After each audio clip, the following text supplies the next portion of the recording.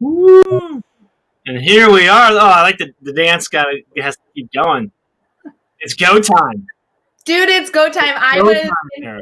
in the background for that like countdown always stresses me out, but the music helps because then you're like dancing in the back. I love it. I love it. Before we started, you're like, "Is this the countdown like that we've seen a bunch?" I'm like, "Yeah." Where it starts slow and then go. You're like, "The countdown always just makes me so stressed out and anxious."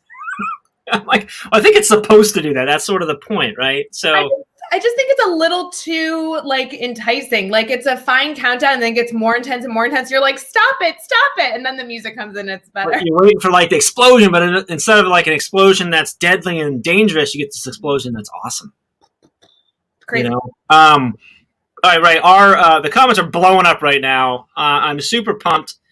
Let's say hi to some folks here. Schnexer's in the house. What's up, Becky? Becky is going to be a big part of today, so I'm so excited that she's tuning in early because she has a lot to do throughout the day today. She does. Adam's in the house. He says, let's do this. Kylie, good morning. Kylie. Andrea, good morning. Go time. Hey, if you're commenting, let us know where you're watching from. Like, where are you coming in from, like, geographically? Where are you at? And then I really want to know who's with us all day. Like, are you here all day? Are you going to go the distance? Or are you just able to pop in and out? Like, what's the... Jeff Vargas, you're going to make them commit at 7 a.m. Central, 8 a.m. Eastern, 2 minutes into the 12-hour live stream if they're committing to 12 hours? I am. That's what I'm doing. I'm going to make them do it. I'm trying to find... This comment didn't pop up. Hey, if you're coming in the Facebook group, put your name on there because I'm looking over here at another screen, but it's like it didn't pop up. I don't know why. Hey, does anyone else feel like we're 2 minutes into this live stream and Jeff's already like, how does technology function? Excuse me, anybody out there? Like, come on. So in the Facebook group, because of privacy setting, it doesn't show us on our back end here. So I have another screen where I have the Facebook group up, but I'm looking at the Let the Fun Begin, and I'm like, oh, there it is. That's Matthew Joseph in the house. Yeah, it's Matthew Joseph. Lindsay. Lindsay's going to be joining us here in now, where are we at? Like 3 minutes, so about half an hour. 27 minutes. Mm-hmm. Carrie, good to see you. Let's roll. Che Cheney's in the house. Holly Stewart's in the house. Love it. Oh, who else is here? Let's see. I do want to laugh. I know all of you are watching 12-hour live. Stay here with us. But if you get any sort of break or like feel the need to leave the platform for just a second, go watch Che and Pav's bloopers from the recent podcast episode. It's so funny.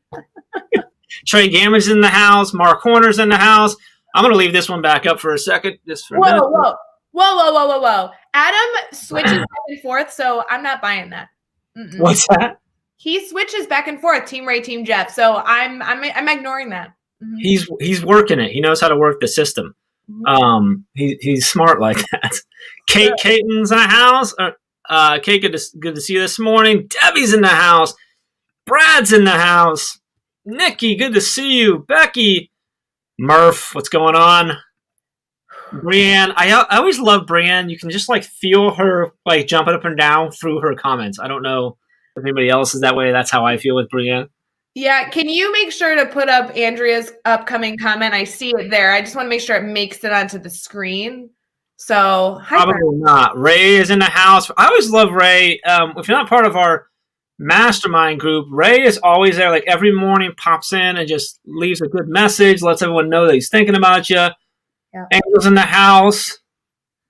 Hey, this comment on YouTube. That's awesome. Hey, I just want to let you guys know, somebody commented about being recorded. Everything's recorded today. So even if you are not able to join all 12 hours, every single thing going on with the team today, all 12 hours of free professional development and goofing off is recorded. So you can catch it live with us now in the comments, or you can rewatch it later. So no stress. You guys could rewatch it 15 times if you just needed more Jeff time, which I don't know why you would need that, but maybe. I don't know either. I don't know. Katie is here. Brittany's here. Afreen's here. Boy, I'm going through here. Like, there's a lot of them here. Keep going. Josh is here. Mm-hmm. Dana's here over on YouTube as well. There's Afreen there. Love it. Lauren is here. The Staff Room Podcast is here. We were just talking about them. They're joining us later. They're joining us later today. We're global, international, right there. Boom. We're all over the place. We got Team Canada for 12 hours straight. Who's that? Is that? Oh, yeah, that's Jay. Shane Papp in for it. Mm-hmm. I love it. Dave's comment says, "What's going on today? I haven't heard about this." Jeff, are we doing something today that like is worth tapping in for? Maybe Dave's just out of the loop. Dave Schmidt usually kind of knows what's going on because he's on the team, but maybe not. Who knows? We decided not to tell Dave anything. Oh, Y'all good to see you this morning. I'm really trying to see. We got a lot of people in the group watching, which is great, but it makes it so I have to like look back and forth. I see Alex in the house. There's Dave. Brad still hanging out with us. Who else we got here? Principal Els. Hey, good to see you, brother. And I'm missing his last ones, and then we'll talk about whatever we're supposed to talk about. Tammy, good morning. Good to see you. More Jeff time? No one. Matthew's not too sure about that. So look at this! Wow. So wait, right here, another friend from all around the world. Love it. That's what today's all about, Jeff. Everything today is bringing in people from all across the world. We have a number of different segments of people that are like streaming in from all over, sharing their insight. I had somebody email me when we were sending out our reminders to our network. And by the way, if you're not on our email list, feel free to like DM us and we'll get you on there. But they were emailing me being like, so like what's going on? And I'm like, honestly, what's going on? 12 hours of professional development on education. That's kind of it. There's really nothing else going on. A ton of giveaways, maybe some cool laughs and conversation, and hopefully sharing a lot of stinking good ideas and positive energy. Is there anything else that I've missed?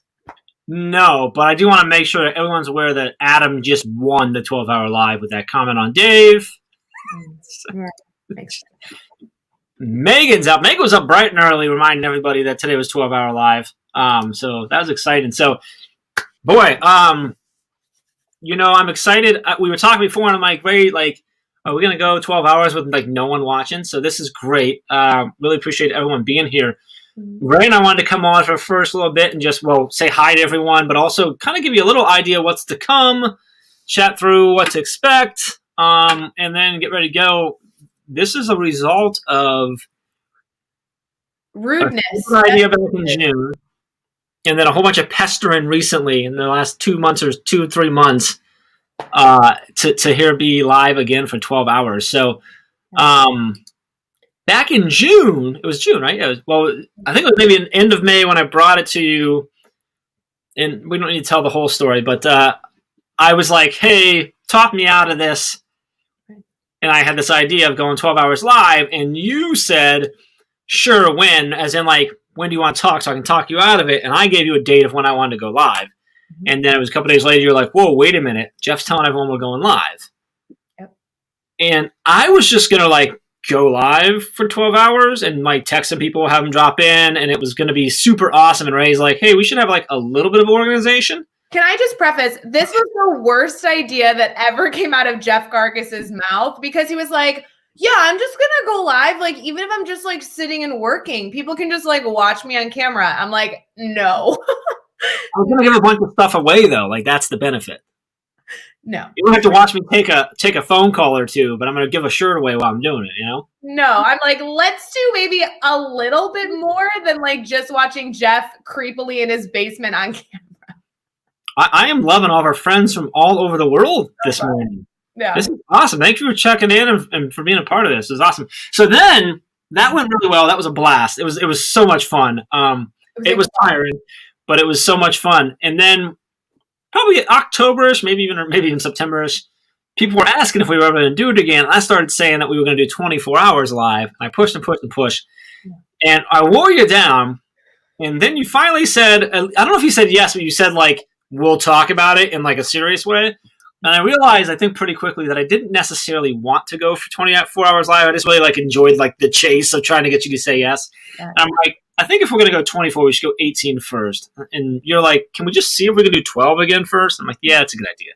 So here's the joke on that though, Jeff, is that we said 12. I said, once we are fully international, we can do 24 hours for the full time, because then we'll have all different countries tuning in. Right now, all countries? You're right. We do have a lot of countries here. I'm just saying that like that was just 5 so far. Okay, fine at some point. But 12 hours was funny because we're like 12 hours is a long time. And then we're making the agenda And Jeff, there are so many topics. What there did I are say? so many people that we're not featuring in this 12 hours because we couldn't fit them all in.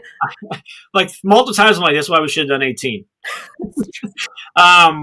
Van Scott, good to see your brother coming in from Orlando. Brian, I do think we make a pretty good team because I'm like, hey, here's a stupid idea, and Ray's like, let's make that better one. And that's just kind of how it goes. So funny. Morning to Megan Wells in the house. Good to see you, Megan. Yeah, this Dennis bad ideas are the best ideas. This is perfect. Dennis Sheeran, it's okay, Jeff Carcass, bad ideas are the best ideas. Here's a good question. Who was with us for the who was with us for the 12-hour live in June, and then also like put a little extra note if you were with us for all 12 hours, because we had a lot of people who were with us the entire 12 hours. So just saying. So Jeff is still waiting for the 24-hour live fundraiser. We're gonna figure that one out. We're gonna start working on her today, Alex. So you and me, buddy, we're gonna make this happen. Kelly's in the house. Hi, Kelly. She just texted me. Hi, Kelly. Watching at 5 p.m. Oh, man, I wonder, are you going to be able to go with us the whole day? Yeah, absolutely. You're going to go from 5 p.m. to 5 a.m.? Jeff, I have a question for you that I know we discussed on the Teach Better Talk podcast, but in case all these people are not podcast listeners, I want to interview you for a few seconds before we get into Lindsay Titus and all the excitement going on today. Can I ask you some goofy questions? Can I first show off my awesome new mug? Boom! It says, naughty nice, better. Okay, so sorry, a little shameless plug there. Teachbetterswag.com for that. Hey, isn't there a code you can use for 25% off? It's Better Holiday. I don't know if it still works, but try it. Yeah, if it doesn't, let me know. We'll make it work. That'd be good. Better Holiday. We do have a lot of giveaways today, so hopefully you guys can win some swag and everything in between that we'll be featuring as well. Jeff, here's my question for you. We have 12 hours of free professional development streaming on YouTube, Facebook, Twitter, and Twitch all day long. We have over 40 guests joining us. We're talking about over like 22 different ideas.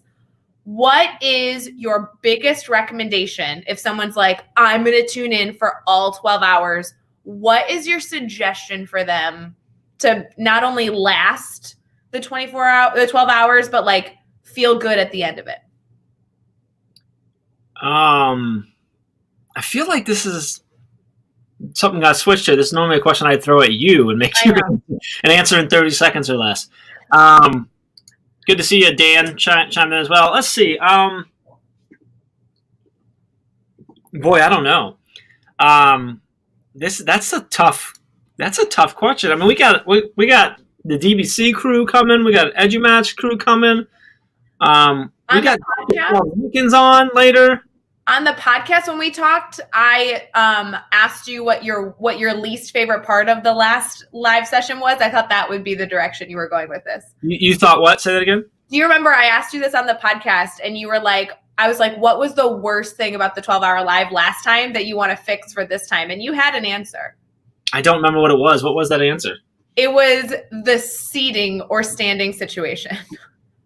Like when we were talking about 12-hour, what was the most memorable? I stood the entire time last time. Yeah. What was the most memorable part? You were like, I stood the whole time and I was so tired. And I was like, yeah, I was in the most uncomfortable chair and my butt hurt so bad after the 12 hours.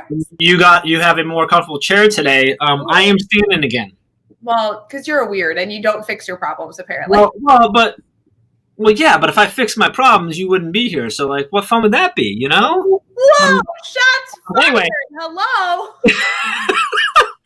12 hours of this coming, folks. Get ready.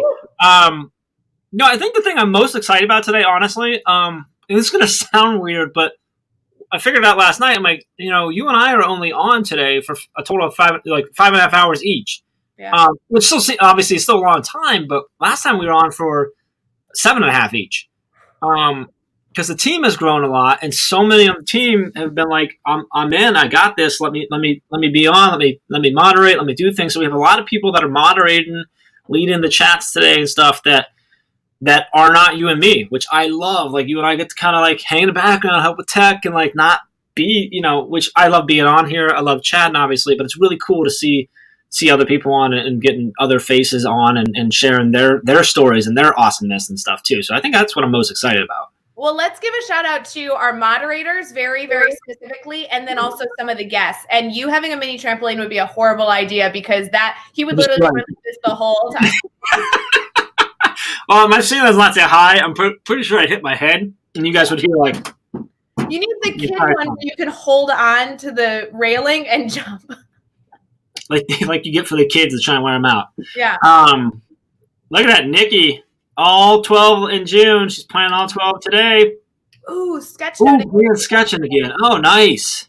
Oh, we do have a big announcement happening for our ambassador takeover at 11:30 Eastern. Adam, I'm so glad you posted that because we have a number of things that I'm really excited to talk about, but that's a big announcement that I'm really excited. It's an announcement that the ambassadors don't even know yet either. No, they don't, and I got an announcement for everyone. There's actually 2 announcements. I know, but I got a Vox from a few of the ambassadors being like, Megan, Andrea won't tell us the secret. Will you tell us in advance? I was like, nope. Oh, shoot. I told them all. No, you didn't. No, I didn't. Holly, that was my thing too. Is I'm like, look, I know this is going to sound stupid, but we're only on for 5.5 hours this time. I have an entire hour where I'm not on screen where I'm like, oh, that's awesome. Like, what are I'm you going to to do? Just and use the restroom and twiddle my thumbs a little bit today. I'm going to sit down and play a game of Madden. It's going to be fantastic. But it was 12 hours, all 12.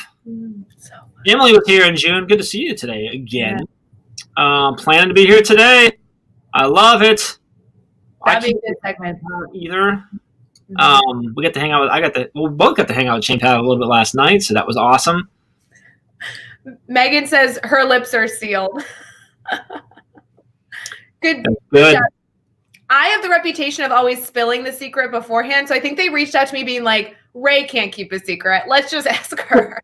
She'll definitely you typically just feel like my secrets when I'm like, hey, like we shouldn't tell anybody, and you're like, did we say we're not supposed to tell? We can tell them, okay, and just go. Okay, wait. Can we give a funny shout out to our moderators, right? We have so many moderators from the Teach Better team. They are people who literally allow our team to function. Because if you guys think that we're in charge at all, you're mad. That is absolutely not what happens on our team. So anybody who pays attention knows that Caitlin's in charge. Well, and Caitlin will be on today. Carrie. I don't know who's in charge.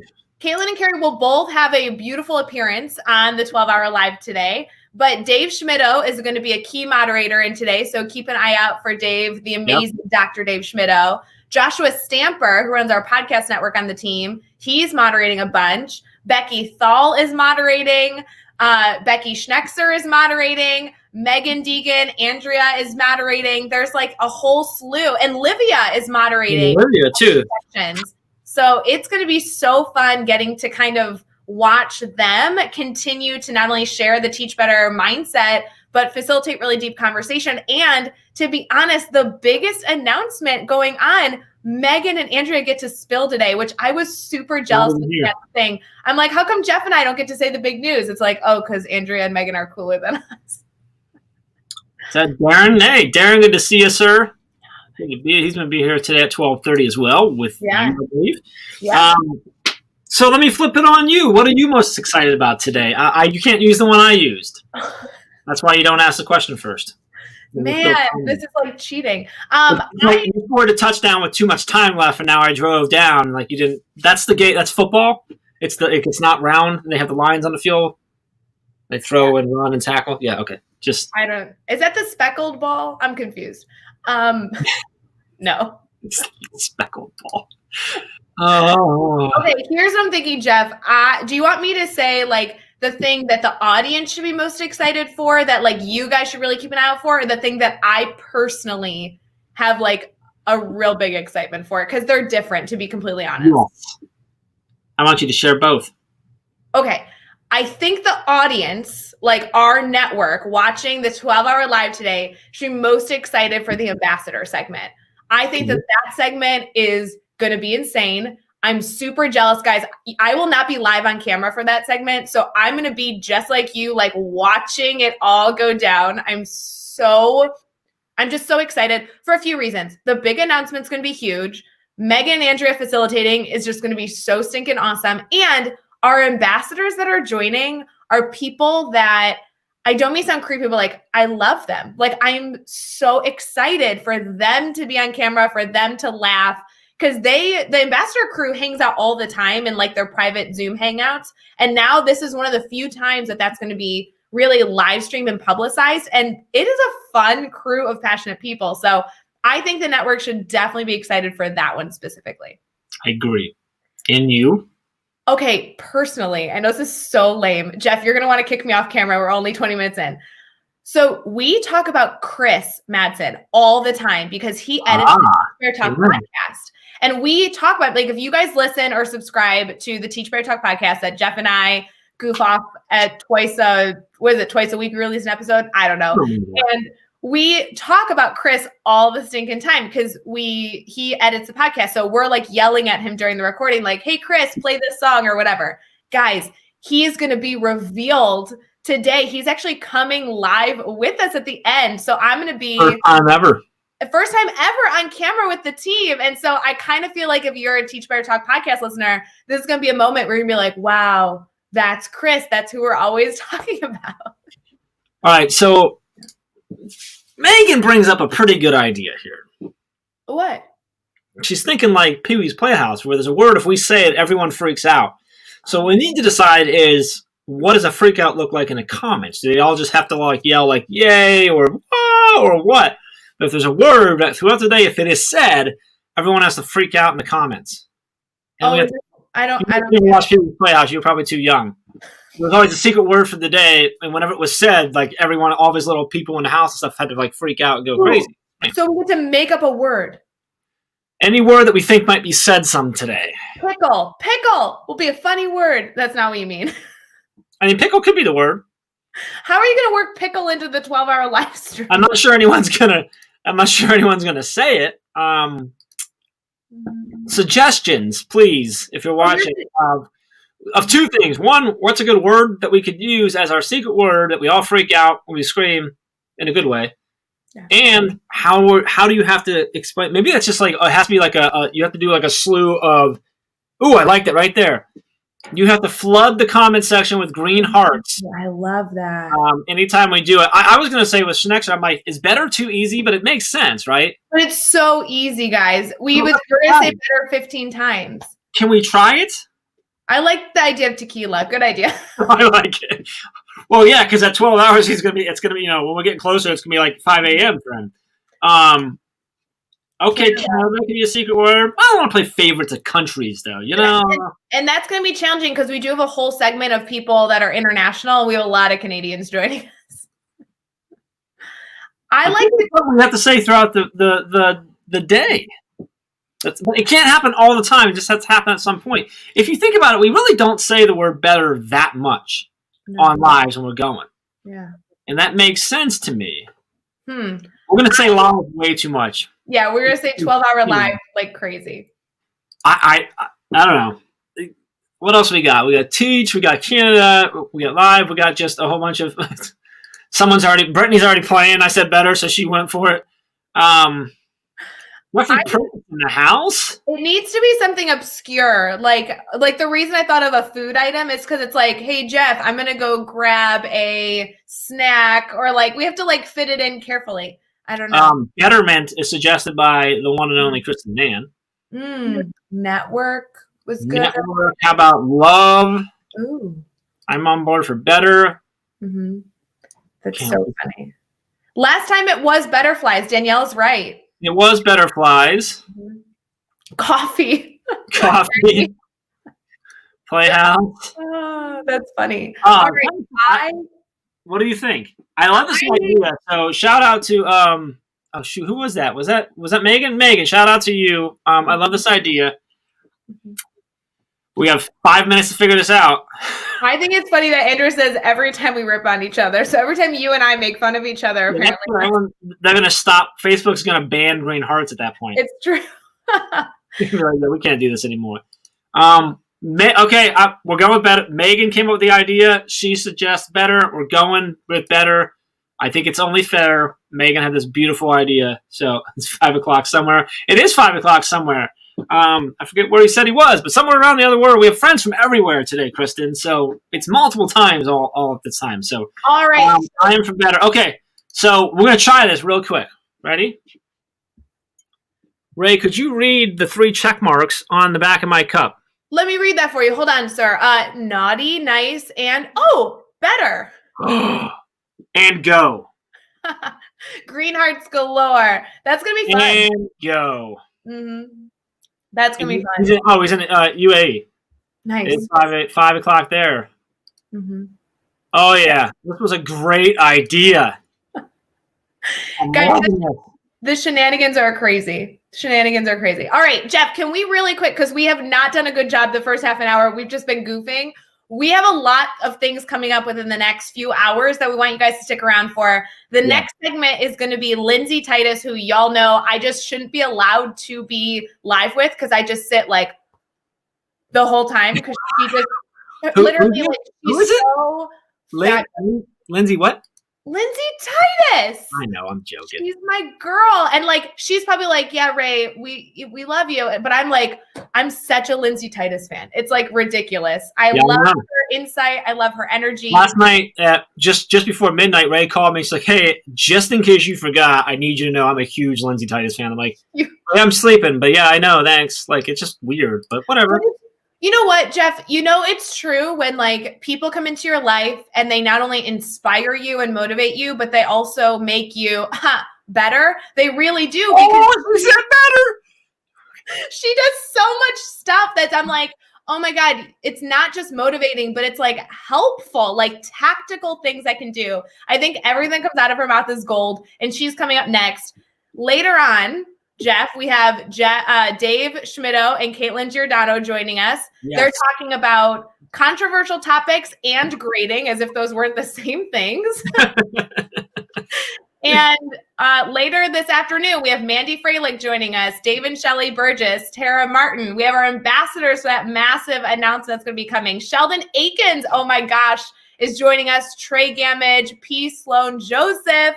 We just have so many amazing friends that are going to be a part of our live session. If you have not saved the agenda, please go hunt it down and screenshot it. I emailed it to you if you guys are already on our email list. You can like literally cross out the times as you go.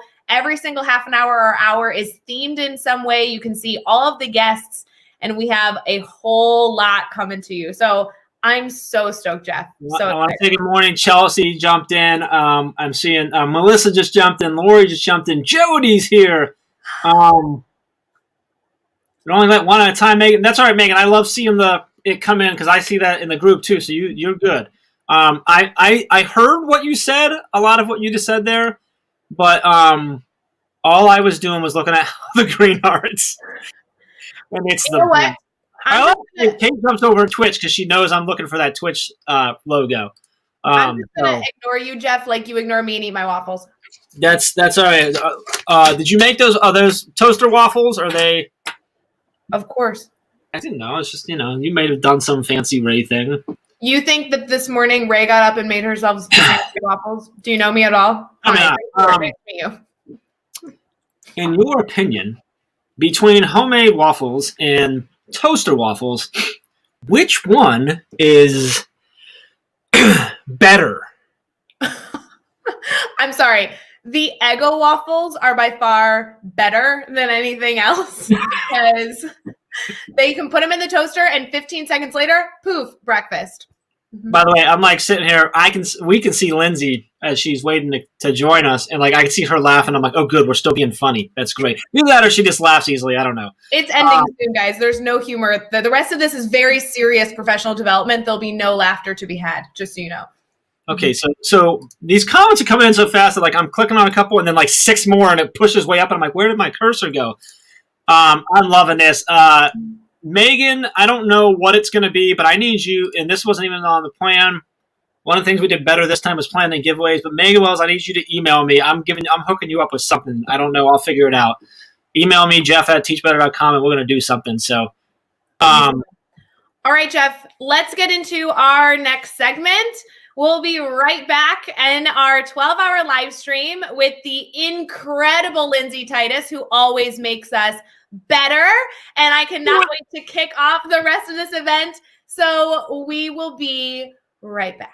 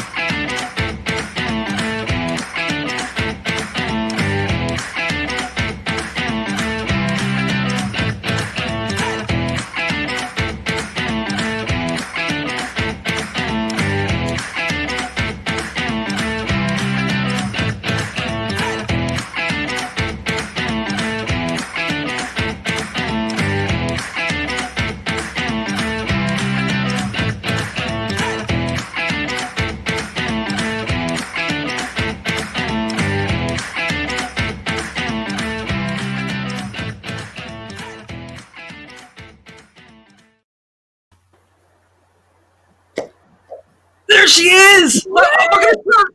Everybody read her shirt. It counts. It counts.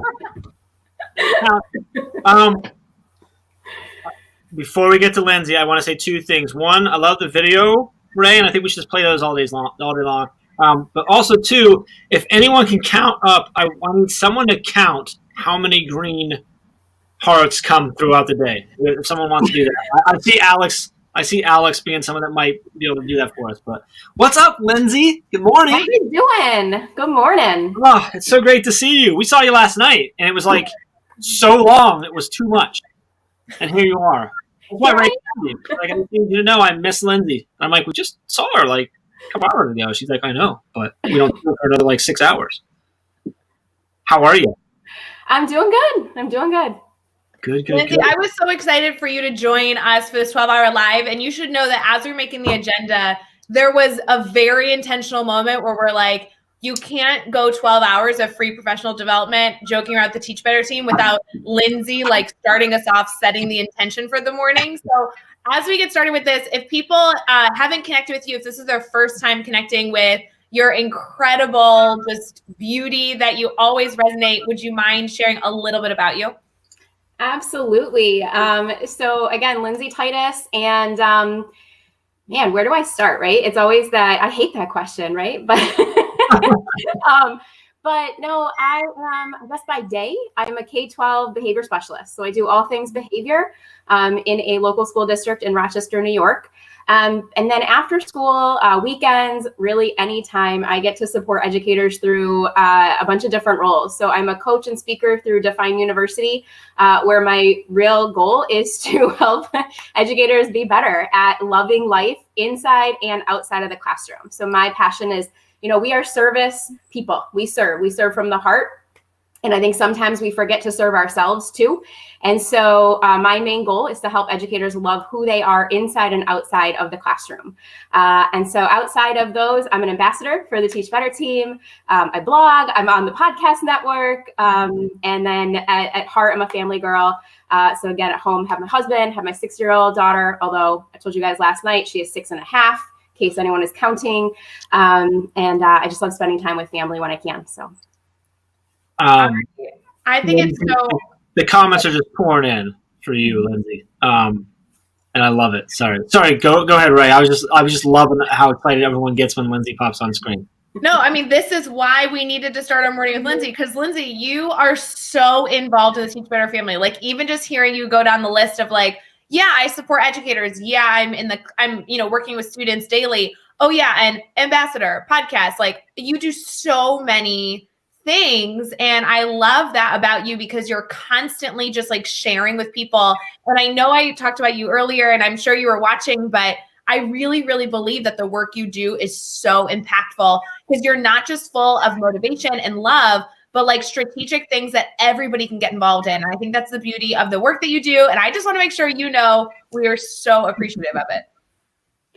Thank you so much. I mean, and that was my big thing, when I went through my own, I guess, transformation, right? Is that I kept wanting the thing, and it always seemed so complex. I would read the book and I was like, but I don't know how.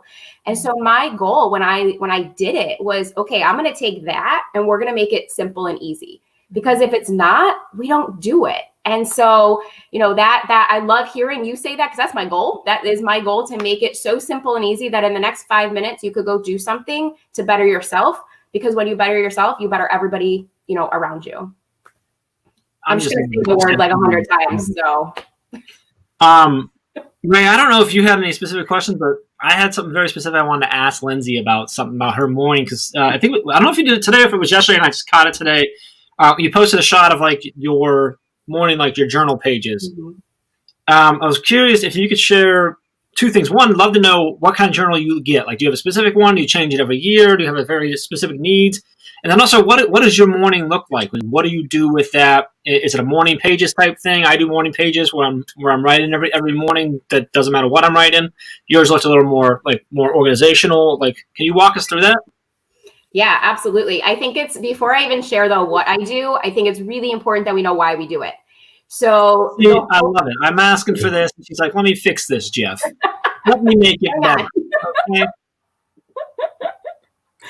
And the reason is, again, I said, as educators, we are service people. I don't think anybody on here would argue that we are not natural born servers, right? But how many of us, if I were to say, who do you serve? How many of us would say me? How many of us would have included ourselves in that statement? And so when you do a morning routine, it is you serving yourself so you can serve others. We hear people, fill your cup, right? Make sure your cup is filled.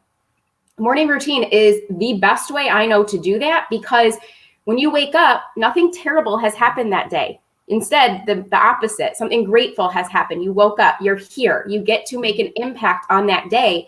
But if you do it from a lens of solely serving others, you're going to end up feeling burnt out, because you're going to say, I don't have any more to give. I don't have any more to give. What about me?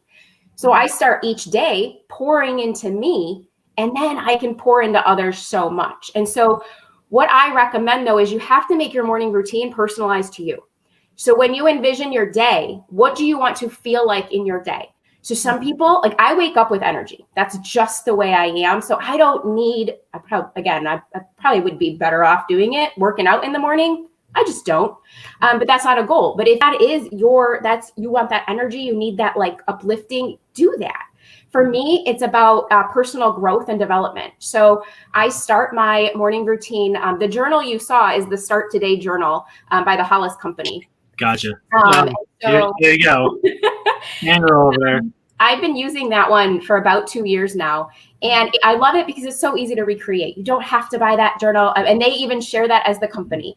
So it starts out 5 pieces of gratitude, 5 things you're grateful for, 10 dreams you have, but you write those dreams as if they have happened in the present tense. And then your focus, one thing I'm focusing on now. That then leads me into some type of consuming. So for me, I actually do better consuming first and then creating. And so I either read, right now I'm reading all about the subconscious mind. It's crazy. Sometimes I listen to a podcast. Sometimes I listen to just a book on tape. So I do some sort of consumption, and then I do about 15 minutes of open journaling, just to kind of get those thoughts, make meaning from them. Because I think it's really important when you consume information, create it to yourself, create meaning for you. And that's where I start. And then I go with what I need. And then I go with what I feel. Some days that's silence. Some days that's, lately it's been chatting with family. So I just kind of do what my body needs to get me going for what I want for that day ahead. Do you have, first answer Cindy asking there, that's from the Hollis Company. Do you know the website? Is it hollisco.com, or is that what it is? Yep. Look at Rachel Hollis, find her, like you put her name in, she'll come up. You can find it. It's her company that has that. They sell at Target too. Lindsay, do you have a specific amount of time that you do all this in? Like, do you say, like, I have an hour my first hour when I wake up. If I'm working out, I have an hour and a half. Otherwise, I have an hour where it's my morning pages, it's getting my cup of coffee, watching the news, looking up, reading. And then at some point, my kids typically join me, and that's like my cuddle time in the morning before we get them going. So some of it might change, but I always try and do that. I have an hour for that specifically. Do you have a set time where this is journaling, this is getting set, and then this is the doing whatever I need? Or I do. I have 60 minutes. Okay. However, one thing I've learned through all of this, I mean, especially with what has been going on personally with me over the last few days, is I've learned that time truly is limitless, right? Time doesn't have the parameters that I think I used to place on it, right? I only have an hour. I only have 30 minutes. It really doesn't matter whether you have 1 minute or 60 minutes. You can make a morning routine so impactful for you. The last, I don't even know what we are at, like 96 hours to me feels like 6 months. We've all been there. We've all been on a 10-minute phone call that feels like 5 hours. And we've all been on a 5-hour phone call that flew by like it was 10 minutes. So if you are doing something, if you are engaged in something that aligns with you and what you want, it's going to be the perfect amount of time. So, but for me, yes, I have found about an hour gives me the ability to do each of those parts. Now, I'm also human. So if I sleep in, if my daughter wakes up early and needs me, then I say what I did was exactly what was meant for this morning. And I continue with my day. There's no, I have, right? then I have to do it for 60 minutes or my day won't. No, your day will be great if you decide your day is going to be great. And so, get out of Shouldville, pretty early in the morning by not using those, again, that's a simple change we can all make. Have tos, need tos, or shoulds turn into get to, choose to, love to. And then what I've added recently is what do I desire? What do I desire to do? Because that's going to keep you moving forward. I am so glad that Shouldville has made it into the conversation. Y'all know that is one of my favorite things with Lindsay Titus. I know that we'll continue to ask you questions, Lindsay, but if you guys have not heard of the Shouldville mindset that Lindsay has talked about, go follow her on Instagram. You have to go incorporate that into your life. But I do have to tell you, Lindsay, that I love your focus on figuring out how you want your morning to start with the energy before you can figure out what should be in your morning routine.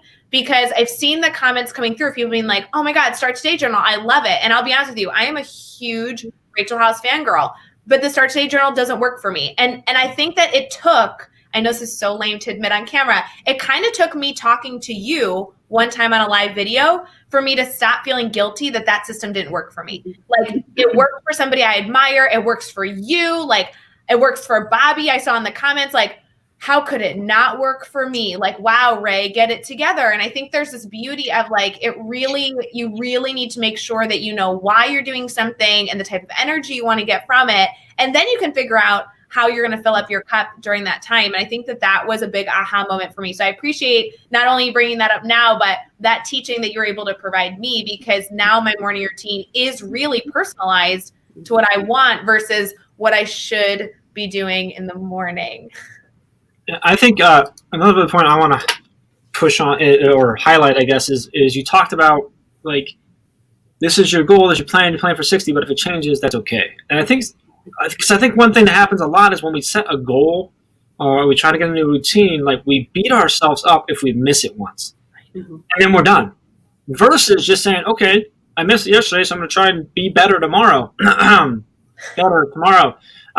then you go, and there's I can't remember where the quote actually came from. I heard it on Hal Elrod. He said it, but he quoted someone else, is that the point of a goal is not to hit the goal. It's actually to become the person that can hit the goal. Yes. So now this was in the realm of, if you're talking about like a 10-year plan, 5-year plan, 3-year plan, 1-year plan, the point is not necessarily to hit that goal. So if you get to that 5-year, that 10-year, and you're not there, that's okay. The point was to try and create habits that allow you to become the person that can hit that goal. So if your goal is to journal every morning or to work out every morning, and you're trying to do 5 days a week, but you only hit 3, you're still doing things that are helping you get there. If you hit 1 and you didn't last week, now you're 1, you're 1 day better, right? So you're moving there. So I think that was a really important part. I think a lot of people, I love that you say that, because I think a lot of people that follow you probably think, oh, well, Lindsay probably wakes up every morning, it's journaling, she's so structured, she's so set, and she does this routine, and that's why she's awesome. And it's like, no, sometimes your daughter gets up early, and she's 6.5, so you do what she says, right? You do. And obviously, sometimes you sleep in. Because I think a lot of people, like you said, you wake up with energy. So like, oh, she probably pops out of bed. No, it's not true. Sometimes it's really, really hard. And I think that's a huge key to, with goals and goal setting and more or less reflecting on your goals as you're growing, is like, it's okay if you miss. You're shooting to be that person that can hit that goal. It might not happen in the time frame you want. I think that's a really important piece. The green hearts are back like crazy. Also, if you were wondering about that particular journal, Becky Thal did post it somewhere in there. I missed it. I put it on screen. She did post a link there. But there's a ton of them. You mentioned the gratitude stuff and more, and I use something called, and we talk about this on podcasts a lot, called the 5-Minute Journal, which is an app on your phone. It costs like $5, but it prompts you in the morning and the evening to put in things that you're grateful for, what would make today great, reflecting on the day, affirmations. I don't do it every day, but I do it as much as I possibly can. And I notice it when I do it. So, just a lot of tools. I'd love to see anyone who's watching, if you use a journal, a reflection tool, or anything like that, if you can share in the comments. Today it's all about that, right? About sharing, about coming together, more growth, being better together. So this is going to be fun. Guys, Jeff is having too much fun with green hearts. Jeff is having far too much fun with these green hearts. If you are just tuning in right now, we did make a joke about how every time we say better, there's going to be green hearts in the chat. And now I can't even follow the chat because there's so many stinking green hearts. So, Lindsay, I think we've created a monster.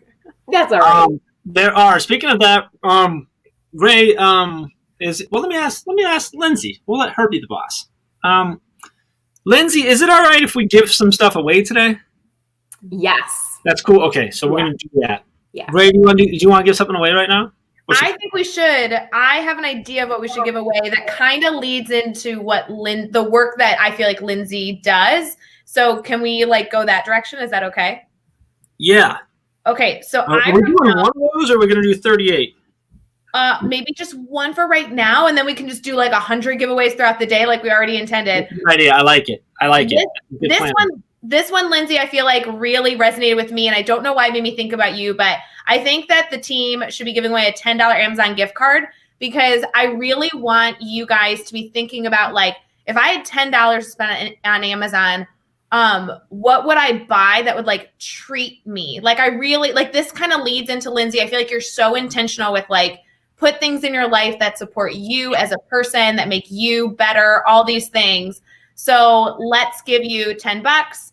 Go do something that is just special for you and hopefully kind of fills your bucket up a little bit more. So Jeff, does $10 on Amazon work?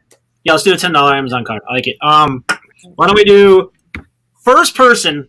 And here's the thing with these giveaways that Dave and I have figured out with all of our giveaways on the Brain Break is that the platform that you're on does matter, but it depends on the day. Because someday, and we've had people on the Brain Break test it by being on all the platforms at the same time. Sometimes YouTube comments come up faster. Sometimes the Facebook group does. Sometimes the Facebook page does. Sometimes Twitter does. Sometimes Twitch does. So, like, just so you know, like, it does matter, but it could be anything throughout the day. So, we're just going by the first one that pops up in our feed here. So, it depends on how StreamYard pulls it in. It just is what it is. First person to share how they intend to treat themselves over the next week. Ooh. And go. Treat themselves. Lindsay, how are you going to treat yourself? You asking me or Lindsay? Lindsay, duh. She's my girl.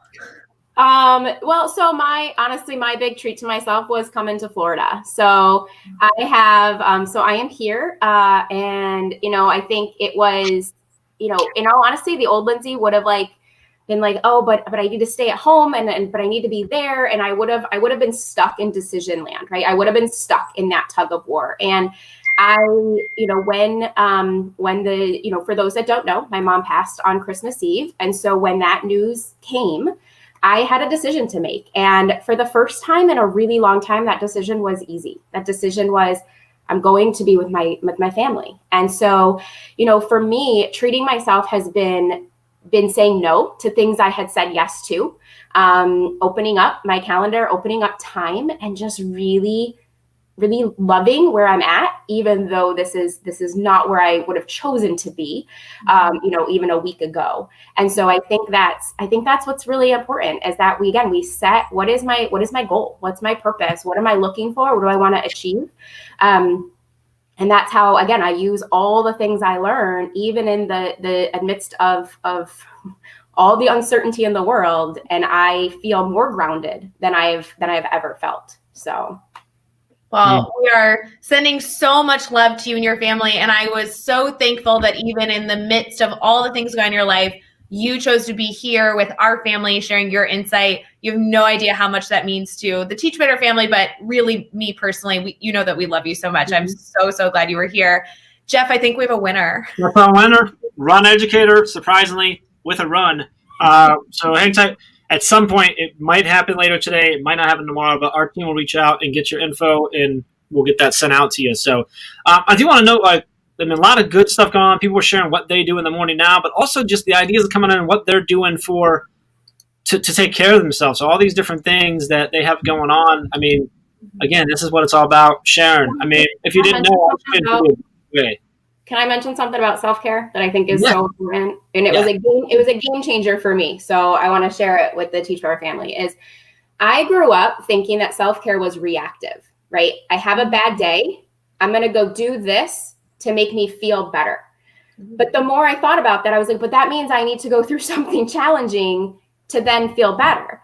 So why not have it be proactive? And so that's why I look at my morning routine. I look at the things I do for myself as proactive to set me up so I'm ready if and when something challenging happens. And so the actions stay the same. I just now look at them as, no, I'm doing this, so I am ready when this happens, instead of, oh, this happened, now I'm going to go do that to feel better. And it's a small swap, but it made all the difference for me and how I looked at self-care. It is exactly what I needed, because if I'm at my best, then everybody else gets my best. And again, that little swap just made, all the difference. It's so important. That makes it, that thought process changed it from something that I have to do to survive, something I'm doing to be better, something I'm doing to be, the best I can be. And that's a big difference. And I think it's easy to put the justification, if you need to do that in your head, of like, this is okay that I'm putting time in for myself, because it's going to help me not to have to do it later because I'm dying, right? Where the negative impact may have already happened to me and people around me, right, because I didn't do it earlier. So, and it might happen after something challenging, like absolutely. But again, I look at that as, okay, I'm taking time for me now so I can keep moving forward, right? Yeah. It's not to escape that, because that happened and that learned. Like everything I'm doing this week is not to escape the pain. It's to feel it. Because I know when I feel it, I can understand it. I can learn from it. We have had more laughs this week than ever. I can't count the number of times, like, why did she have this? Like, what was she thinking? It's been really good for the soul. But again, if I had gone into that with, I don't want to be here, I don't want to do this isn't fair, I'm not looking at that from that learning opportunity. And I truly believe we learn from everything we experience. And I'm a standard I live by. If you don't have standards, I highly suggest you get them. Your values, like what is at your core? What is it that you anchor to every day? For me, it is a life of, again, simplicity, authenticity, vulnerability, but also in truth, and also in finding out what matters most in every moment. And so I don't look at the past as I need to get away from it. I believe that there's meaning in everything. And so it takes some time, it takes some work, but it's so when we get there. And again, that to me is how we create that passion in and outside of the classroom, because you can see yourself as who you are, not in one role or two roles. You get to be whoever you want in every role. And to me, that's what's made everything just, again, simple and easy and fun. Jeff, I don't know about you, but my phone is blowing up of the people sharing this live stream, because they're tagging people that should be like hearing Lindsay Titus insight, like Twitter, Facebook, on Instagram too. We're not even streaming live on Instagram. People are tagging us there, taking pictures, quoting you, Lindsay, and sharing it with their people, saying, hey, if you're not in the Teach Better family, welcome. You need to meet Ambassador Lindsay Titus, podcaster Lindsay Titus, amazing educator Lindsay Titus. And I love this. So if you're listening right now, feel free to share this out, tag somebody, share it with your people to say, hey, this is really good insight. And it's just, going to make us a little bit better today than we were yesterday, and a little bit better tomorrow than we were today. And that's what I love about everything you share, Lindsay, is it's always an easy to implement strategy. I think it's so cool. And you can't get it wrong. Right. Again, I think back to when we were talking about journaling, people are like, yeah, I've tried, it doesn't work. It didn't work. Right. You can't get it wrong. Doesn't mean you can't go back to it one day. Doesn't mean you might not wake up one day and say, oh my God, I got to write. And if not, that's okay too. You can't get anything wrong. And so if we can leave the right, wrong, good, bad, things behind, and we can say, what is available in this moment? What am I looking for? And one of the things I coach so often is that it's not about doing. It's not about taking all the actions important, but it's more about being. So who are you choosing to be? I did a word party this past weekend, and that was the main piece. Who do you want to be in 2021? Who are you going to be? Not what are you going to do? Not what does your to-do list have? Not what does your brain dump say? Who do you want to be? Who are you going to identify? Because once you can identify as something and that's your anchor, goals, my goodness, you're gonna achieve all your goals. And I just think that's so important. And Jeff, one of the things you mentioned about goals is that I relate to is that, we set goals for future versions of ourselves, because if we didn't, we'd already have it achieved. Right. And so one of my goals from the podcast that I was thinking about last night was my goal in January was to do 52 episodes this year. Well, I got 51 because of what happened. Does that take, because I don't do episode 52 in 2020, does that take away the 51 episodes I put out? Absolutely not. But the old Lindsay would have. The old Lindsay would have been like, well, podcast is done because you didn't meet your goal. Like, that's how my mindset was so fixed and finite. And now I'm like, I did 51. I did 51 pretty awesome episodes. So here we go, 2021. Let's do it. And now you're the person that can do 52 because you just did 51. Right. You got systems down. You got a routine down. You're good at it. Like, you know what you're doing. Like, that's exactly right. You know, some predetermined thing doesn't matter. And I think we get in our heads of that. So enjoy the process, right? Enjoy the process. Celebrate your small wins. The end goal is really not the goal. The goal is to become, is to evolve into the better version of you that can achieve that goal. That's my word of 2021, by the way, evolution. So we're going to transition here in about 3 minutes. I do want to say Chad Ostrowski just popped up in the comments saying that Lindsay's the best way to start the morning. Lindsay, I've been thinking, I think Ray probably agrees. I think, like, I'm just curious, like, you should coach or something with people on this stuff. We have about 2 minutes left. Can you share, if someone's like, man, I am loving this and I didn't know this amazing woman before today, how do I get more of this? How do I get more involved? How do I get coached by Lindsay? Like, can you share that really quick with us? Can you do it in like 90 seconds? I'm going to give you like a Ray timer. All right, I got it. Yes. Right. So the best way, please just reach out to me. So this is my Twitter handle here. Instagram is lindsay.titus828. But my website is Define University, YOU University.com. And that has all of my courses. You can sign up for my email list there, which has anything that is coming. I offer free workshops, I offer paid workshops, and then one-on-one coaching and pretty much everything in between. So just like my morning routine gets personalized, I like to personalize coaching for educators because I think that's what makes it, again, more successful. So, but the website is probably the best place, but please don't hesitate to reach out. I love getting messages. I love, connecting with educators. So reach out, and I would say those are the best places to find me. Ray, we should have done 24. We could have done like 4 hours of Lindsay. I would love to do 12 hours of Lindsay Titus, to be honest. But I hope, Lindsay, are you planning on sticking around kind of throughout the day, popping in for all the fun that's going on for the rest of the 12 hours? I will be. Yep, I will be in and out, as I can. But yeah, it's on the agenda for today. Well, we're so appreciative you're here. Jeff, I know that you have a plan of how we're transitioning, so you're in charge, boss. Well, I was just going to note, I'm glad that Lindsay's going to be checking it out through the day because I really think that'll just make the day just a little bit. What's the word I'm looking for? Better. I think it'll make it better. Better.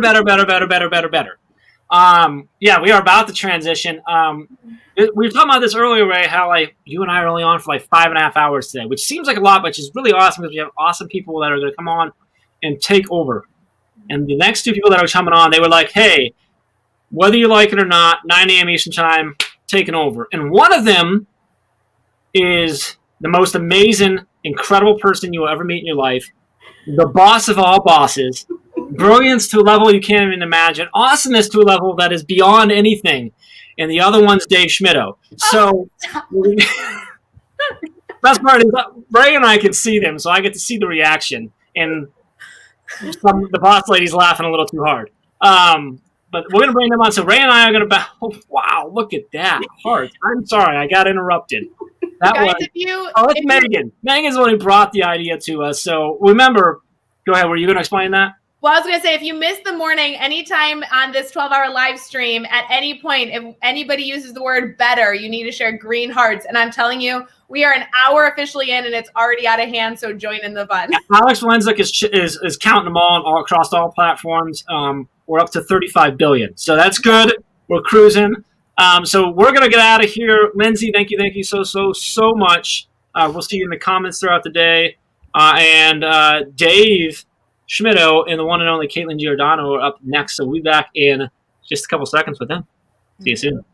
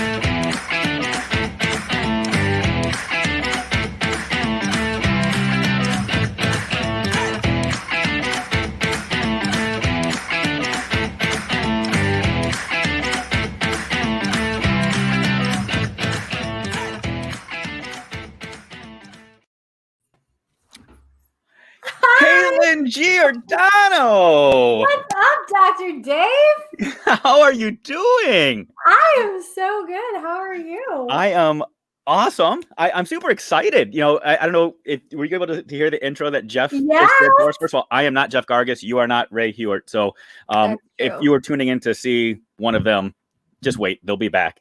Right now, though, you and I get to hang out for an hour together. Are you kidding me?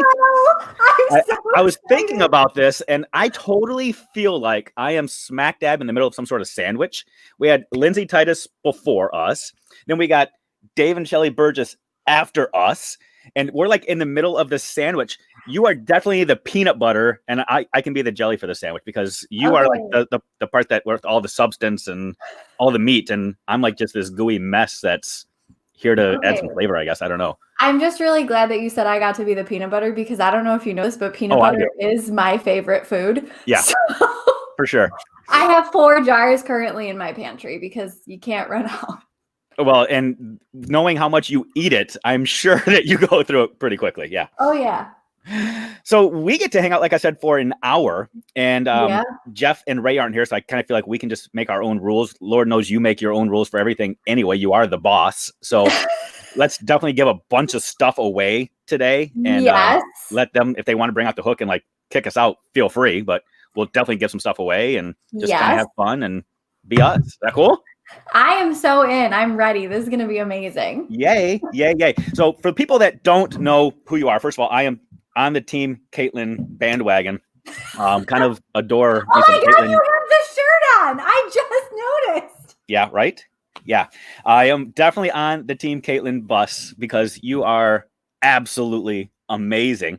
You know, Jeff described you and you are like the ruler of the world. And the rest of us are just kind of, I guess, following your lead on things. But people that don't necessarily know you, because I get to hang out and like drink coffee. It's from coffee to cocktails with me and the Teach Better team. So I'm just sitting around drinking coffee, having cocktails all day long with the team. And you're just like in the background, poking the bear and dropping wisdom and like blowing stuff up.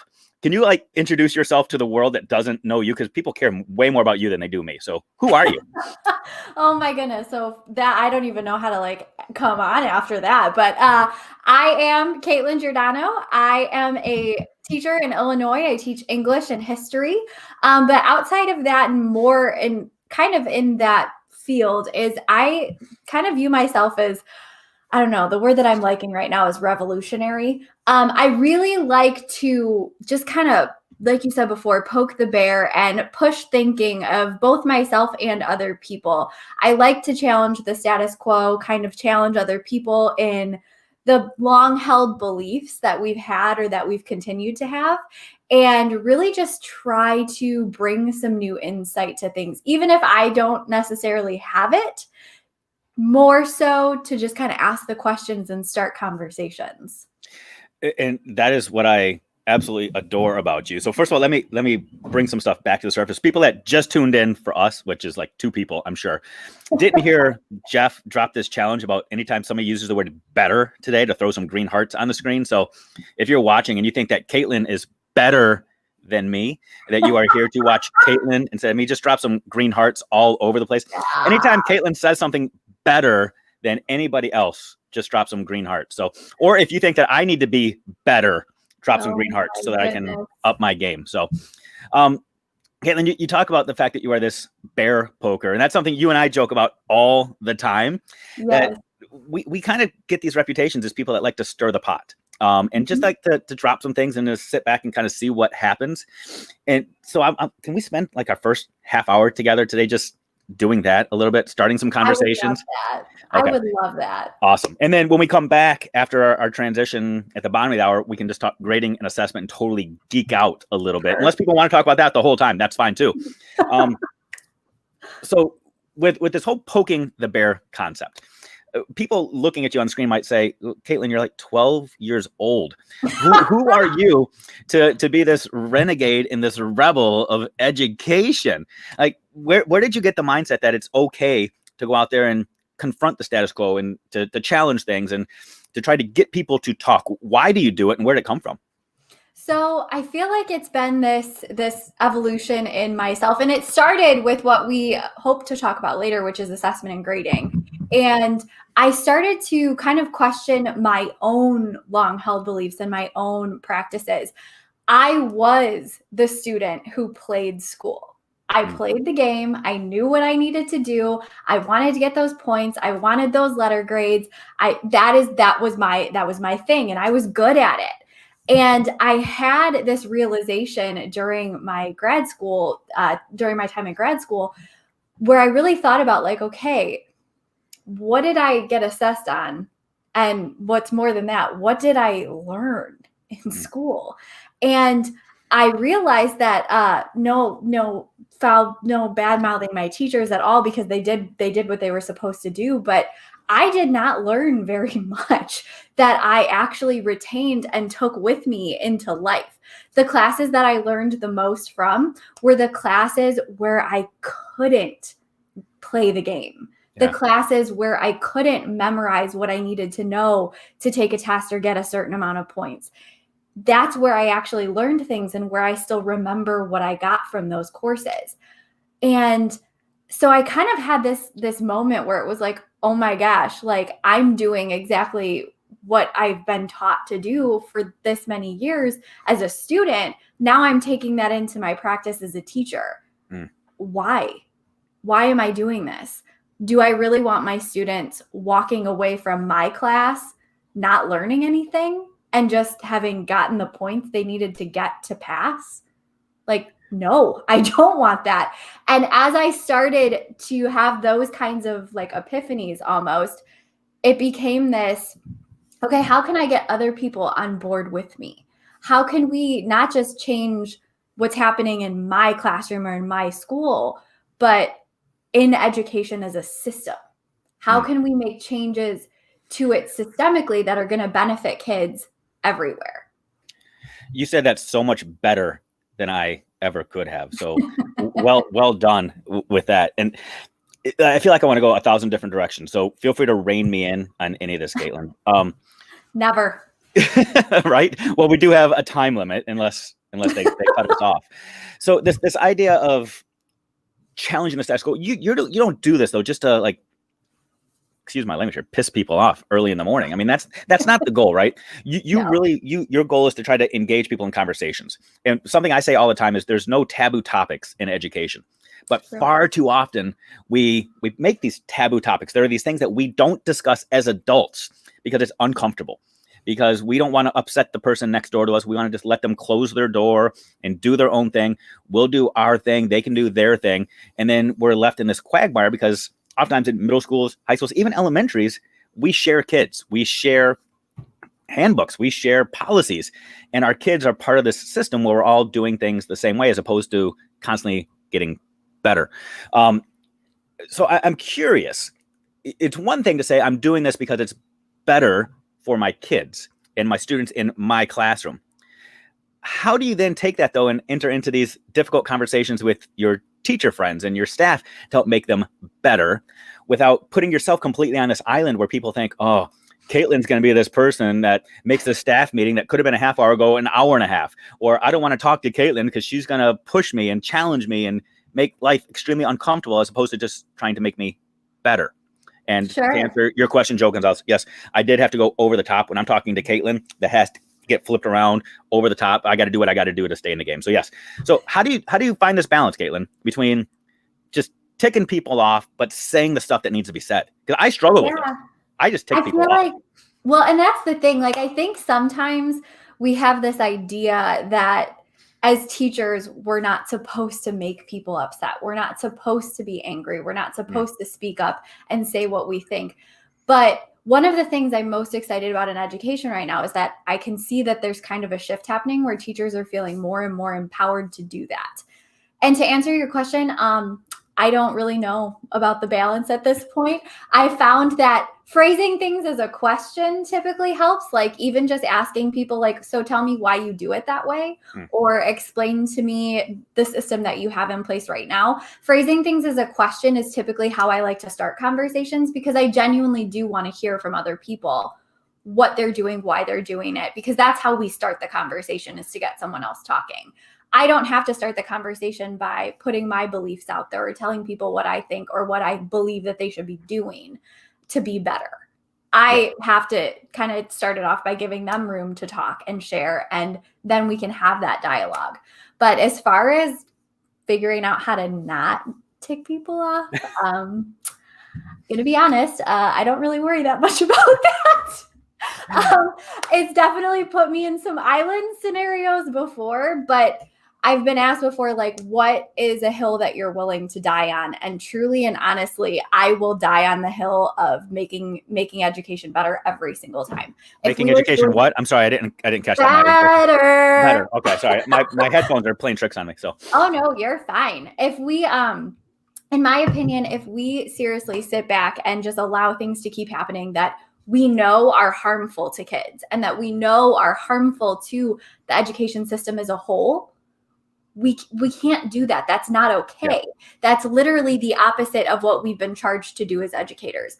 And so if that means that there are times that I'm going to have to tick people off because I'm willing to die on that hill, so be it. Here we go. Yeah. So again, I'm trying to tread lightly because we're only at 9 a.m. Eastern time right now. And we got some friends over on the West Coast that are just waking up to coffee right now. And I want to make sure that they stay part of this process all day so they can continue to get better. But yes. So let me go here. When I was a teacher, I made tons of mistakes. And I know people looking at me right now saying, okay, Schmittou, you're not a teacher, so speak from the place where you are. So yeah, I was a classroom teacher for 7.5, 8 years. Then I moved into administration, was a school-based administrator for a decade, a central office administrator, work in higher ed. And I will look at people right in the eye, I'm looking right in the camera and say, I made a ton of mistakes. But just like a dad of 4 kids that I am, I can sometimes look at my kids and say, ooh, this is a mistake that daddy made. I don't want you to make. And I can look people in the eye and say, yeah, I made that mistake. Got it. But that does not give you a free pass to make that mistake as well. One of the things I know emphatically is that our K-12 system, capital S, not necessarily where you work, not where I work, system like countrywide, worldwide, is very, very good at making the next generation of teachers. We are very good at creating little versions of us because it worked out well for us. We learned how to play the game. So we try to create other little creatures that learn how to play the game so they can perpetuate the system, which is good, which is fine. But the world is filled with a lot of people out there that aren't teachers. And if our goal is just to create other teachers, keep doing what you're doing. And that is fine.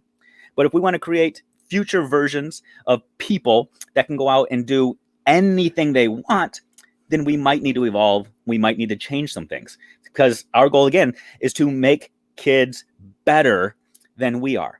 We want to give them more options than we had. Not saying that what we do is bad or wrong. I hope that all 4 of my kids want to grow up and become educators. I hope that's what they choose. But I don't want to put them in a box where that's the only option they have because I've only taught them the ways of school, not the ways of life. So that's really the goal of this conversation, is to try to get people to move beyond, to give them more options, to create their own box to live in and not to stay within their box. So absolutely. So speaking of boxes, I'm going to do something right now. I know, again, Jeff and Ray aren't around. So don't necessarily tell them I'm doing this, but our goal is to help make every single person watching today all day long better. And I know that one of the things that the Teach Better team does is, first, they've got podcasts, they go live, they got social media, they've got books galore, but they also have this little hidden gem called the Academy, which is like, you go online, you can find all kinds of courses and I feel like you have one on there now too. I might. Yeah, I might. You'll have to dig for that one. But there are literally dozens and dozens of courses that people can sign up to take. So I'm going to ask people to kind of multitask. Do not exit out of this stream. But if you can open up another tab or on your phone, go through just teachbetter.com/academy or teachbetteracademy.com. You can find it either place. Go through and just look at the courses, because as long as he doesn't kick us off, in just a couple of minutes, I'm going to give away a lifetime membership to somebody for the Academy. Again, our secret. For this lifetime membership, that means you'll be able to go into any course at any time for the rest of your life and find courses that will make you better. But here's what you'll have to do. When I tell you to, you're going to have to go online And in the comments here, you're going to have to tell us which course you want to take. Pick the course that you haven't taken yet and put it in the comments. And the first person that does that, when we tell them to, will get that lifetime membership so they can go out and be better. Oh Yep. my goodness, you guys, Don't this is tell Jeff. amazing. But you are Yeah. the boss. So do I got permission to Okay. do that? You're the boss? Yeah. Oh my gosh. Yeah. You guys, this is amazing.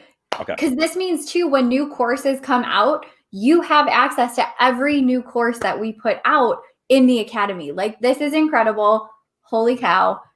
Oh my gosh. Jeff found out already. I didn't tell him. What? He's in the comments, man. Oh, Jeff Gargas. Well, we're doing it anyway. I don't know what he says, but Woohoo!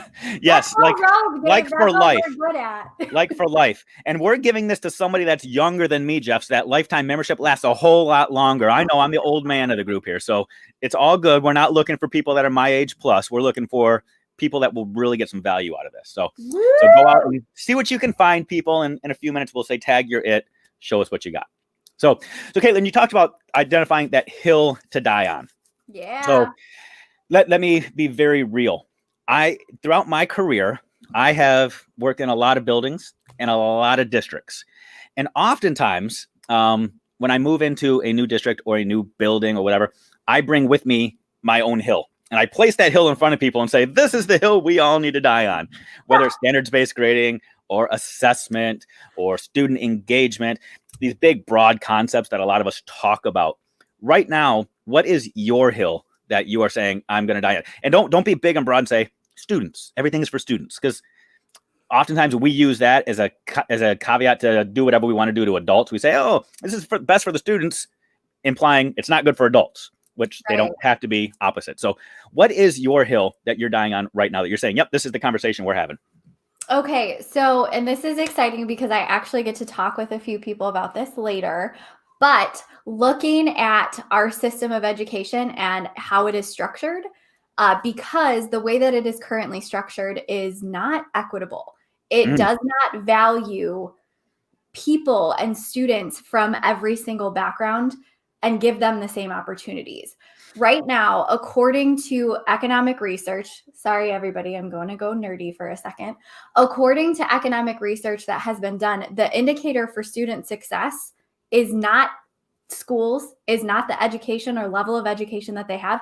It's their parents' income, which tells you that your students, regardless of where they are, regardless of the type of education that they're getting, their parents' income is determining whether or not they're going to be successful in the future and the degree of success that they're going to have. Okay, Caitlin, I'm going to pause you because there are people out there that are thinking two thoughts. Well, maybe three thoughts. Maybe some people are saying, wow, Caitlin, that is so much better than anything Dave would have brought to the table. That might be the first thought. The second thought they might be thinking is they might be looking at it and saying, you're completely off base because it worked for me. So don't sit there and tell me the system is broken. Or three, they might be thinking, well, then you just said schools don't matter. What difference does it make? So please clarify, Caitlin. So what I'm saying is not that schools don't matter. What I am saying is that the system that we have currently, our educational system and the way that it's structured, is only working for certain people who are at certain income levels. We're doing what we can, supposedly, to put Band-Aids on this problem. And when we try to put Band-Aids on this issue, when we try to address inequities that exist in a system by putting in place little structures that may or may not have reform qualities about them, we're not actually fixing the problem. We're not actually going into the system as it is and saying, what is the problem here? And how can we fix the system to work better for everyone? Instead, we're saying, okay, well, if we add this little piece to it, it might elevate some people. Or if we add this little policy right here, it may help a few people here and there. I don't want to do that because one, that's not going to work long term. And two, in my mind, sometimes you have to blow up the system so you can rebuild it from the ground up in a way that truly works and a way that works for everybody. Okay. Administrator hat on right now. Maybe I should flip my coffee to cocktails. Probably not my administrator hat, but you get you just said blow up the system. And there's a lot of administrators out there that say, whoa, hold on, Caitlin. Who are you to blow up any system? You are part of the system. You're a little pawn in my chess game here. So let me rewind a little bit and unpack some of this. So as a administrator, I took a job several years ago that completely rocked me as a person and as a professional.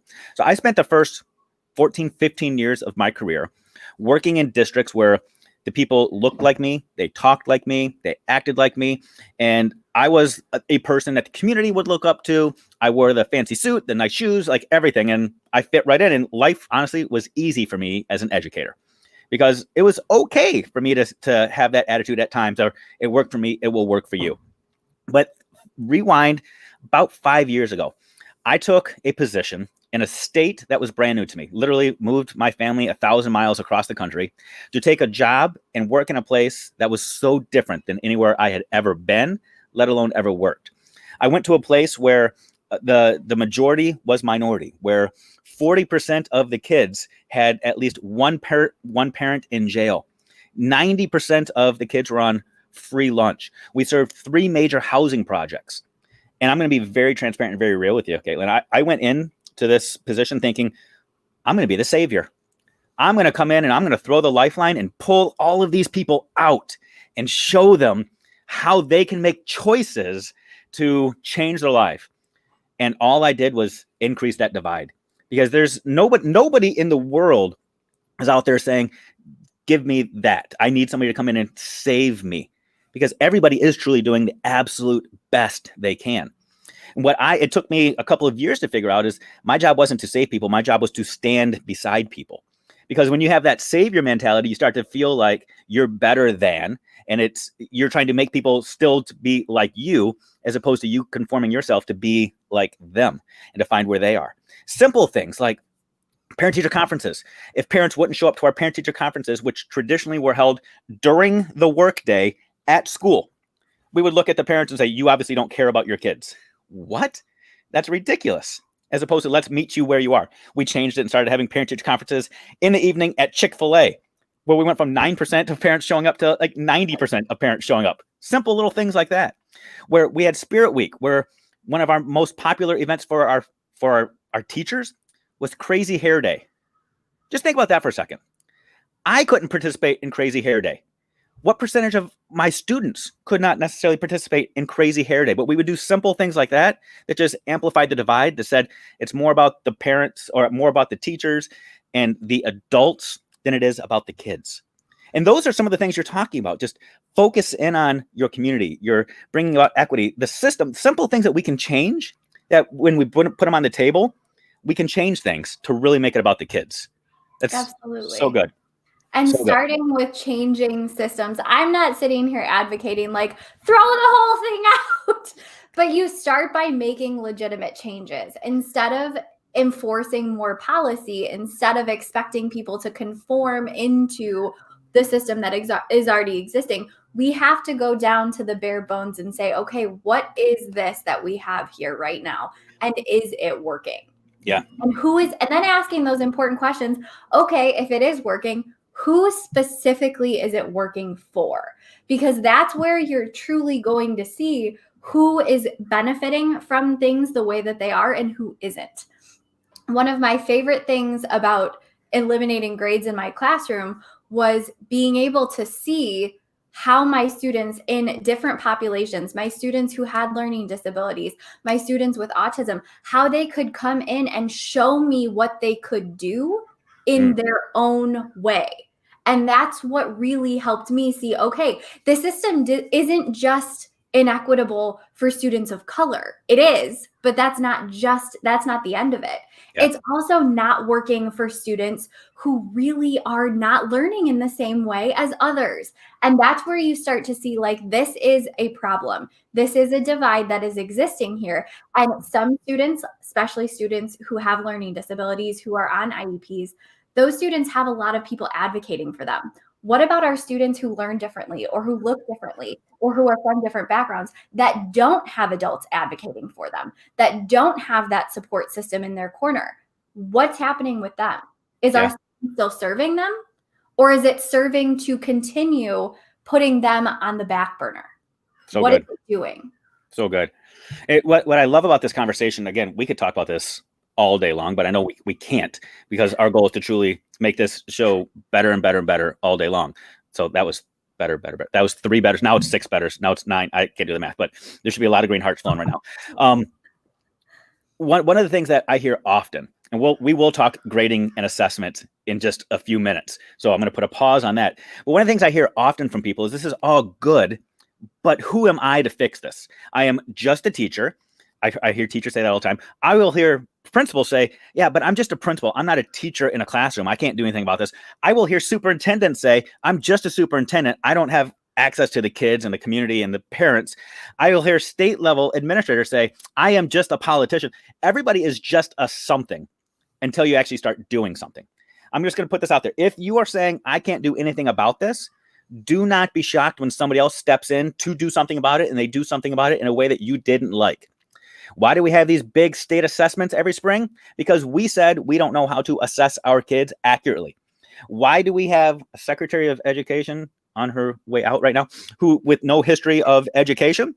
Because people said it doesn't really matter. But then when she was in office, we said it mattered. So if you want to see changes, you can make changes. And we're going to spend the next half hour talking about changes that we as teachers can do to increase equity, to make sure that feedback is spot on and that it's accurate and it's objective. We can make sure that we're working on each kid to help reach every kid. There are ways that we can do that in our classrooms that can then spread from classroom to departments, to grade levels, to schools, to districts, to states, to communities. That's how our system got this way. It's from this spread. So we can do the same thing if we take if we feel empowered to take ownership of this, to change it and to challenge it, make ourselves better, we can make our systems better.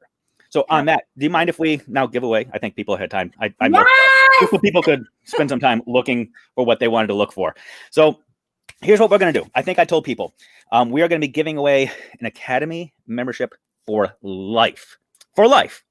So start eating healthy, start exercising, get the most value out of this that you can.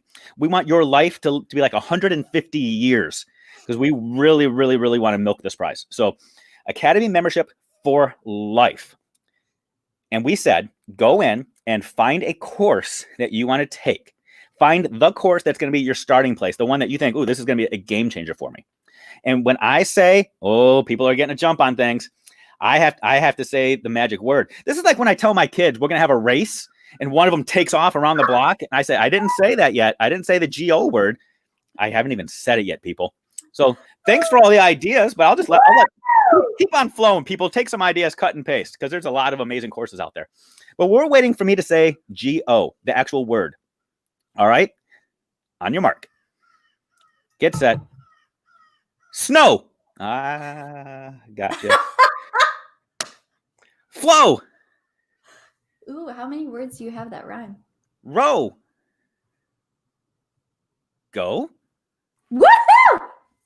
Awesome. Let's see who it is. OMG. All right, and the winner is. I feel like we need a drum roll. Look at that. Oh, Jeff Gargas is going to be excited and mad at the same time because it's his course that led to a lifetime membership being given away. I love it. I love it. Yes. Time management, an amazing course. Susan Harkins, congratulations. Academy membership for life. That is awesome. So good. So good. And I know there's the grid method, leading by empowering. So many awesome ones out there. So good. Teach further. Yes. So go check those things out. Those of you that are into New Year's resolutions or just being a better version of yourself, like Lindsay Titus talked about in the last segment, look up those courses and spend 2021 just plowing through those. And imagine the teacher, the educator you will be in 2022. You will be the type of person that is a better teacher, a better educator because of your experiences. So, Caitlin, I think that we are supposed to actually take a little break. I think there's supposed to be a transition between this and the assessment and grading stuff.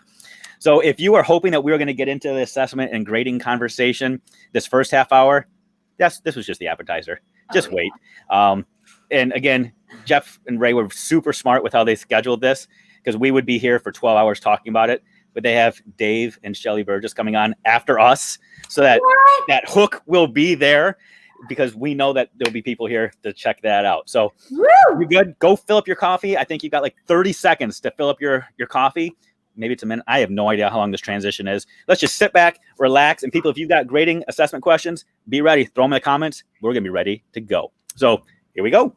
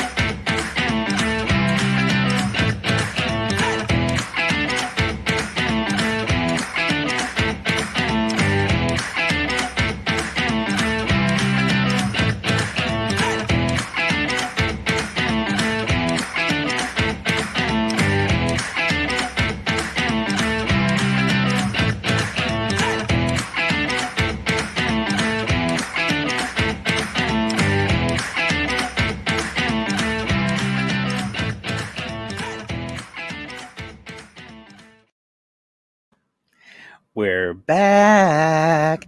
I know some of you were hoping that things would get confused and Dave and Shelly would just be here, but no, instead you get Dave and Caitlin. So super excited about this. This is the reason I couldn't sleep last night, Caitlin. I'm going to be very honest with you. I could not sleep because I was thinking about this half hour today, thinking, oh my gosh, Caitlin Giordano is going to put me on the spot today. We're going to be talking assessment, grading, all things that I act like I know, but you know these things way better than I do. You ask the questions and put me on the spot, and you make me better every time we have one of these conversations. So super it makes excited. Me laugh that you say that, because like you're one of the people who I was like studying when I was learning to do this stuff in my classroom, and now I get to be on screen with you wearing a shirt that has my name on it. Like, what's going on in my life right now? Well, and you realize the reason I have a Team Caitlin shirt is because they don't have a Team Dave shirt in the swag shop. I know. There is a reason Caitlin Giordano has a shirt and Dave doesn't. It's because you're amazing, and I'm like, I am just the guy that clicks buttons so people can hear you speak. So we need a Dave shirt so that I can wear a Team Dave shirt and you can wear that one, and we could just match. I mean, let's be real. I don't need a shirt. I need a hat. Let's get that hashtag Team Dave hat and make it happen. But that's all right. Maybe one of these days.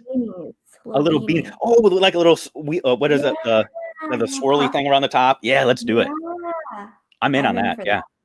Yeah. Maybe I'll have to branch out and just do my own thing. So I'm in. Cool.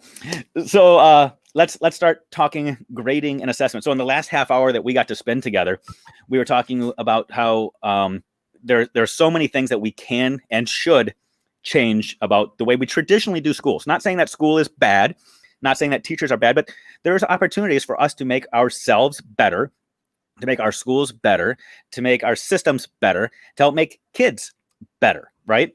And one of the things that we can control in our classrooms, assessment and grading, and for some people, they think this is boring, this is stupid, this is nerdy, what difference does it make?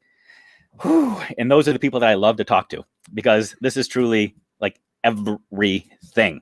This is the thing that sets all other dominoes into motion when they start falling. So grading, assessment, test, no test, formative, summative, all of the things in this half hour. We're going to try to pack it in as much as we can, because our goal is to try to make you better, or to, if I do things right, to make you leave this half hour with way more questions than you ever thought you had about grading assessment, because for most of you probably never cared about grading assessment. But if we can get you to start asking questions, we got you where we want you. So Caitlin Giordano, for those people that are just checking out right now, that slept in a little bit, introduce yourself a little bit, give yourself some street cred, let people know that you're actually in a classroom doing things where I'm just sitting here on a porch talking to you. So who are you, Caitlin, and why do you have credibility in this conversation?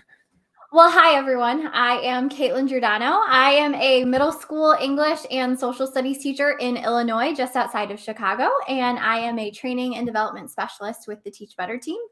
I have been in a gradeless classroom and piloted some standards-based grading and some getting rid of grading completely for the past 3 years now. And it's been a journey, it's been a process, but I typically talk a lot about my journey from, oh my gosh, percentages, points are the way. That is how we do it. That is the best way to do things, to throw them all out, get rid of them completely, get them out of here. Here's why. And it's one of those topics that I get really excited to talk about and really nerdy about. So I'm really excited to be talking with you, Dave. Well, see, Neil Gupta's got it figured out. Caitlin is amazing. Yep, that's it. Neil that is Gupta the story of the favorite. Oh right? my gosh, Neil. Hi, Neil. When you get Dr. Neil Gupta throwing out Caitlin is amazing, day made right there. So awesome. So we do have questions here. People are asking, how do you hold kids accountable if there are no grades? I definitely want to talk about that. The idea of what accountability is, the purpose of grades, the whole thing. Do your students still get report cards? Lots of good questions. So let me set the stage with my perspective real quick so people can understand where we're coming from. One thing that I think people need to understand is that neither Caitlin nor I do things or see everything the same way, which is super, super exciting. I love that about the two of us. Now, every time we have a conversation, I'm left for days thinking, oh, that was a great idea. And things get incorporated. And I know it's vice versa, that this is truly that iron sharpens iron mentality. One of the things you will hear from me quite a bit is you'll hear me drop little tweet-worthy statements, like just these little short things, just to help you resonate and to think about things for a while.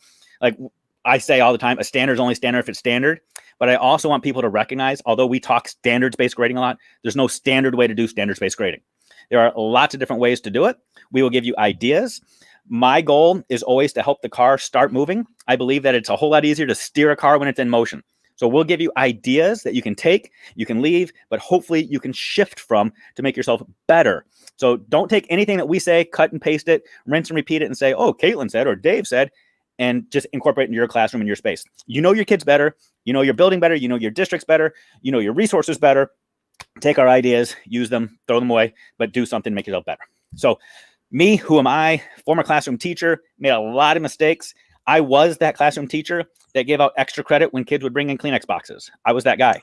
I was the teacher who taught talented and gifted kids as well as at-risk kids, and thought the at-risk kids could never achieve or perform like the tag kids could.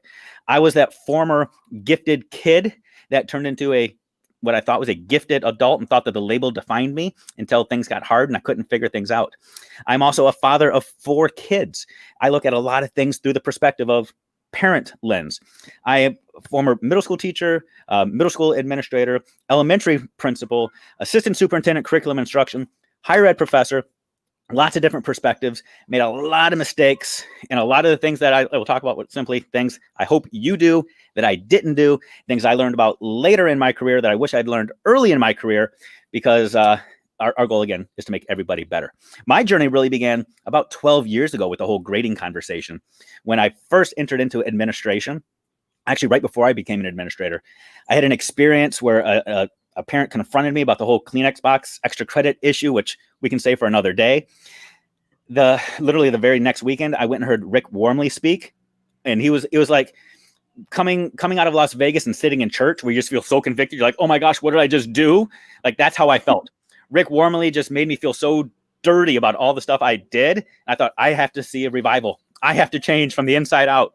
And the journey has been going ever since. So let's talk grading and assessment. The first question that we saw in there was about accountability. Accountability. How do we hold kids accountable if there are no grades? I'm going to let you go first because this is one I'll spend the next 20 minutes talking about. So accountability and grades, Caitlin, go. Okay, so first of all, you need to separate accountability from grades because accountability is a behavior. And if you are going to be talking about behavior, that needs to be completely separated out from an academic grade, because a grade's purpose is to communicate academic proficiency in a given content area. It's not to communicate behavior. You can have a separate grade for behavior if you'd like to do it that way, but those two things really shouldn't go together. So instead of answering the question like that, I think what you're asking is more about how do you get kids to do work in your class? If it's not graded, how do you get them to do things? So I always ask people, well, why do you do things? Typically, you do things because they have a purpose to them. There is a reason that you are doing it. So if you want your students to do things in your class, complete activities, do tasks, turn in assignments, tell them why they're doing it. There should be a purpose to any assignment that you're giving. If there isn't, you probably shouldn't be giving it. It's probably just busy work that you're giving them for who knows what purpose. So if there is no purpose to it, you need to toss it. And that's very strong opinion on my side, but that's what I'm here for, everybody. So yeah, that's good. I'm going to throw a couple of nuggets in there real quick too. The first statement I'm going to make, I want people to take this in context. So if this is a sound clip you're going to take and repurpose, get the whole context. A bad grade is only motivation to a good student. I say that, but here's the context. There are no good students or bad students. When I say that, I hope you understand the context I'm saying that in. If you're saying I have to give kids bad grades so they work harder, there are only certain kids that will work harder once they get that quote unquote bad grade. It's number one. Number two, grades are not good or bad. So if you're thinking accountability equals good grades and bad grades, you've already missed the mark. Grades are not supposed to be good or bad. They're supposed to be accurate, objective feedback on where a kid is right now in their goal, whatever that goal might be. So the more that you can disaggregate that and be specific about it, the better you're going to be. If you want to truly hold kids accountable, I'm going to take what you just said and build on that even more. You can have some sort of feedback. You can have some sort of grade or citizenship or whatever you want to do to communicate feedback for behaviors. If you truly think that kids need that or parents need that, go right ahead. And I'll be honest with you, as a parent, when I see those sorts of comments on a report card, or if I see a citizenship grade that I think is low, as a parent, I know those are things I can help a teacher with. I can help my son or daughter with their timeliness, with their respect, with their report, whatever those affective soft skills are. I can help support the teacher on those. But if I just see a grade of a C, I'm not going to know, is my son or daughter struggling with the content? Do they need a tutor? Do I need to intervene? Are there certain standards they're struggling with? Or is it their behavior? Are they not turning in their work? There's so much muddiness with that. So the more you can disaggregate it, the better your communication is. Because as Rick Wormley, my guru, my godfather, whatever, what he says is grades are communication, not compensation. So if you want to communicate more effectively, make your communication accurate. So yes. I'll leave it right there. All right. So sorry about that. I had to go. You got more. Go for it. No. That was basically, you just kind of took everything I said and put it in a nice little package. You have to tell your students why they are doing what they're doing. You have to explain to them the purpose behind the work that you're giving them. Yeah. It may not be their favorite subject. Believe me, I teach sixth graders writing. Let me tell you, writing is really no sixth grader's favorite thing. I think I've had 4 students in my entire teaching career who've been like, I love writing. Outside of that, it's typically not something that they enjoy to do. They don't see it as purposeful. Mm-hmm. It is my job to show them and to tell them why what I'm having them do matters. Yes. How it is going to influence their future, how it is going to matter to them down the road, why I'm even bothering to spend the time teaching it to them, and why they should bother spending the time doing it. It may not be their purpose. It may not be their favorite thing. It is literally your job to show them why it matters. So good. And I'll take it a step further and kind of bridge us back to the conversation we had earlier with poking the bear. Something that I know that you are a huge fan of is that when we're talking relevance for students, when we're talking about making things matter, it's not just about their future life in the real world. Kids are living their lives right now. And 12-year-olds, 14-year-olds, 6-year-olds, they can't even conceptualize what life is going to look like at 25, 35, or 55. So if you're continuing to say the reason why is because you'll need this later on, you have no idea what later on is. You know what your later on was, but that doesn't mean it's their later on. You have no idea what the world's going to look like, and your kids have no concept of what you're talking about. Make it relevant today. But that's a whole nother story for another preaching moment. So, I could go off on that, but I won't. Yeah. Can we talk zeros? I saw one of the questions here was about in a standards-based grading environment, do you assign marks for students who have not submitted work? This is a great question. There are a lot of people out there that hear standards-based grading or grading, and some people say you're not supposed to assign zeros, make every zero a 60, or just don't give kids zeros at all. Do you give them anything when you're missing work? I have a strong opinion about this, Caitlin, and it might not be an opinion people necessarily think I'm going to take on this, but what is your stance? So there's a lot of different ways to look at this. And to be honest with you, I have a hard time giving one straight answer to that question because I do believe that it changes depending on your context. And a lot of us, especially if you are a teacher in the classroom, have to abide by the policies of your district. So you may not even be able to necessarily decide what you're going to do on this front. What I will point out is not necessarily an opinion, just a different way of looking at it. Our grading scale traditionally is 0 to 100. Okay. 70 through 100, that's 30 points total, is passing. 60 to 100 if D's are passing in your district. That's 60 ways for students, or not 60, 40 ways for students to pass. 60 ways for them to fail. If you're going to give a 0, it is going to make a student's grade impossible to fix. You are going to put a 0 in the grade book, and if that 0 stands, they aren't going to be able to dig themselves out of it.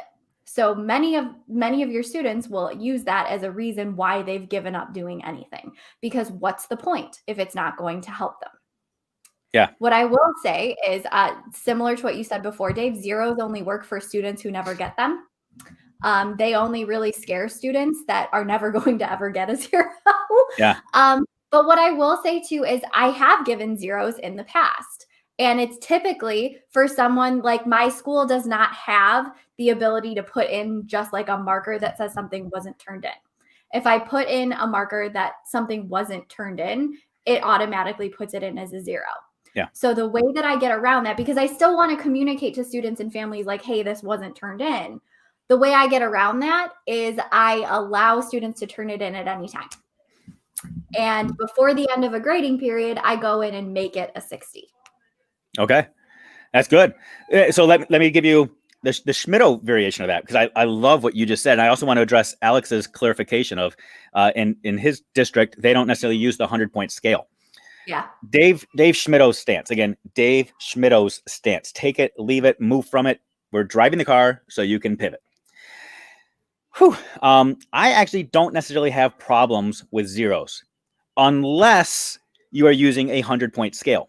But a 100-point scale is a huge issue to begin with. So let me unpack some of that. When you tell me that a kid got an 85%, and so they have a B, I ask a very real question. What is an 85? 85 what? Does that mean they got 85% of the questions correct? Are you assuming that the 15 questions that they missed were of the same value as the 85 they got correct? What if instead of a 100-point test that they got 85 out of, what if the test had only been 85 questions long and they got the first 85 right? Does that now change? The issue isn't 0s. The issue is using 0s on a 100-point scale or using percentages, because most of us have no idea statistically what percentages have to do with learning and mastery and competency and all of those sorts of things. We use a 100-point scale because mathematically it's easy for us. 0s on a 100-point scale are also a problem if we continue to use the mean. The mean is mean, people. The mean meaning the average. You take the beginning versus the end and you find the middle ground.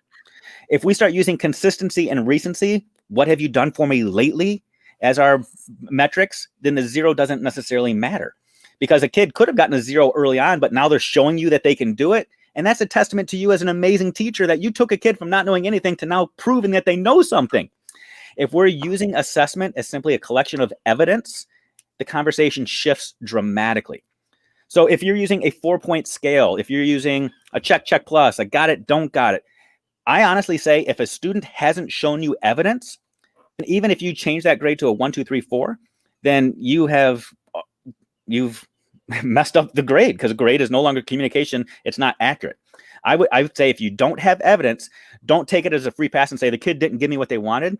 The ownership falls on you now to say, ooh, what can I do differently to collect evidence? If you're a lawyer and you're out there trying to prove a murder case and you can't find a smoking gun and you say, well, Mr. Smith couldn't have done it because I couldn't find the gun, shame on you. As a lawyer, you go out there and you find other evidence to prove the case. The same thing needs to happen in classrooms. Your job is to find evidence, not so you can give the kid a grade, but so that you can figure out your next step. Because if you don't know what the kid knows, you have no idea what to teach. So the ownership falls on you. So that's, again, Schmittou preaching. I apologize.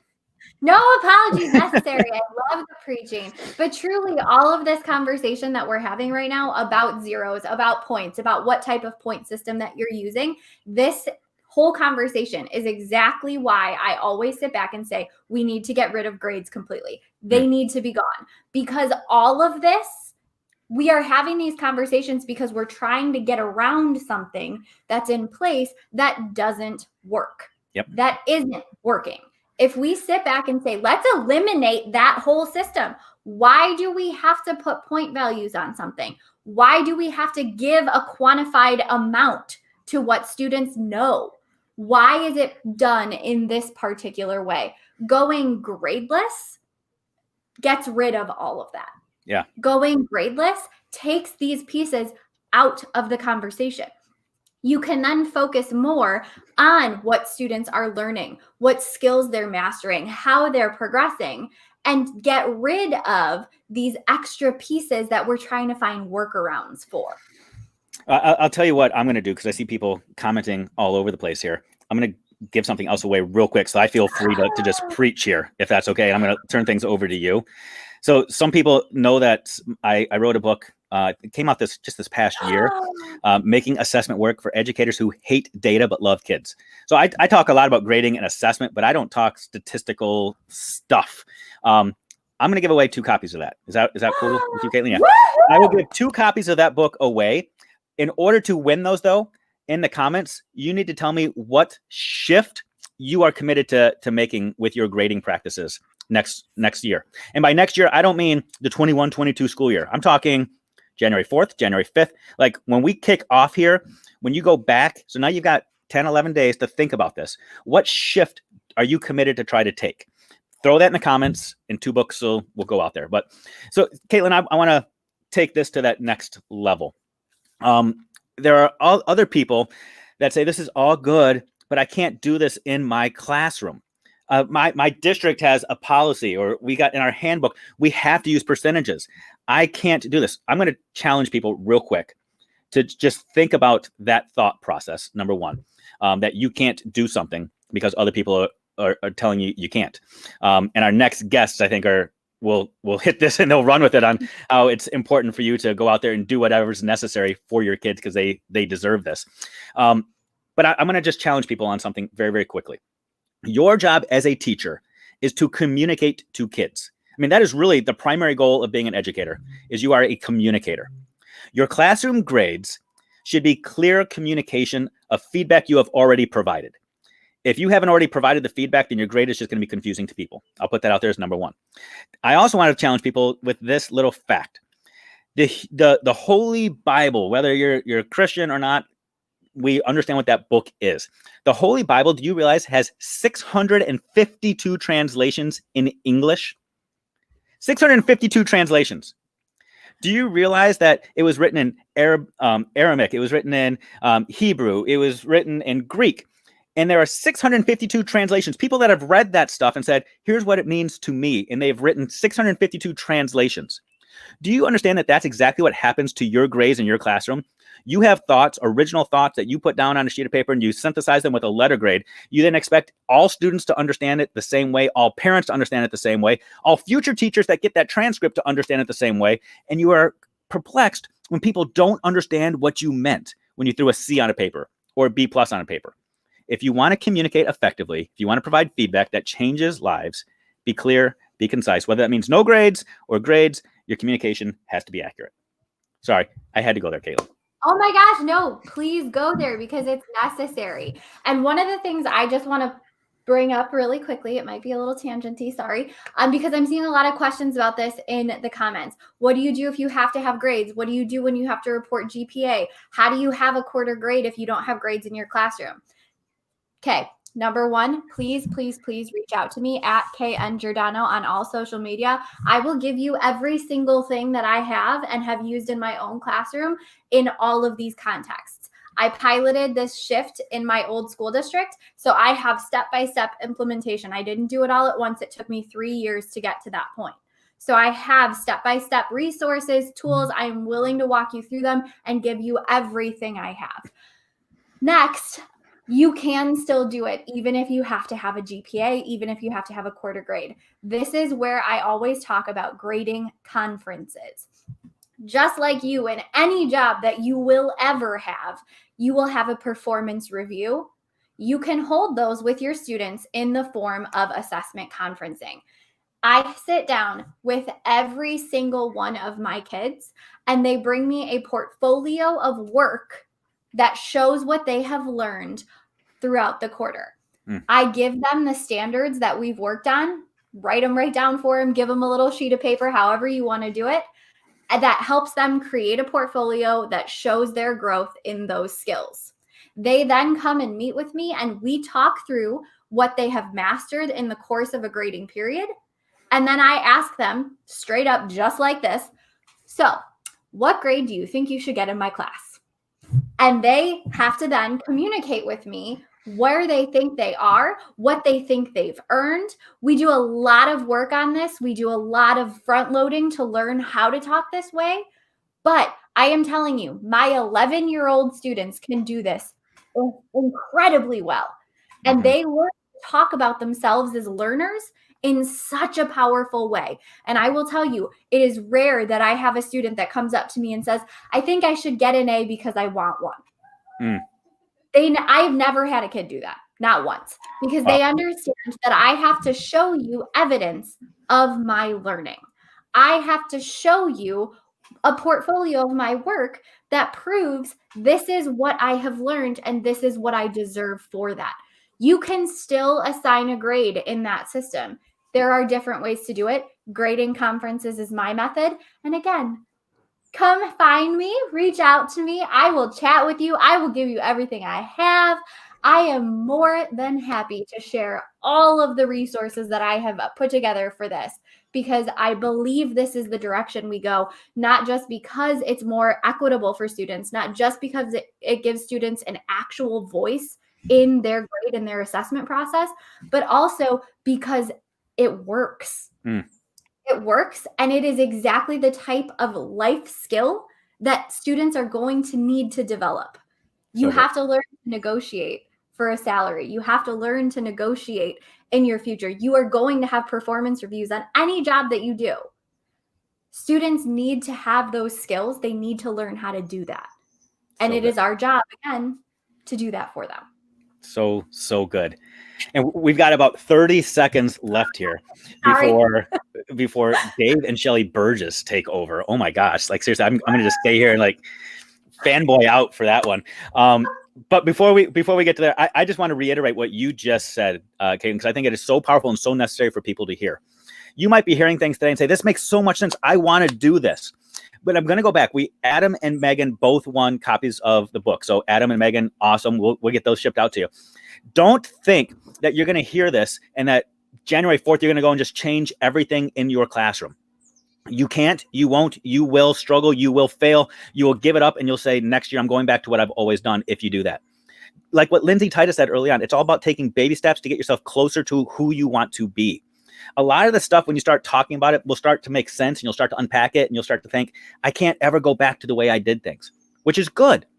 But I mentioned early on, it's like that first domino to start falling. It's not about removing letter grades. Who cares if you have an A, B, C, D, F? Who cares if you use an 80, 90? It's about making kids' lives better and giving them feedback that matters so they can do something with it. And there's so much stuff that is impacted in that. When we start talking about retakes and redos, the arbitrary hoops and hoops that you make kids jump through, so much stuff will be unpacked when you really start digging into this. So give yourself some grace, have empathy for yourself, know where you are, know where you want to go, and just be willing to take a step in the right direction. So, Caitlin, anything else you want other than you got your stuff there at KN Giordano? Have people hit you up, beg for your resources, your thoughts, your ideas, engage in the conversation, and go from there. You good? I am good. Oh my gosh, Dave, this was so much fun. And now, I mean, we have some amazing people coming up. I'm fired up. I'm fired up. So people, this was literally the appetizer to the main course that is coming. I mean, we got Dave and Shelly Burgess who woke up bright and early for this. Well, if I know Dave, he probably already went for like a 10-mile run on the beach or something. I don't know. We'll see. Oh, a 4-mile run this morning. He's good to go. So he is ready to rock and roll. Caitlin, thank you for being amazing. You are truly one of my favorite people. Team Caitlin. If you want one of these guys, they're on the swag shop. Go get one. Team Caitlin all the way. So I'm going to sit back, let the music do its thing. Dave and Shelly Burgess, so excited to see you. And I am going to sit back and be a spectator in this show. So have fun, everybody.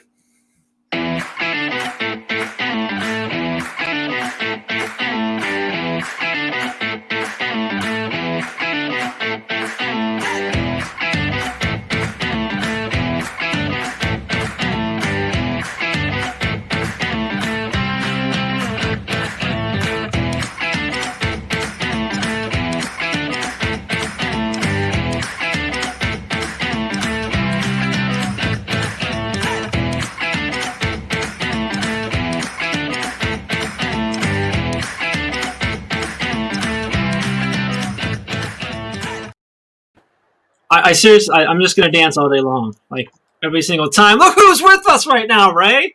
Hey, friends, we miss you. Hey, Dave and Shelly. Good morning. Good morning. Good to see you. So Oh my God. it was 4 miles. Yeah, Not just 10. 4 today. Okay. I ran 4 miles through the dark to make sure I got it in before I joined y'all. I love it. Are the best. I I love can't believe that we're going to go off of that crazy conversation with Dave Schmittou and Caitlin Giordano. They were on fire for an hour. Now we get to be here with you. I'm so pumped. I shouldn't be drinking coffee. That's all I'm saying. Well, so I have to tell you that that's what was my listening material while I was on my run today. I was listening to Lindsay first with you two. Fantastic conversation. So awesome. Love the stuff on the morning journaling and morning practices and all that. So I got to listen to that to start my day while I was stretching, and then also listen to Dave and Caitlin. What a great conversation on standard-based grading and all. Great start to the morning. And I was asleep. So I love it. I love it. And that's okay.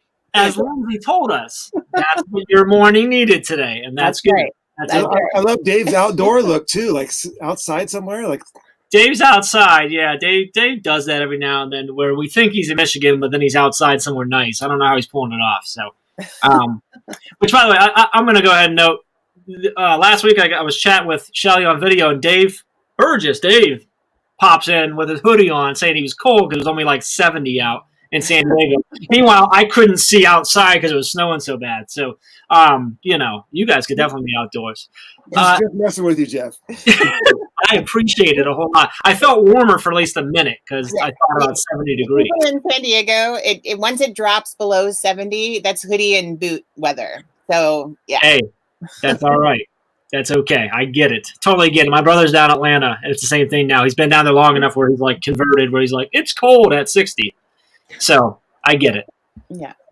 So this is going to seem like a silly question, but I'm going to say it anyway, or a silly request. But if there are any people watching that don't know who the two of you are and what DBC Dave Burgess Consultant is and all the books, everything you've done, can you, and you guys can split this however you want, can you share with everyone watching just who you are and what you do and why you're here with us? Sure.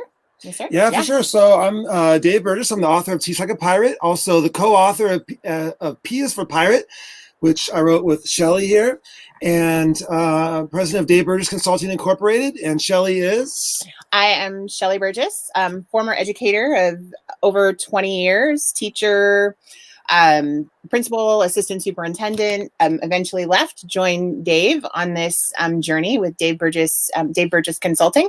So we work full time with schools doing speaking, consulting work, and also publishing, which is a primary part of the work that we do, publishing books for educators. We have, what do we have? Well over 100 now. We have over 120 books Yeah. from educators all over the world, including, I don't know if you're familiar with this one, but we published this book.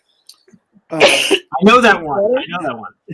That's a great one. Yeah, so this is one of our over 120 books, and so we kind of specialize in practical books, inspirational books about. We tell people we want them to write their manifesto.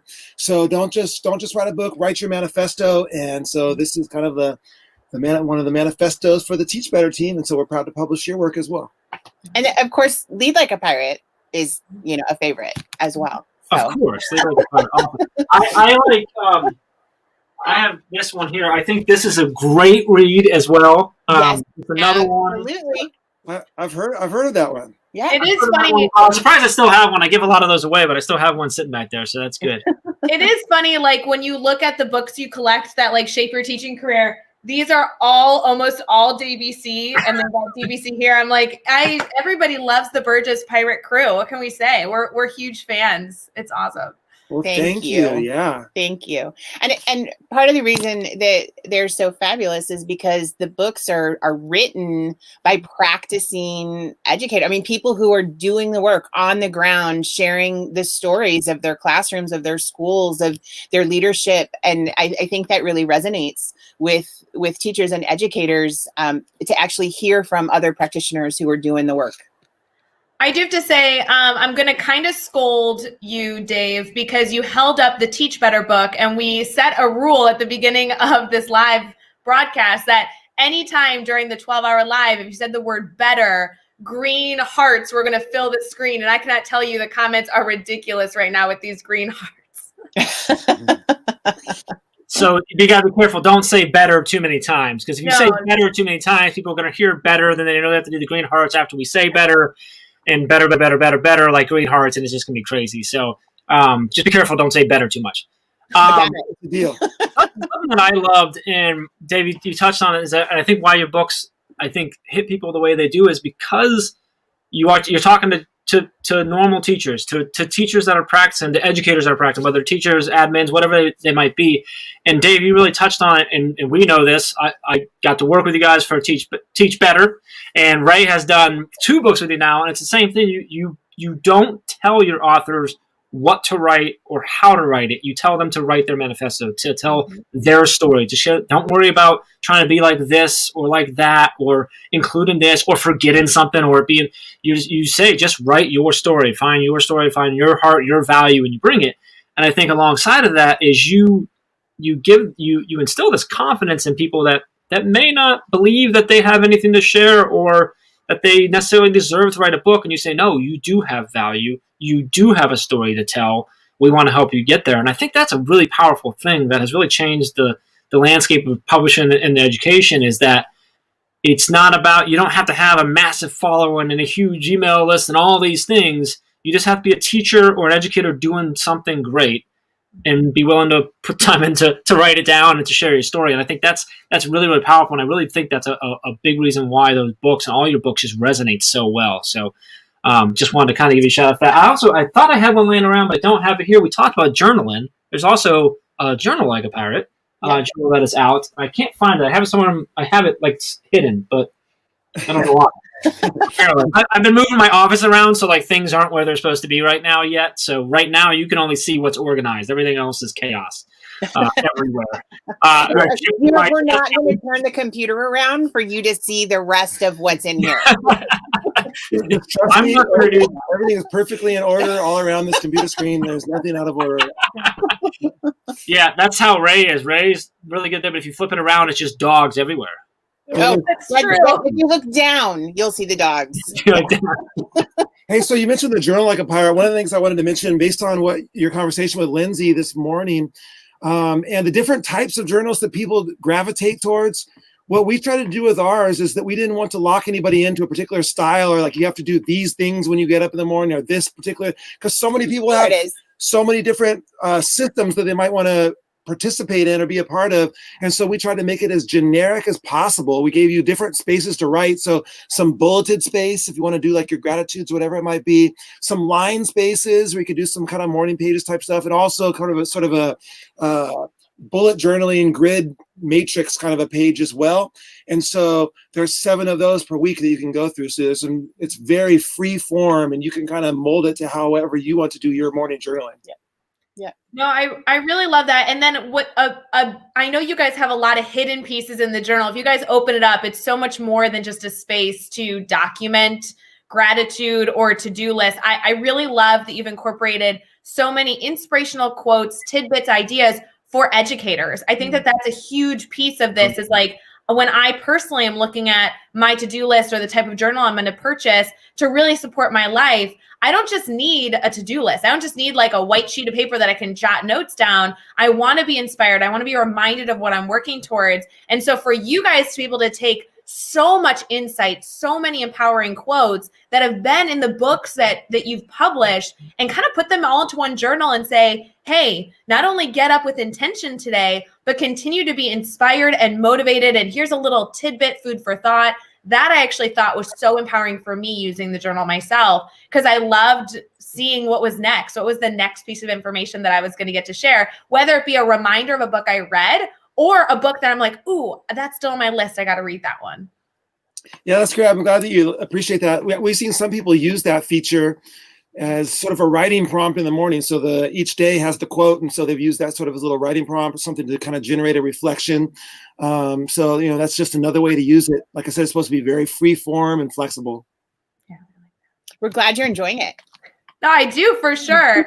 And I think that it kind of go along the lines of, I'm not sure if you caught this part, but as I was talking with Lindsay, I told her the specific journal she uses, I love, and I really wanted to use it, but it was a little too structured. And I did find that the freedom of having the way that you designed your journal really allowed me to kind of do what I needed to do versus that structure of being told what to do. And I think that it goes back to our conversation with Lindsay Titus, which you guys know we always enjoy, is being able to personalize your morning however you need it to be. If you need that structure, great. If you love the free form, then having the space to do that as well. So super good. If you guys are not using the journal, definitely go check that out at DBC for sure. Hey, so sorry to do this to you, but can I go off the rails and do something unexpected here? It would not be an interview with Dave or a conversation with Dave without that. So I'm going to go off the rails. I know we're doing lots of giveaways of some DBC books over the course of this hour, but since I didn't know we were going to talk about the journal, but we're talking about the journal. So what I like to do now is we will personally give away and mail out 3 journal laps. And Jeff, however you want to do this in the comments, go ahead and do it. But you choose the 3 winners based on however you're going to do it with the comments, and we'll personally mail those out right here from San Diego. I love it. So if you're watching, I know you just got excited, but you should be even more excited because Dave and Shell are already giving away 4 books from their massive library of DBC books. So we're going to add that on, Ray. That's what I'm thinking. So now it'll be we'll pose the question. It'll be the first 7 people to get it are going to get books, either a book or a journal. And it's going to be what you get. I think that's going to be a good way to do that. The books that we're talking about, I'm going to say the books now, but we're not going to do the giveaway for a little bit. So just have it in your head. But we're going to give away Lead Like a Pirate, Teachers These Early, Create, and then Control Alt Achieve. So a nice mix there, I think, of the books, and then now 3 journals, which is awesome. Thank you, Dave. That's pretty cool. You can go off the rails anytime you want. We're okay with that. You don't know what to expect when you say that, but it's usually that was pretty mild. That was pretty tame. Yeah. So it's been a crazy 2021 or 2020 has been pretty crazy. I'd love to hear sort of what this year has been like for DBC and the DBC family, and what's 2021 like? What's going on? What's exciting? What's on the horizon? Where is your focus? And just how are you feeling about just life and education and all things DBC? I know that was a lot of questions in one, but he does that. Go. You start.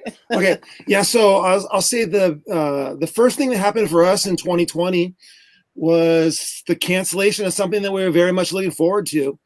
And that was DBC PirateCon. And so we had been talking about a conference for years, holding a conference, and we finally kind of jumped off the edge and said, okay, let's do this. We had over 50 DBC authors speaking at it, and we poured a lot of time, energy, and quite frankly, money into planning DBC PirateCon, and hotel contracts and room blocks and all sorts of stuff like that, catering.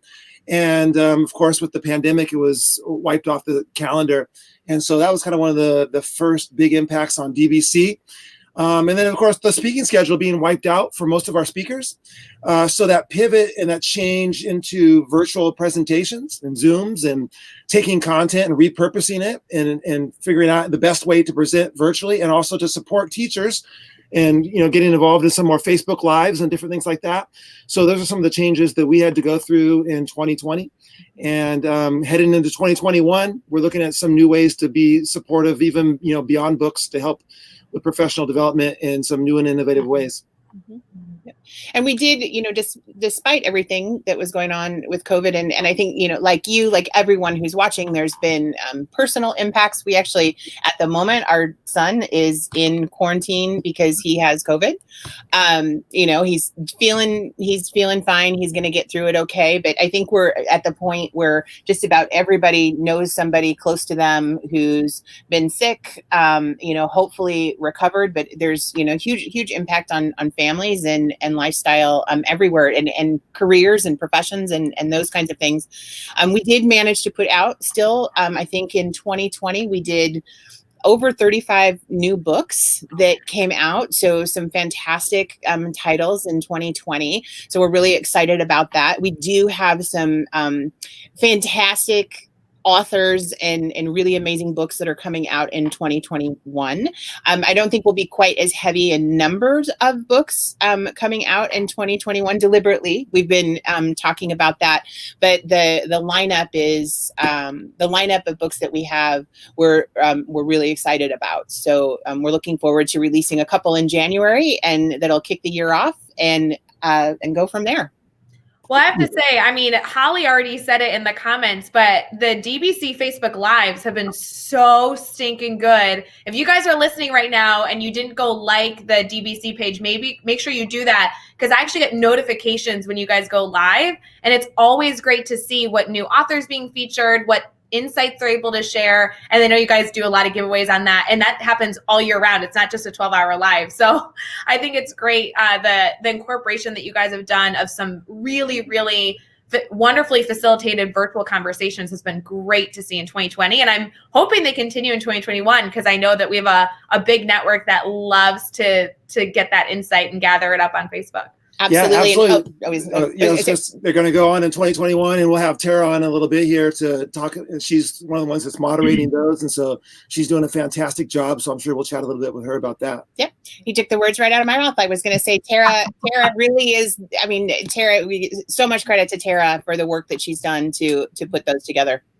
Yeah. So I got another question for you, but I want to throw, if you're watching right now and you're listening, you have a question for Dave and Shelley, throw it in the comments. We can make them answer things right now. They're live; they can't run away. Curious if you are able to, and okay, if you can't, are you able to tell us some of the books that are coming in January? I don't know if they're all out yet. Maybe give us a little preview, or not necessarily. You don't have to give it all away, but maybe hint at if you can't give everything, maybe the topic or the idea. If you don't want to give the title or the author, but not the title, or. Scrolling through here, we see a couple of authors who are going to be out in 2021, not necessarily January, but I see Tracy Browder scrolling through there. I saw Becky somewhere at some point. We have so those are a couple that I see who are scrolling through. I'm sorry if I missed somebody. I can only see a little snapshot of the comments at one time.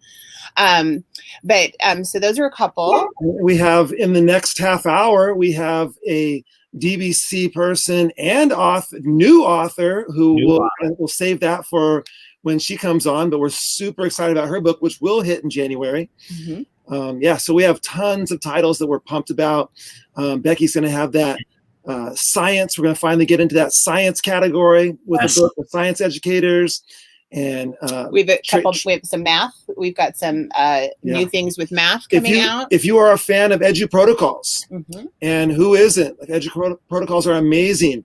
We have a book specific for math of Edu Protocols, mm-hmm. and so that's another one that's coming out real soon that we're pumped about. That should be out in January also. Yeah, that should be a January title. And then another thing that we are really looking forward to is we have some books that are coming out in 2021 in the equity space, which is something that we haven't had enough of in our line.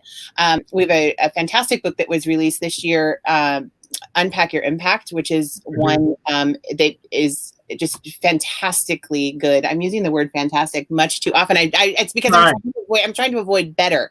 So But So why avoid it when it feels so good to say it, Shelly? I thought you said we shouldn't say better while we're talking. But so that's something we're really excited about. Some additional books in the equity space, and our line needs it, and you can't get enough books to support the work in our schools and classrooms. There's so many people right now that are really trying to tackle anti-racism work in schools and classrooms, and that's long overdue. So we're really looking forward to some of those titles coming out. Well, the green hearts are flying in, as well as the just thank you for all you do's just coming in left and right here too. List's crazy. These green hearts, you can't even follow the comments. It's like when you say better, you just have to give up the comments and let them go. I do have to say this, Shelly, focusing really quick on Becky Schnexer, who's a part of the Teach Better team doing incredible work in science. I encourage you guys all to check her out. The work that she's doing is so authentic. And that's another thing that I've loved about being a reader of DBC books for my entire career, being able to see just authentic writers. And Becky is for sure one of them. I'm thrilled that she has a book coming out with you guys soon. And she'll be live with us later today. So we'll have a lot of good conversation. In about 40 minutes, she's live with you, right? With a few more she really poured her heart and soul into that book. All of her personality comes through, all of the great content that she does with science. It's something, if you teach science, it's something to be on the lookout for sure. That's going to be exciting. That's how Becky does everything. Is all of her heart and soul, and her personality is just unmatched. We love her. We're so lucky to have her with us, which is crazy. She's one of the many people that I'm trying to figure out why they still let me work with them, but we won't go there. I want to ask a question that typically Ray asks on Teach Better Talk to all of our guests, which you've both been on, but I want to throw in, either one of you can take it, you can share it, you can go back and forth. I'd love to hear, looking into 2021 and beyond, what has you excited right now? What has you fired up about education and where we're at and where it's going and where it could go?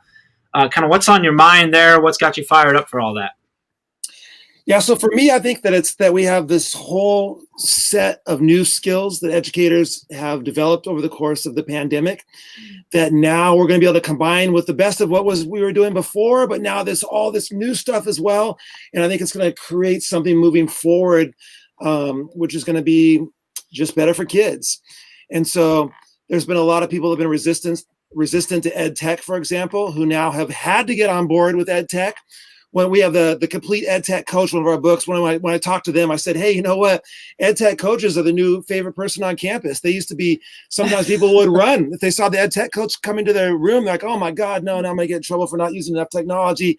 And now everyone is seeking out these ed tech coaches because of course it's so necessary. So I think that there's just gonna be this, the spirit of innovation, creativity, and all that is just gonna skyrocket as we come out of the pandemic. And I think one of the things that that I'm excited about, and it's actually work. And again, I saw Tracy in the chat, but Tracy Browder and Don Harris, both fabulous educators. We've been on a journey with them. Beth Huff and I, co-author of Lead Like a Pirate. We started this summer. We had this beautiful connection with Tracy and Don this summer. After the shootings, after the murder of George Floyd, and we've in collaboration with the two of them, and really I have to say Tracy and Dawn have taken the lead and have really helped us shift the focus of what we do in our Lead Lab chat on Saturday mornings to really focus on what anti-racism work looks like in schools. And so what I love when you think about things that are going forward, that work is hard, that work is something that some people are timid about, afraid to do, and what we've noticed we've been doing this now for close to 6 months with the Lead Lab chat. There are so many educators who are participating with us, and I know not just in the chats, but all over, who are really taking a deeper look and more, doing more to create more equitable schools. And I'm really excited about that work. And I tell you, if you are not connected with Don Harris and Tracy Browder, you need to find them on Twitter, Facebook. Tracy's doing a beautiful podcast. So they are leaders in this work, and are or join us in the Lead Lab chat on Saturday mornings to get to know them and to connect with some other educators who are really taking that work to heart. So I think that's something I'm also really excited about in 2021. Yeah, you know, for those of you watching, if you're not making the connection, Tracy Browder is the last time we did a 12-hour live. She's the Betterflies. Nice. So if Yeah. you're thinking through like Tracy, that name sounds familiar. Like she's our girl. We have loved the work Tracy does. Dawn is amazing as well. And I've loved seeing the transition for Lead Lab Chat as well, which happens every single week. So if you guys are looking for resources, people, the best thing you can do is go connect with these amazing educators working and making an incredible impact in this space, and then go see what they're sharing, who they're connected with, and continue to grow your PLN, because we always need to be working to be a little bit better. Sorry, I had to do it. And you know what? I just want you to know something that's going on the side here, and that is that actually Aspen, who is our one of our dogs, could be arrested if this goes public, because Aspen, while we have been talking, has chewed up money. A $1 bill, which apparently slipped to the floor, has now been destroyed, which I'm pretty sure is a federal crime. And so I hope no one reports Aspen, but we just lost $1. He's just been waiting for the right moment to share that with all of you. Does he not know that you don't destroy a pirate's bounty? What is he doing? I know. Oh, man. Now she's taking a nap. Well, So it wasn't just setting an alarm to get up and join you on this live. We just lost $1. we appreciate your commitment and your sacrifice. That's a tough day. So Ray, we got 2 more pirates of the pirate crew that we need to bring in. Are we doing a transition, or are we just bringing them in? What do you want to do? We're going to do a super quick transition, and then All we right. have 2 incredible people that are joining our conversation. Dave and Shelly are staying right here, and we are going to continue the fun for our 12-hour live. Are you ready for this? Books and journals. Yeah. Yep. Are you guys?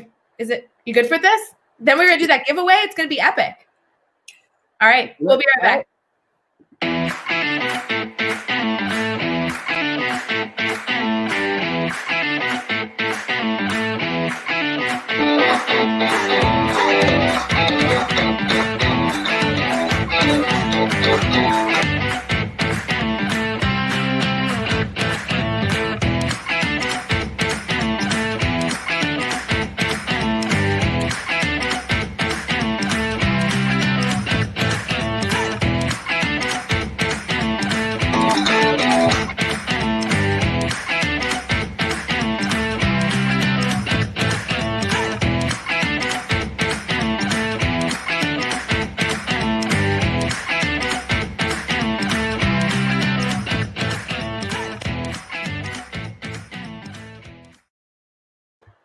Woo, got a full house now.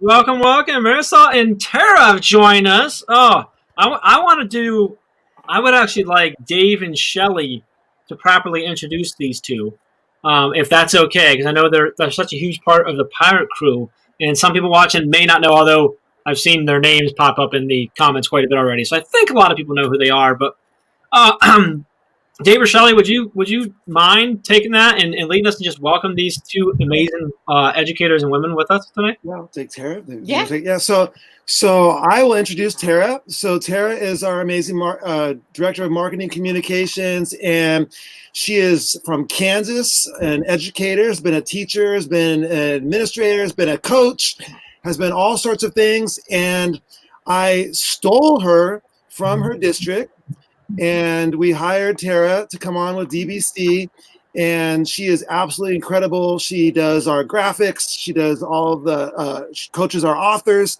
helps them with their promotions, helps them release their books in powerful ways and spread their messages, and we talked earlier, she runs our Facebook Lives on Thursday evenings, and does a little bit of everything, and is like sort of a huge support for me, certainly in the social media realm. And so that's Tara Martin. She also An author. happens to be an Author of author two times books. two. Yes. She's the author of Be Real and the author of the children's book Cannonball Inn. That Cannonball Inn book, by the way, I said it's a children's book, but adults should read that one too. Awesome. Well, thanks for having me, and thanks for that intro, Dave. Oh my gosh, I love working for DBC. They say they stole me, but honestly, I came running when they asked, so I was super excited.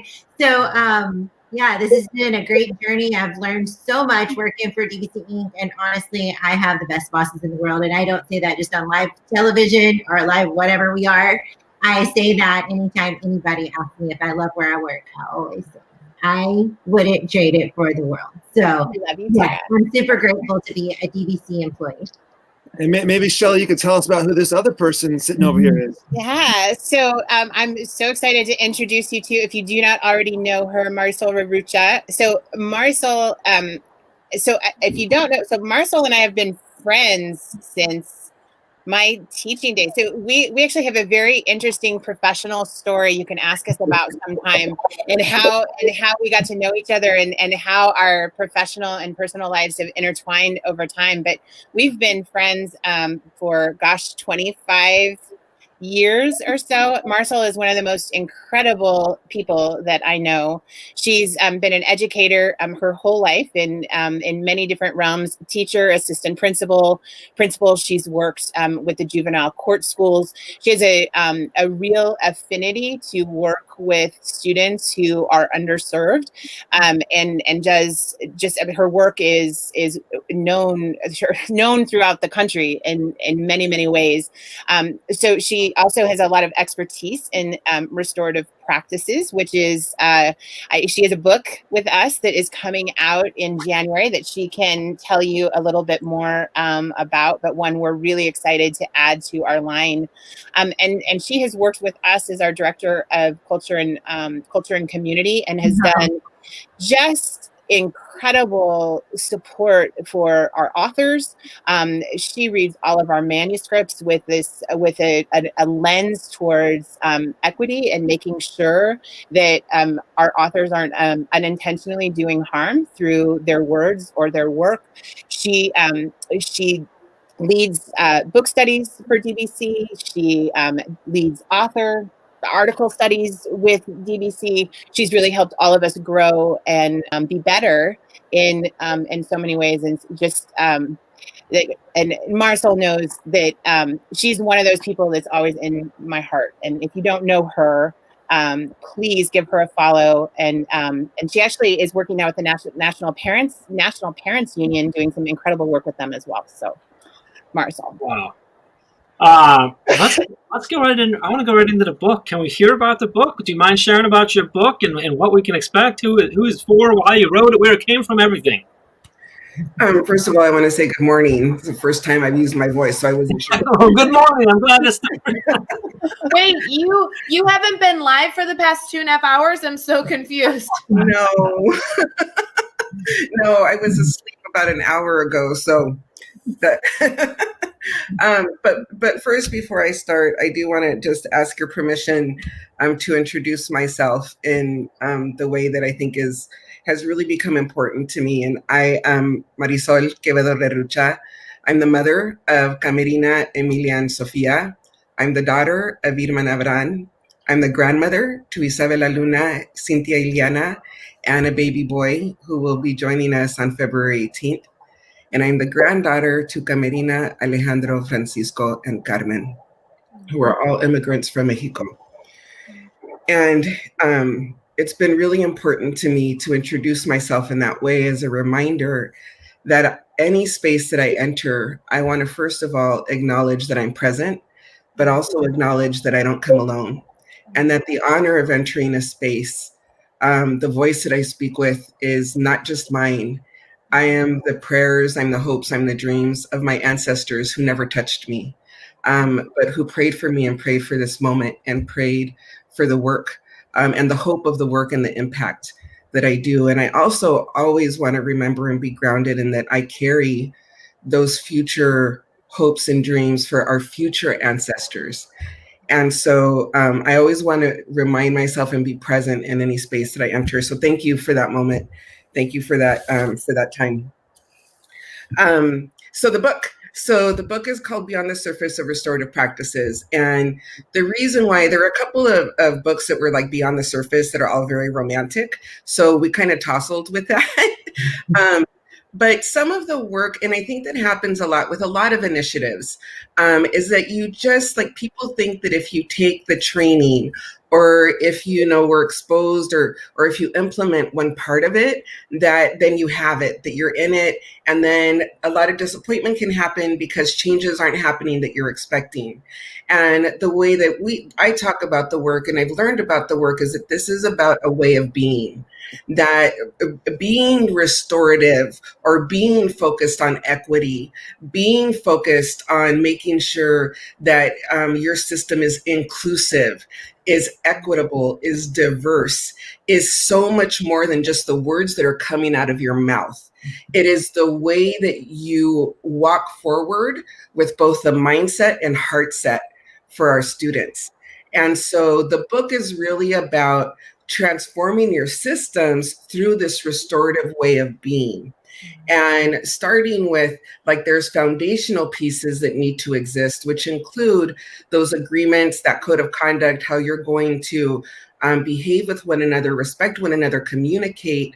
And then also, you know, those things that I think are really critical, your beliefs, your values, your mission statement, your vision statement. If those are things that your system is only breaking out at a board meeting, or they're just hanging on a wall, then they're not real. They're not living, and you're not focused on those missions, those values, those beliefs when you're making decisions for kids. Because any system, like, if you look at their mission statements, their beliefs, they're freaking beautiful. But then why is there so much harm happening? Because they're not living it. And so it's a call to get back to that really foundational work. And then also, you know, goes into the practices and the different components, and also the focus on really, you know, being restorative takes you being vulnerable, and it takes authenticity, which is really freaking scary. But it also takes us doing our work, and it takes us. So I go by the premise that we're all trying to be the best version of ourselves, right? So, but to do that, we got to face what's keeping us from being the best version of ourselves. And that's where the ugly is. Like, that's where our ego lives, our issues with control, our self-esteem. And so, like, really getting to do that work so that you can really know yourself, value yourself, because then you can really connect with other people and start the journey of healing that is needed in our systems. Wow. Powerful, exciting. Do we have a release date? Did we already say that? Did I miss it?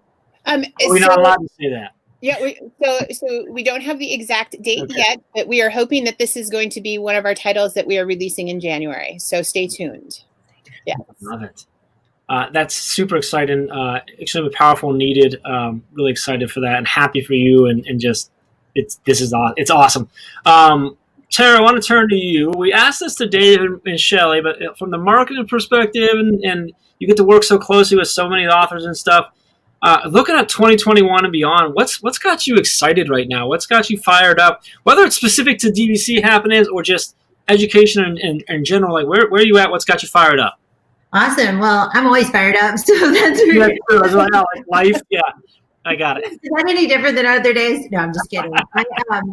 No, I'm looking forward to. We have quite a few books coming out in 2021.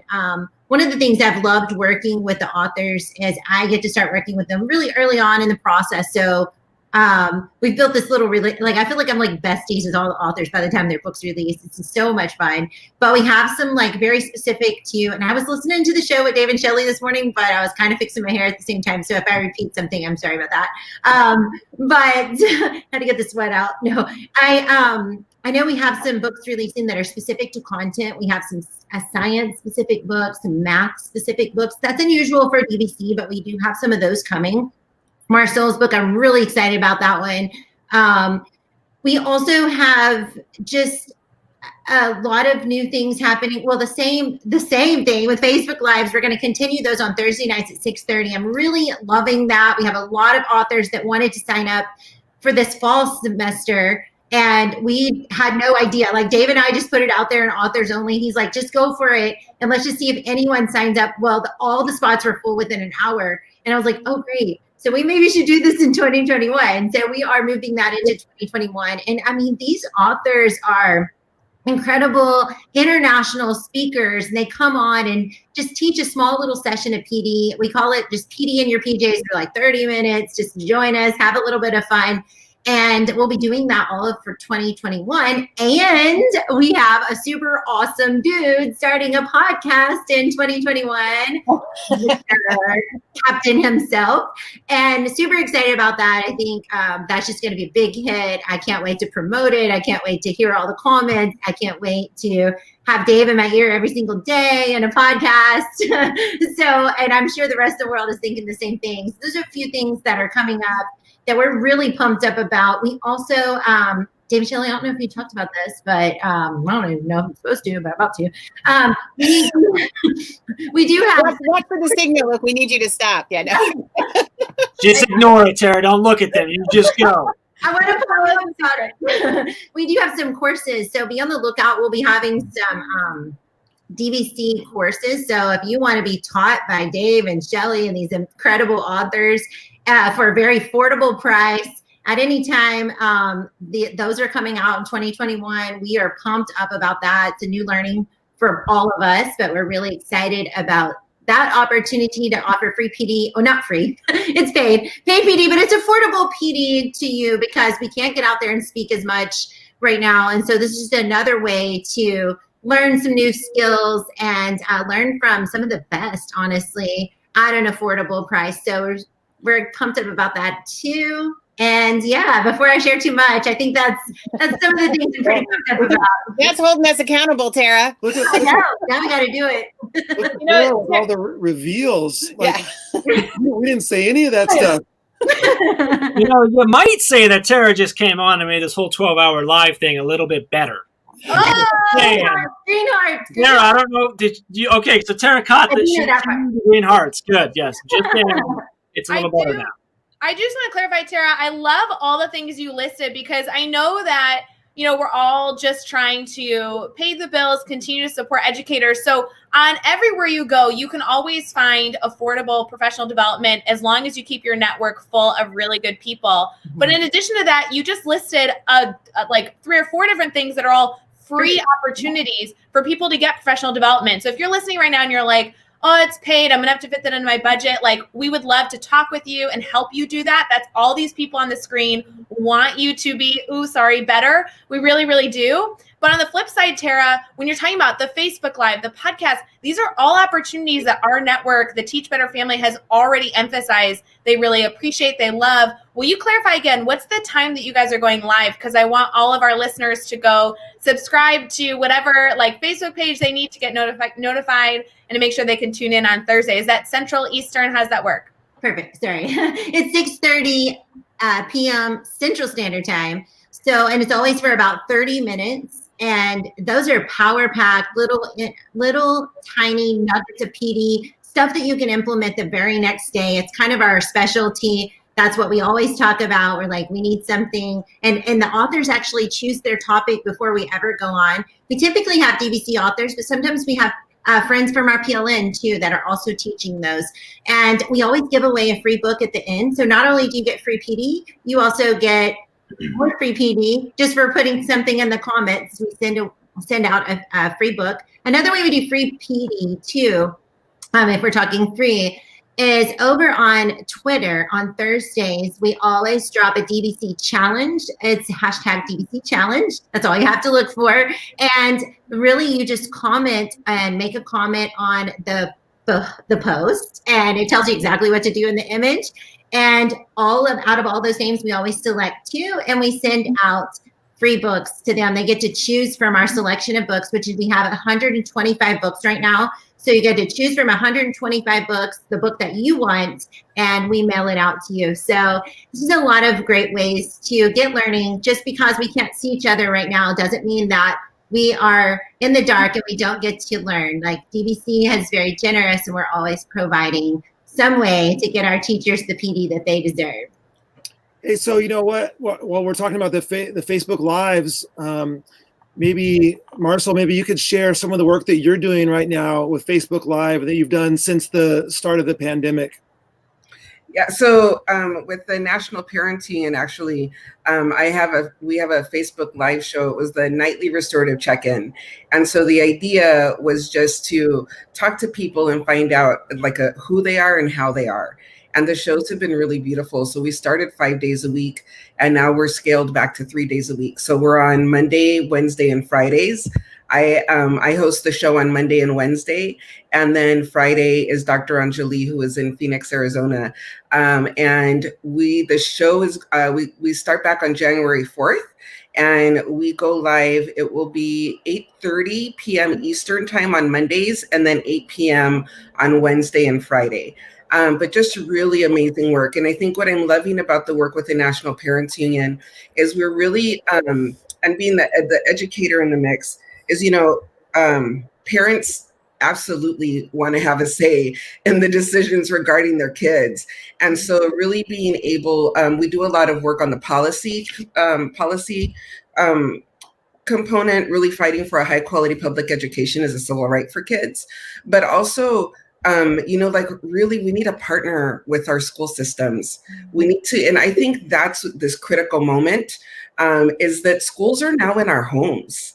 Mm-hmm. And we really, teachers, that teacher and parent family connection, that school parent family connection is more critical now more than ever. And I think this is one of the opportunities that we can really look at transforming education and reimagining it through a deeper partnership with our parents and families. So it's a really beautiful show, an hour long, but the guests have been phenomenal. Dave, have I had you on? You have not had me on, but you have had on our wonderful child, Finn. Yes. Yeah. And me. I've been on. And you've been on as well. Yes. Yeah. Shelly's my number one, guys. So what's the best way to make sure that we're catching those and we're catching those lives? What's the Facebook page? National Parents Union. National Parents Union. Yeah. And Marshall, you've had a few of our authors on too, as well. I have, yes, CJ Reynolds on as well. Mm-hmm.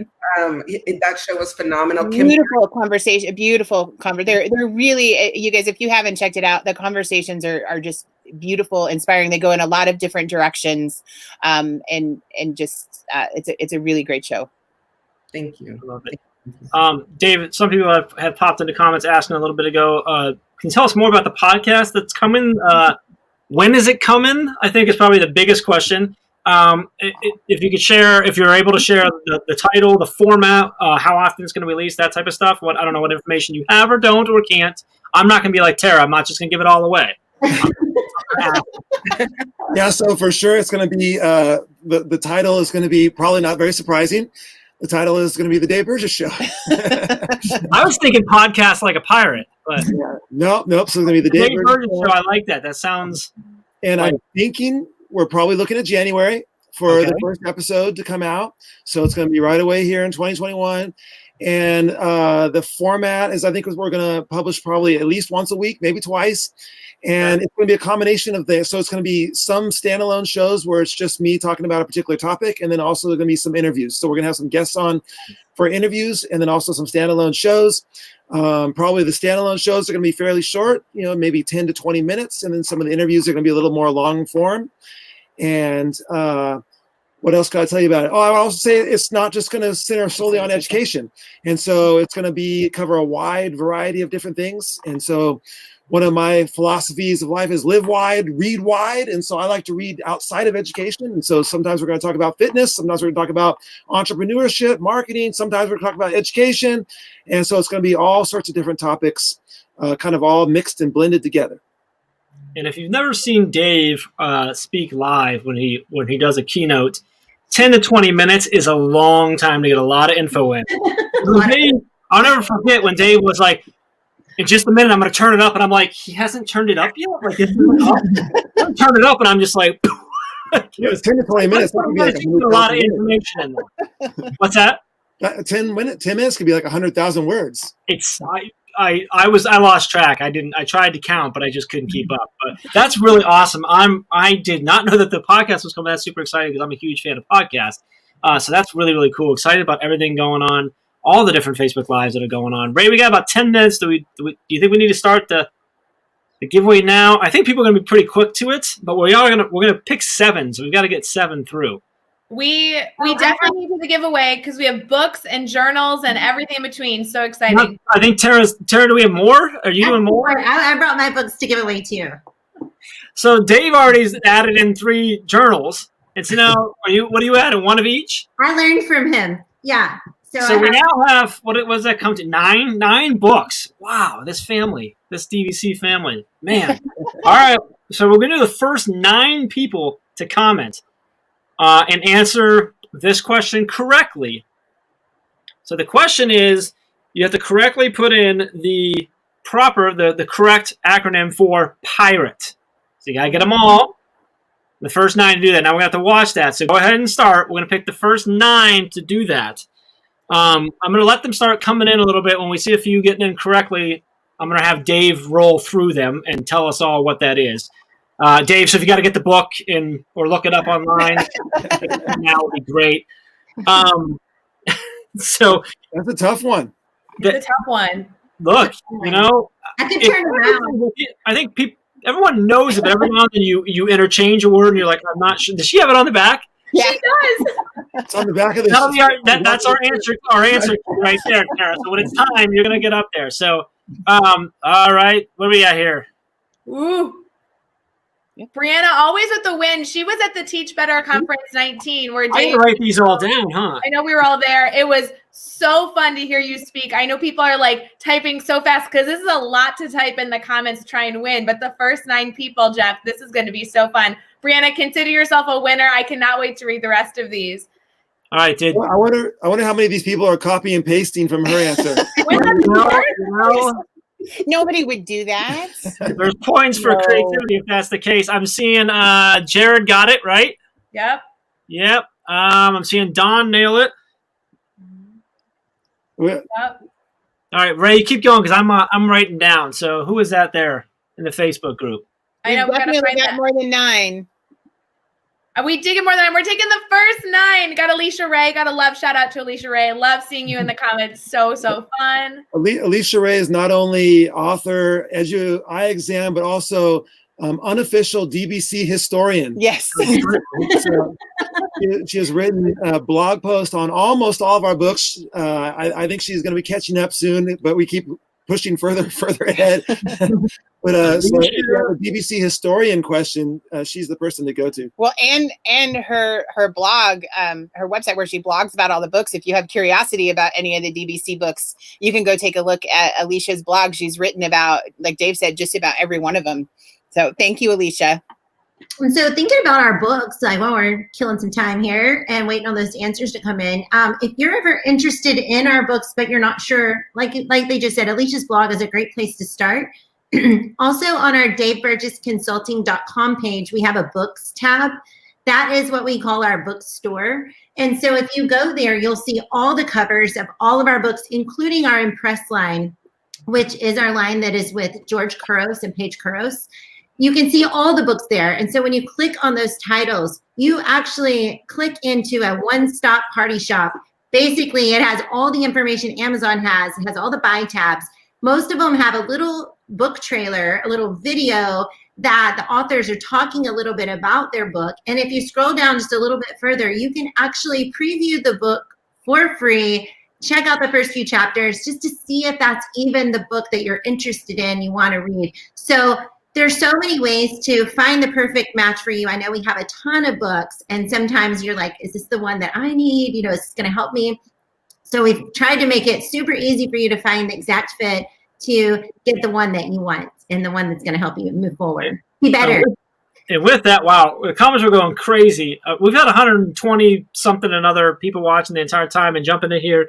I think I got it correct. The 9 I was checking through. I've got Brianna Shaner. I've got Jared over on YouTube, Don Harris, Brittany over in the Facebook group, Alicia Ray, Alana Gilliam over on YouTube, Adam Cottis, is it Jean, I believe, over on the Facebook group, and Amanda Post. Yes. I got the same list. Nice. Oh, so nice that it worked out that way. So Jeff, if they will email me their mailing address, I have all the books and the so we're gonna get that to you, Tara. I'm gonna collect them all so you get them all at once. and we'll make sure they'll get them out to you. So it's all be done. So we'll do that. We'll be reaching out. Our team will be reaching out to you if I just said your name to make sure we get everything that Tara needs for that, and then they'll get you taken care of. So thank you for that. That's awesome. Dave, we got just a couple minutes left. Would you mind running through the Pirate acronym and maybe a line or two for each one? Well, you could probably do like 10 lines if you wanted. You can do this. If you can tell us each word in just a little summary of what it is, I think that'd be a really great kind of way to wrap this up. Yeah, absolutely. So the passion, the first, the P, this basically is it's the deep, dark secret of educators.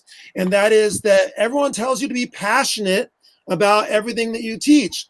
But, and I always say with apologies, Sir Mix-a-Lot, this is a big but we are not passionate about everything that we teach, right? You know, there are those days where you look at that content standard, that part of your curriculum, and it's just not your thing, right? So how can you bring passion every day? I broke passion into 3 categories. So you have your content passion, but if you don't have that, there's other places to find passion. There is your professional passion. What is it about being an educator that gets you excited to come to work? It might not be so completely outside of your content. What is it about just being an educator, a teacher that gets you fired up to come to work? So putting a real focus on that. And then the third part of that passion is your personal passion. What are you uniquely passionate about as an individual outside of education? And how can you blend all 3 of those things together to become the most authentic teacher that you could possibly be? So that's the P. The I is immersion, and your ability to immerse yourself, to become fully present in what you are doing. And so it's all about different ways that you can fully immerse yourself in your educational life and in your time in the classroom with kids. The R is rapport. And it's there right in the center of the word for a purpose. And it's because it's the heart of teaching, building rapport and relationships with kids. And that's why we're so pumped up about the Restorative Practices book that Marcel will be releasing in January. And this is the heart of teaching, is building relationships and building rapport and making true connections with your students. And so that's the R chapter. The A chapter, Ask and Analyze, is all about how you can become more creative. And by the way you can become, teachers all say, oh, I'm not creative. No, absolutely. Every single person is creative. Maybe they're just not asking themselves a creative brand of question, outside box form of question. So it's understanding that creativity is questions. The kind of questions that you ask will determine how creative you are.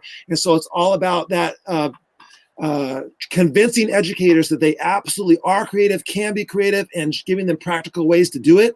And then the T is transformation. It has the 2 essential questions of Teach Like a Pirate. The first being, do you have any lessons you could sell tickets for? And so it's raising the bar and saying like, hey, this is not just about creating something that's just ordinary. Let's be extraordinary. Let's create something that's amazing for kids. Let's make school amazing. And then also, if they didn't have to be there, would you be teaching in an empty room? In other words, this is like this question that's just kind of like hopefully it will blow your mind to think about, what if we didn't have a captive audience? What if they didn't have to come to school? What if they didn't have to be in your room? Would they still come anyway? And how can you become the educator that would fill that room even if they didn't have to be there? And so that's that one. And then the E, the enthusiasm. And that's how Carlos Santana said the most contagious thing on earth is enthusiasm. The songs become incidental. What people receive is your joy. And when Carlos Santana said that, I thought immediately of teaching. And like the lessons become incidental. What students receive is our joy, and it's contagious. And how can we be more enthusiastic and get kids fired up and excited about education and about their lives? And so that's the PIRATE acronym. Wow. And he did it. He did it with a little bit of time to spare. I love it. Nice. Dave and Shelley, Tara, Marisol, thank you so much for joining us.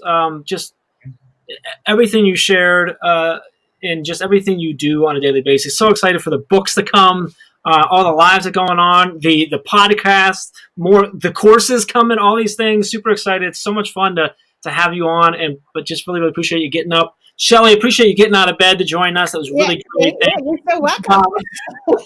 But we just really, really appreciate you guys jumping on. Really do. We love our DBC family, and we love being able to have you on anytime we do something fun like this. We are going to continue this 12-hour live craziness next. We've got our good friends, so Joshua _Stamper coming up with our good friend and the man, the myth, the legend, Hans Apple, and then Trey Gamage, our good friend and podcaster. The 3 of them are going to come in. We're going to chat about SEL for both students and adults. It's going to be an exciting conversation. Really good one to watch these three gentlemen just dive into this that they are all so passionate about. So stick around. We're going to be right back. We have more live going all day long, more prizes. Thank you so much, DBC family. Stick with us. We'll be back in about 30 seconds or so. Thanks for having us. Love you All guys. right, thanks, everyone.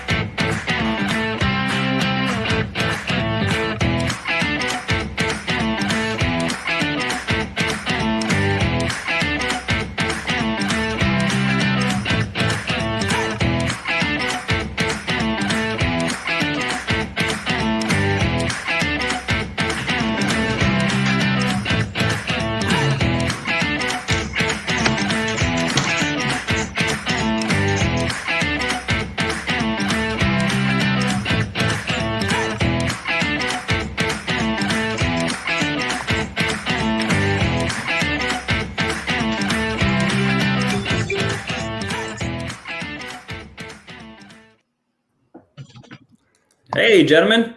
How we doing? What's up, folks? Awesome. How are y'all? Man, Ray and Jeff were correct. That music does pump you up. I was so excited to jump on with the two of you. I just want to welcome everyone back to the Teach Better 12-hour live event. My name is Joshua Stamper, and I'm so excited to be here with you all for this really important segment on an important topic, which is social emotional learning. And before we begin, I just want to welcome everyone to the segment, but then also to let you know that when you are watching, feel free to jump on the comment section and ask questions throughout the segment, because we would love to answer any questions that you have. Or if there's a topic that we're talking about that you also have examples that you're doing within your classroom, on your school, in your district, make sure that you're sharing that out to everyone else so that they get that information also. I'm going to introduce myself real quick. I'm Joshua Stamper. I'm probably one of the newest members to the Teach Better team. I'm so excited to moderate this morning with these two amazing guests. But before I introduce them, I not only am a part of the Teach Better team as the podcast manager, but I'm also a administrator at a middle school in the North Texas area. And then also I lead my own podcast, which is Aspire, the Leadership Development Podcast. And so that's enough about me. I want to talk about you two gentlemen. So Hans, why don't you start us off? Why don't you introduce yourself? Yeah, so I'm so excited to be here with you guys today. My name is Hans Apple. I'm a counselor. I've been a counselor for about 20 years, exclusively at the middle school level. Live in Eastern Washington, so it's about 3 hours east of Seattle. And I'm super passionate about education. I love talking SEL, so I'm totally jazzed to be here today with you guys. In addition to that, I have a chance to be a speaker, and I recently wrote a book called Award-Winning Culture. So I'm super proud about that. And then my wife and I run a podcast called, same title, Award-Winning Culture, where we dive into things like school culture and SEL and all things whole child, really. Mm-hmm. And so that's been a super big passion project as well. And then on top of that, I'm grateful to be the director of culture for the Teach Better team. So lots of cool projects in the works with the Teach Better team. And we may even tease one of those out today. We'll see. That's awesome. Trey, what about you? Can you introduce yourself real quick?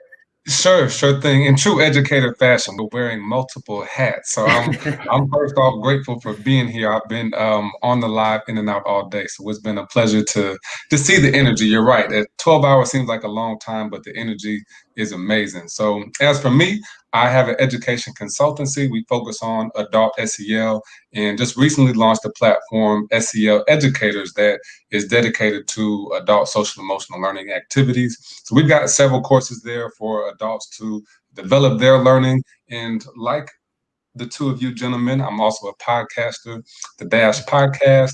We feature educators every week that are solving problems for school communities, mostly focusing on SEL, school leadership, and diversity, equity, inclusion. And the third hat that I'll mention here is I'm a dean of students at a K-12 charter school here in rural South Carolina. That's awesome. And Trey, I actually want to start with you because this Thursday, you're going to be leading the Mastery Chat on a topic which is very similar about supporting teachers. And I know a lot of people, when they talk about social emotional learning, they think about the student aspect and they really focus on that, which is important, but it's not the only thing, right? We should be looking at the teacher and the educator piece for social emotional learning. So what are some things that you're doing on your campus, or what do you focus on regarding social emotional learning for educators? Absolutely. So, I mean, I appreciate the question. And once more, I'm excited that adult SEL has become more of a trend this year. And SEL as a whole, it seems like it's becoming more of a standard. So I actually got my start in 2017. I started my consultancy. And my first opportunity was to be an emotional coach for teachers. So right from there, I recognized when I was walking into classrooms and doing observations that teachers were responding versus reacting. And what that told me was there was some emotional intelligence that was missing. I actually just got Mark Brackett's book, Permission to Feel, and just the opening chapter says a lot about how, yes, we know we have permission to feel, but we often just brush those under the rug. So as teachers, we teach who we are. And when you come into a classroom and you're delivering your lesson or whatever, you're giving those kids everything that's inside of you. And hopefully that's a good thing, but it isn't always that way. So what we've done is put together opportunities. I think our first year was on a quarterly basis. We'd have 2-hour PDs focused on DISC assessments. So we've been focusing on relationships and communication to have more constructive PLC teams, and also implementing SEL in the classroom. So there's a whole spiral that I can go down to in terms of what we're doing, but I'll leave right there and see what other direction we want to go from there. Yeah, what about you, Hans? Because I know as a counselor, you're not only serving your students, but also your staff. So what are some things that you're doing to help the emotional needs of your peers and your staff members? You know, I think one of the biggest things that has really been an epiphany for me during this pandemic is that we have to lead through modeling.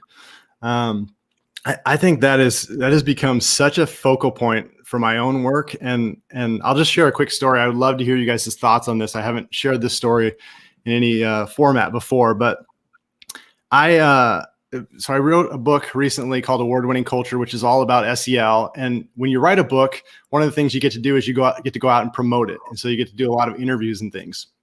And I did an interview a while back for a podcast. I won't share the name of the podcast, but it was super cool because the host was totally into SEL. She really was knowledgeable. She had read my book. She, had a lot of in-depth questions. She was just ready to dive in. The challenge for her was the technology piece. She was fairly new to podcasting and just that space. And so I would call it a growth area for her. And so the day of the recording, we were set to get started, and literally every tech problem that could appear, and you guys know as podcasters, there's a bunch. Yes. every problem happened, right? So we had to log in and out. She hadn't done an update. The Wi-Fi went down, everything you can imagine. It was like a comedy of errors. And we're finally ready to start the interview. And she looks at me and she says, "Hans, can I have just 1 minute?" And I'm like, yeah. And in my head, I'm thinking, uh-oh, now what's wrong? But she closes her eyes and she takes maybe 2 minutes total. Mm-hmm. Just does some deep breathing. Yeah. And you guys know, when you're on a Zoom, you're basically just staring at the other person. It's not like you're side by side. So I'm watching her for 2 minutes with her eyes closed before we start this interview. And she's just practicing SEL live in front of me. And at the end of it, she gets done and she does this little quick positive mantra, self-talk. She pops open her eyes and she's like, "All right, are you ready to record?" And we spent the next hour basically, talking SEL. But after that, we spent probably another 30 minutes talking about what I saw, what I witnessed, and what I was blown away by, which was really leaning into that vulnerability. I mean, here's a person that was excited about the interview. She's trying to impress, she's done all of her research.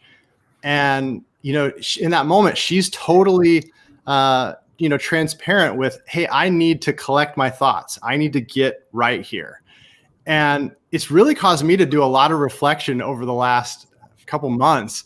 Would I be willing to be that vulnerable, right? And put myself out there and go, okay, yeah, we know all the SEL stuff, right? We know all the buzzwords and all the practices, But then when it comes time in the moment to really do that, I don't know. I'd love to hear you guys' thoughts, because that's really resonated with me. I mean, I think that is what SEL is for. You know, I know we have, like you mentioned, the names and the acronyms and all that, but what does it look like in practice and application? That's how simple it is. You know, so imagine if instead of it being in front of you as a podcast guest, what if it was in front of her classroom? And then how does that teach our kids about failure, about winning, about patience? There's so many of those self-management, I guess, would be the specific skill to the CASEL competencies. But I think that's awesome.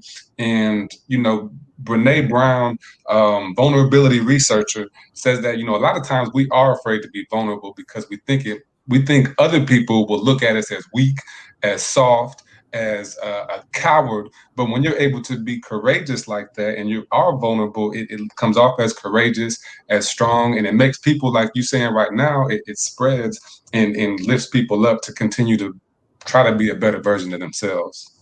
Yeah, I love that story, Hans. I mean, the actions are speaking louder than the words, right? Because we talk about it a lot, but you know, we want our students to regulate their own emotions. However, a lot of times the adults in the building aren't able to do that and model that themselves. So what better way to do that than to actually show them in our actions, to not just use our words. So I think that's a fantastic story, and one that really is a perfect segue to really what I want to get to also, which is the student component, right? So what are you all doing on your campus with your students to tap into the social emotional learning aspect?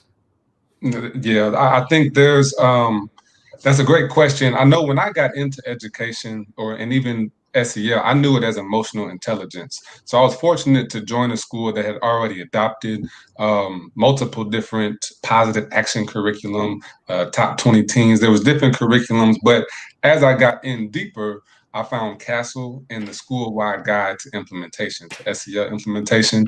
And that really changed the whole framework, because it's one thing to have a standalone curriculum, but when that curriculum can embody your school community, I think that's where we really see the long-term results. So we're in our second year of implementation of the Lion's Quest program, which is a CASEL evidence-based program, and we have it for K through 12. So every morning, kids their homeroom is a 25-minute SEL block. I already mentioned for teachers, we have a monthly PLC where they're focused on SEL. And our goal is to implement one lesson a week, not quite at the place of fully integrating into academics, but that's going to come along the process.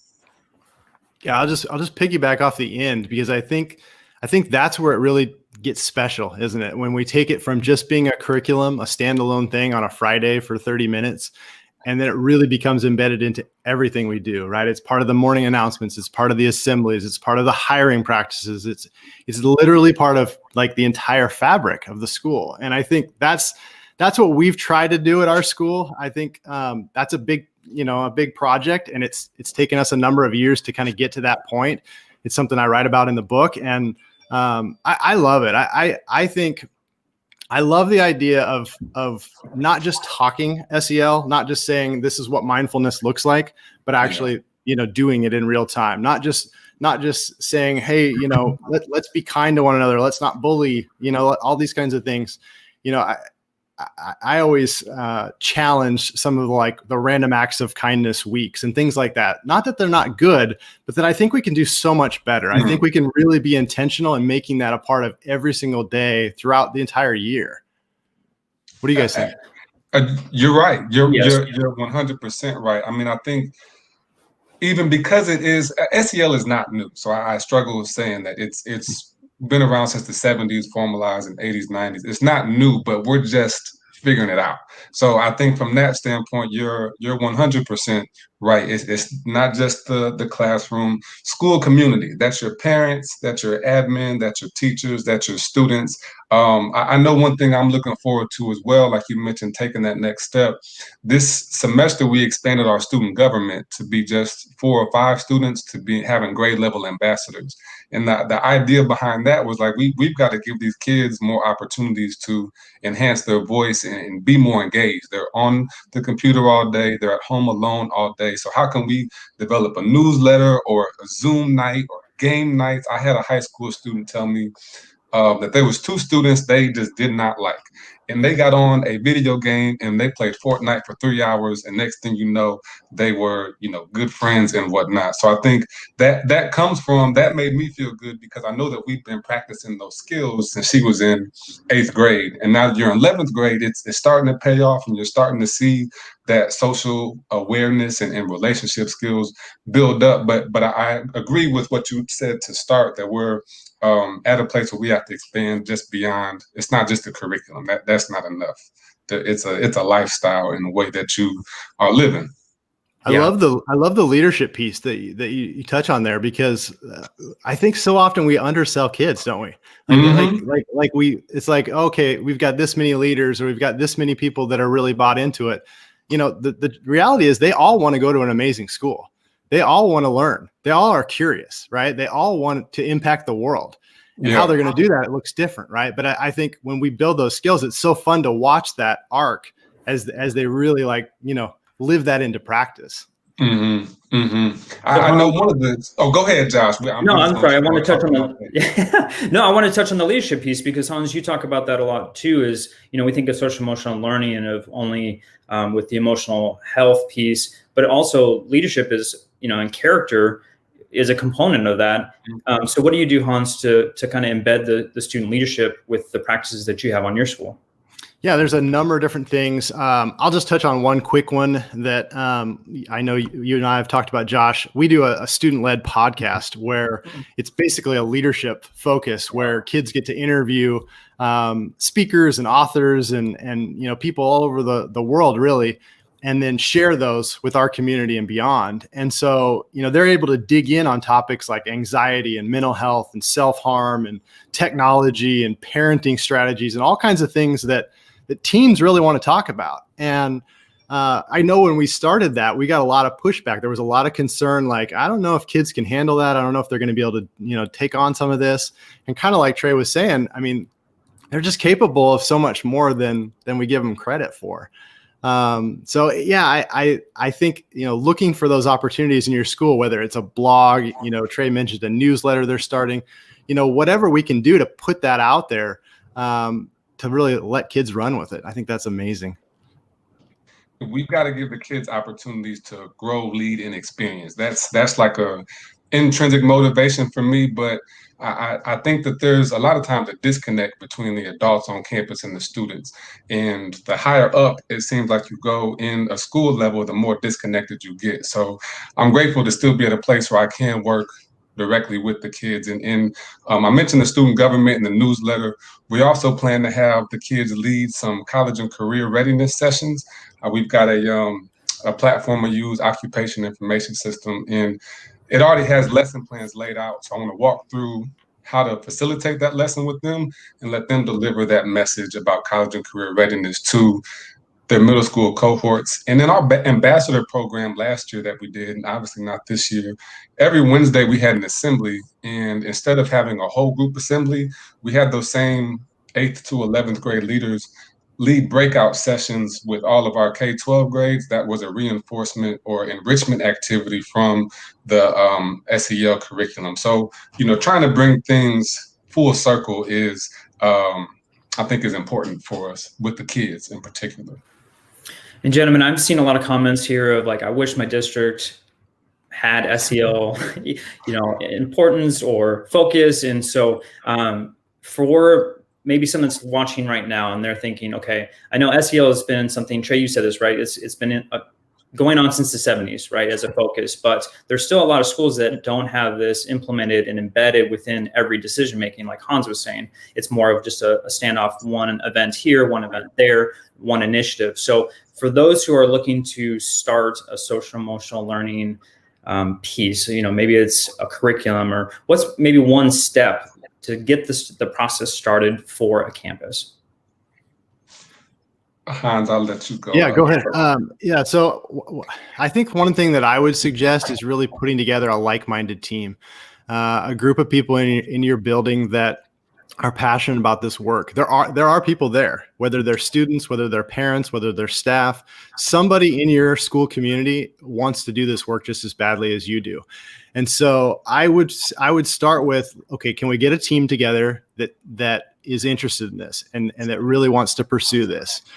As far as implementation, when we start looking into implementation science, we really know that it takes 3 to 5 years to change culture, right? And so I always talk in terms of year zero. So year zero being, what are you going to do the year before you really start implementing? Because there's a lot of process. You know, one of the things that Trey talks a lot about is the training piece of adults. That isn't something, you don't just jump at the curriculum and just dive in and go, we're going to wing it, right? Because that's going to fail. So there is this training piece. You want to have, you know, some book studies ahead of time. You want to have opportunities to show students and parents what the curriculum might look like, you know, to start just kind of weaning towards, you know, this overarching change. So I think that's huge. I also wanted to really quickly touch on something that Trey said earlier about the more removed you are from the classroom, the more removed you are a lot of times from the kids and the experiences. And I think that kind of ties into this. I think the further we get away from the direct contact with kids, the harder it is, I think, for I'll just use your words, the higher ups, you know, the folks that have the title of leader, to see how important whole child SEL work is. And so one thing that I would push back on is it's really critical for leaders to get into classrooms. It's really critical to be the one that's there, you know, a part of the lessons. So, you know, if you've got a lesson on a Friday, it shouldn't just be the teacher doing that. You know, it should be your counselor, your librarian, your paraprofessional, obviously your administration. You really want to create a common language amongst your entire school. And so I think, yeah, amen, right? And so I think as that common language starts to seep out, you get more and more people that are willing to buy in. And Hans, man, you're spot on with everything that you're saying right there. That culture piece, you know, in that gap. When we look at, I was just looking at Ed Week Market Brief before we started, and I was looking at what kind of PD teachers were looking for, what they said at that level. And SEL was like number 9, 10 on it, but they had environmental student engagement, but the SEL was way below that. It's the same thing. You know what, you can't just say, I want a safe school environment and not have a whole systematic approach that goes with it. It's not going to work. You can't put a puzzle together with missing pieces. That's why they call SEL the missing piece. And I'll go, so you started at Hans with starting an SEL team. I'll give my vulnerable moment here. I'm a go-getter, and I often don't wait for nothing. Once you give me a task, I'm just trying to get it done. And so I started the process of implementing by myself, and it backfired. I mean, in the simplest terms, you know, I chose the curriculum in a silo. I completed some of the rubrics in a silo, and then I presented it after I had done the research to our team. I presented it to our school after I had done my own research, but it's taken a while to get the buy-in from there. So here we are in year 2. We've got much better structure, much better strategy. I've grown, they've grown. We're in a way better place now. And to that point, I don't know how familiar everybody is with CASEL, the Collaborative Academic for SEL. So I'm not going to assume. If you go to, and I shared it in our private chat here, if you go to schoolwideguide.casel.org, that it literally will walk you through the process of SEL implementation, starting with developing your team. It's a 3-step process, and it's expanded. It's a 5-step process that literally covers how to build your team, how to get your out-of-school team partners involved, how to find an evidence-based curriculum, how to train your adults, how to have continuous improvement. And there's resources, over 100 resources in there that help you actually complete these steps. So it's been a saving grace for me. And one of the difficult pieces of SEL is finding that value, or the metric value in the data and whatnot, or directly being able to attribute to it. But there's also a rubric in that school-wide guide that helps you understand where you are in terms of implementation. It's on a 4-point scale. If we were out on level 2 or 3 in most cases last year, we're more at a 3 or 4 this year, and that really helps us move forward there. So CASEL is always my go-to, and I'm working on a course to show you how to use that guide. I know it walks you through it in what would be the word? It's not a video format. You just got to click the buttons and read, but making it more of a digital experience is something that I'll be working on as well. It's awesome. And so the link that Trey was talking about, that was in the comment section, but then also the Teach Better team put it on their Facebook page in the comment section also. So it's there on the screen for anyone that's interested. I agree with you guys completely. As an administrator, I didn't want to make it a top-down movement. So I created a relationship action team is what we called it. And it was all about learning, and Hans, you are spot on. It's taken us years to embed that into our culture. But now, being on year 3, I've seen it grown so much, and it is so much more powerful for the teachers to own it and to learn as a team about the process and what it can bring to our campus and to our students. Instead of me just saying you have to do it, it's about us learning and growing that initiative together. So I couldn't agree more. We are running out of time, which is amazing because it feels like I just jumped on with you guys. But if you guys missed it, you definitely need to go back to Lindsay Titus's segment. She talked about serving others as educators. That's what we constantly do. And unfortunately, we are pouring out of our cup every single day, and a lot of times we're not filling our own. So if you guys, just real quick with the time remaining, just talk about maybe something that you do for a self-health care piece that you do maybe daily, weekly, to kind of fill your cup and help your social emotional component. Yeah. Go ahead, Hans. Yeah, I was just gonna say, there's 2 things that really come to mind for me. I start kind of every morning the same way. I write in a joy journal, which I started a number of years ago. And it's essentially just short gratitude type thing. I really try not to judge anything that I write. It's just like, I just get it out. And so that's a fun thing. And then I always go on a dog walk. And so there's that exercise piece where we go 3 to 5 miles pretty much every morning. It's just a little bit of family time, but it helps kind of center me and get me going to start the day. And I just don't feel like myself if I don't do those 2 things. We're almost on the same page there. These journals have been my saving grace. I use Best Self journals out of UK, and they usually come in a 90-day version, but now I use a 6-month version. So just getting able to write, though writing, if it's something that's positive, it helps me make that vision reality, write the vision and make it plain. I just looked at my business goals from 4 years ago, and it's crazy how close we are to being in the same place. And then for negative thoughts, when I put those on paper, that's where they stay. After I write it down, I'm not carrying that thought with me.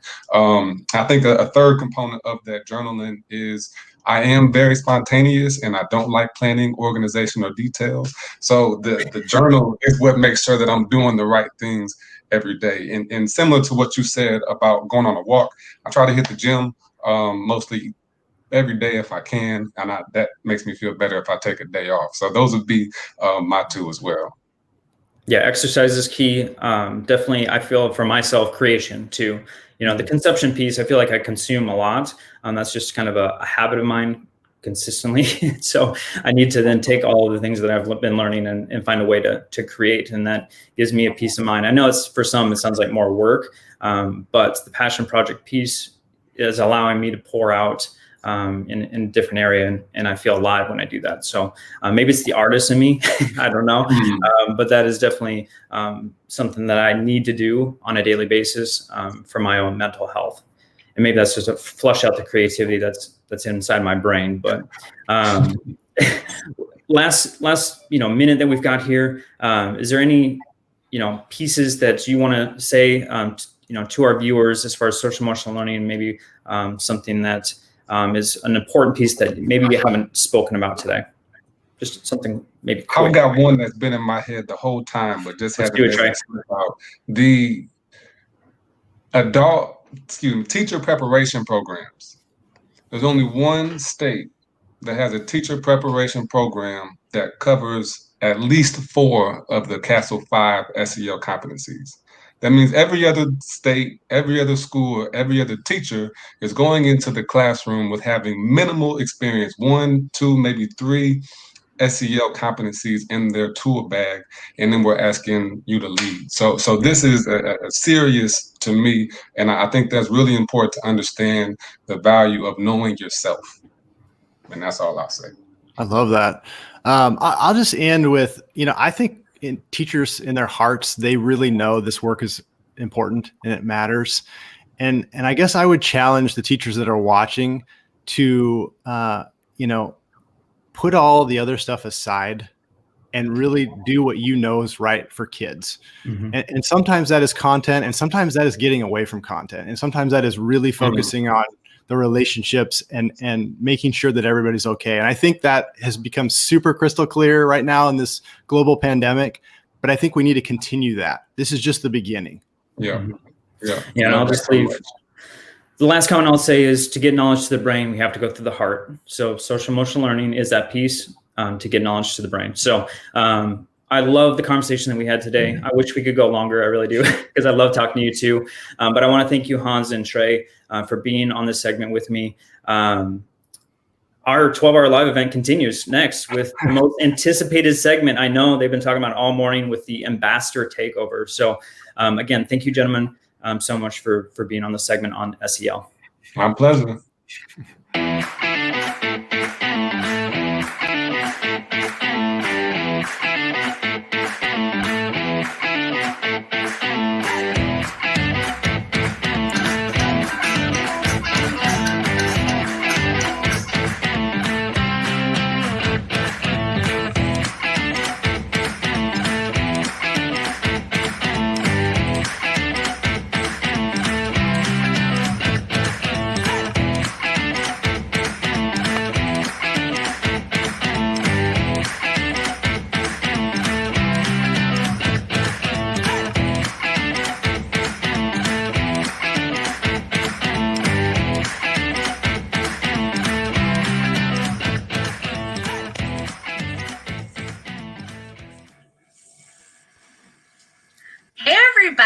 Welcome back to our 12-hour live stream. So my name is Megan Deegan, and I could not be more excited to be here right now because some of my most favorite people are here.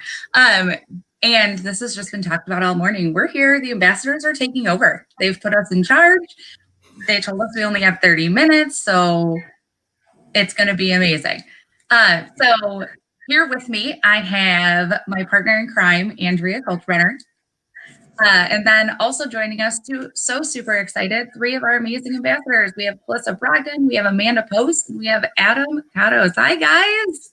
Hello. Hi. So excited. So before we jump into all things ambassador, let's just kind of have you guys introduce yourselves. Tell us a little bit about yourself, maybe where you're at, what do you do? Andrea, let's start with you. Sure. Well, hi, everybody. I am Andrea, and yes, I am Megan's partner in crime. I am a 7th grade English language arts teacher in the suburbs of Chicago, and I'm a member of the Teach Better team, and I get to help lead these amazing ambassadors with Megan. So, Calissa, why don't you start? Okay, I am Calissa Brogdon. I am an English language arts teacher. I teach at Great Oaks Career Campuses here in Cincinnati, Ohio. Year 20 of teaching and member of the Teach Better Ambassadors team. Amanda, go ahead, take it away. I didn't know who was next. My bad. My name is Amanda Post, and I am a 2nd grade teacher in rural Southeast Ohio. I have been teaching for 8 years. I taught 4 years of kindergarten, and then in my 4th year of 2nd grade. And I'm, of course, an ambassador and couldn't be more proud of it. And I'm just so excited to be here with you all today. We're so excited to have you. Thank you for joining us. And I'm Adam Kados. I am a 4th and 5th grade teacher at Community Saint School in Cleveland Heights, Ohio. And I've been at this school for 2 years. I've been in the middle school, elementary level for about 6 years now. And I was previously in high school, which I thought I would like to stay in high school, but I really loved the elementary level. So I'm glad I made that switch down. and I'm a proud ambassador for the Teach Better team. Yay! Yay. We are so excited. Anytime I feel like we get to hang out with any of you is just like the best day ever. So we, might as well share that awesomeness with everyone. And during the 12-hour live, I feel like the 12-hour live has now just kind of become a thing, because the last time we had a 12-hour live, we announced the entire ambassador program, and we might just have a couple announcements. That we'll hold off on those a little bit, but we might just have some announcements waiting. Let's start with this. Can you guys tell us a little bit just about kind of your experience as an ambassador? It's been about 6 months now. Just kind of, how are you feeling? What has your experience been like? Because, I think we have such a collective group of ambassadors. We have, everyone from elementary, middle, high school. We have administrators. We have such a span of different types of educators, and truly that has been such a blessing and has really made such a wonderful group, because we're just getting all different types of support and perspectives. And so, if you guys could just talk about kind of your experience a little bit from your eyes with the ambassador program, that would be awesome. Well, for me, we obviously know this year has been probably one of the most unique and interesting years of education that I've ever had, by all of us. And while we always have a group of teachers within our own building that we can turn to for support, sometimes it's great to have a solid group of people we know that are like-minded, they kind of have the same way of thinking as us, and say, this is what my concern is. How can I talk to somebody else that's not personally related to my situation, because they may have the same perspective, but someone from the outside can say, hey, this is this concern of mine, this is something that I need to talk about, or this is just a thought I'm having. How would you think would be the best way to go about it? And that's what the ambassador program is doing for me. And I can just have a group of people say, hey, what about this? And people say, boom, let's try it this way, we do this. And these are all great ideas. It's been great support. Yeah, I feel like it's been taking that, overarching idea of a PLN and bringing it into a tight-knit group of people that that no matter what you do, are going to be there to support you if you try something and fail, if you try something and succeed, and to give you ideas that you've never even thought of before. I know that, we have a Voxer group that just blows up constantly, because people are like, hey, I have an idea, or has anyone done this? Or, even things in our personal lives, people are supportive in things that are going on, with kids, or with, new engagements, or all kinds of things like that. So, I think that the biggest thing is just, as Adam said, having that group of people that no matter what is going to find a way to support you, even if it's through some tough love, which sometimes it's hard to get that from people who are in your immediate circle, because they're afraid of, making you angry, upsetting you in some way, or things like that. But I feel like with the group of ambassadors that we've had in this initial group, we are not afraid to be like, hey, you might want to check what you're doing. And this is a way that you can move forward. So it's not just calling people out, but calling people out with suggestions. And I really appreciate that to help me be better every day. I think I'm agreeing with both Adam and I with everyone. I think it starts off with the smiles. It's like, first of all, when we go into our group, we go into our Zooms, which I missed the last Zoom. I'm so sorry. I don't know what I was doing when I missed the last Zoom. I looked up and it was like 5 o'clock. I'm like, what happened? It starts off with the smiles. And then it's like, okay, it doesn't sound like you're ranting, because there's a difference between, I think it was Ray who said there's a difference between a rant and a vent, because venting is not a negative thing. Venting is, I have to get these ideas out. And then you're not hit with, oh, you're having a bad day. This is just life. And so it doesn't feel like your passion is gone. Okay, you're starting off with, okay, so this is what we've experienced and this is how we would do it. And so it doesn't feel like you're getting your passion squashed. you're getting your passion renewed.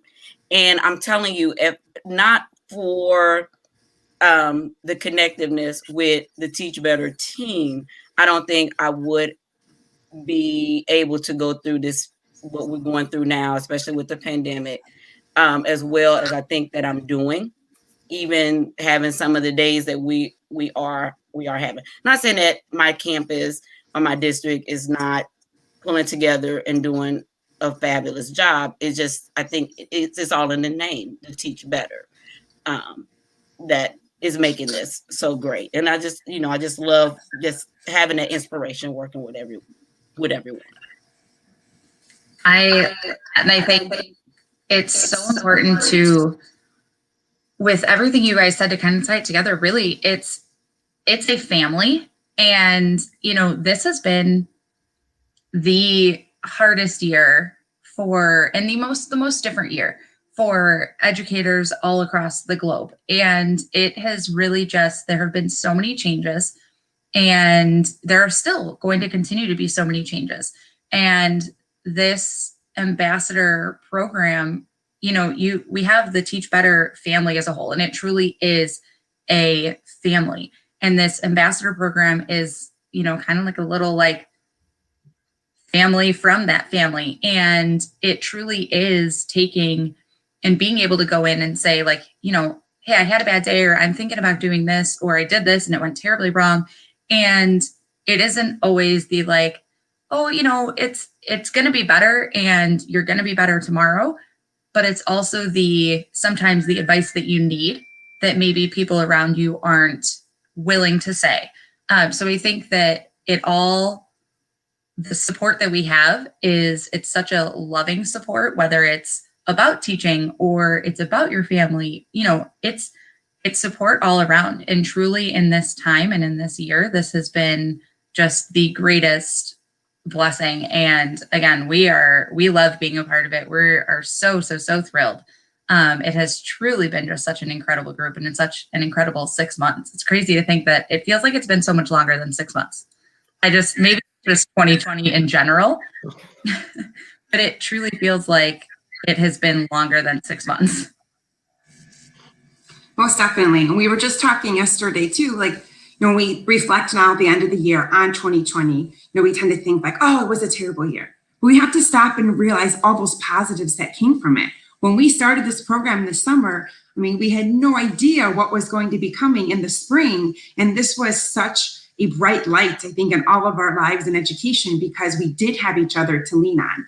Megan and I are lucky that we do work in the same district, but it's so helpful to get insight from people who don't work in your district. So we can reach out to each other and say, okay, we're hybrid now. What works for hybrid? We're fully remote. What works for that? It really helps to get that outside perspective, and just to kind of reinforce that what you're doing is working. It's working for the situation.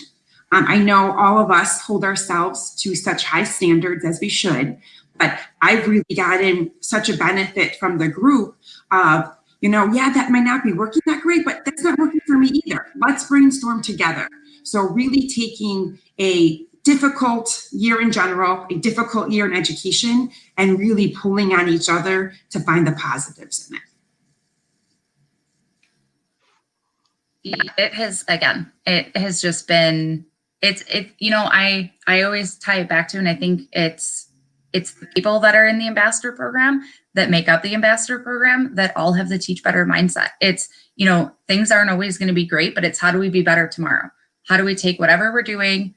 How do we either change it, tweak it? How do we help each other to be better? How do we share? And I have seen so much between our ambassadors, hosting mastery chats, writing blogs, posting and answering questions in the Teach Better private Facebook group. There is just so much sharing going on that, it's the Teach Better mindset. It's just being better every single day. And I think we might, I don't know. What do you guys think? Should we wait a little longer? Let's make Ray wait. That's me. Yeah, she's like on literally blowing up the comments now. She's I ready. think that's our clue. I think we're ready. She is. You know what? All right. We have a really big announcement. So we have a clip to watch real quick. So we're going to go ahead and do that.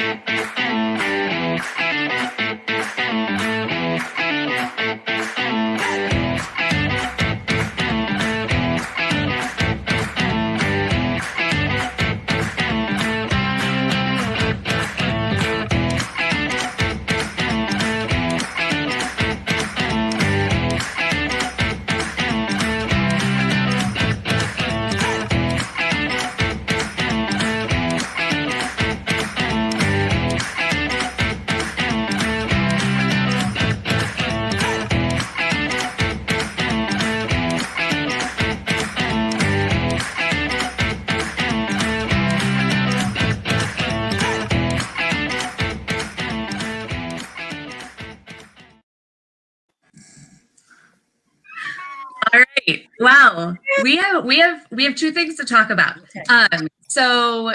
And guys, I want to say too that our ambassador, they had no idea. So this is not even the 3. No, this has been a secret. It has been really hard not to spill the beans. We had an ambassador hangout yesterday, and let me tell you, that was really hard. They were really trying to get these secrets out. So let's start here. You've heard a little bit about the ambassador program. You've heard about the experience. You've heard about how much of a family we are, how much we love this program, and it's time to grow it. We're going to grow the family. And we couldn't be more excited about this. So applications are going to open February 8th, and they're going to stay open until February 27th. So they will be open for 3 weeks. And that means that our next round of ambassadors will launch and be welcomed into the family in March. And we truly could not be more excited about it. It's so exciting. I'm so excited. And then you probably saw there was a little hint in there. So for all the ambassadors who are already in our program, we have an opportunity for some of you to be able to kind of take it to the next level and be a lead ambassador. So we will be filling you in. You'll be getting an email tomorrow about that. So brand new ambassadors coming into the family, and then some of our already ambassador family kind of stepping it up a notch. I am so excited about this. I have no idea. I will be applying, by the way. The ambassador. We're so excited. We truly cannot wait, and we have a lot of plans for 2021, so that is super exciting. You guys applied to be ambassadors 6 months ago. Do you have maybe any advice or any suggestions for people who are maybe thinking about applying or, wanting to apply? I know we have a little bit of time before applications open, but it's always a good idea to kind of start thinking about that now. I mean, I think I would say, when you fill out your application, I know that I was so excited, like I was right on top of it. The moment it went live, I was like opening it up and I was going through and clicking and typing as fast as I could. I think the biggest thing is we already love our Teach Better family. And we love you for who you are. Yeah. And so when you apply, I want you to show your true self, because I feel like our differences are what make us so special. And I want you to really put into this application process the love that you have for education, the love that you have for, your professional learning network, the love that you have for being better every single day into what you respond as your answers. Because I think that, a lot of people are like, oh, there's no way, like I'm just a teacher, which shout out to Joshua Stamper. I've got my shirt on, by the way.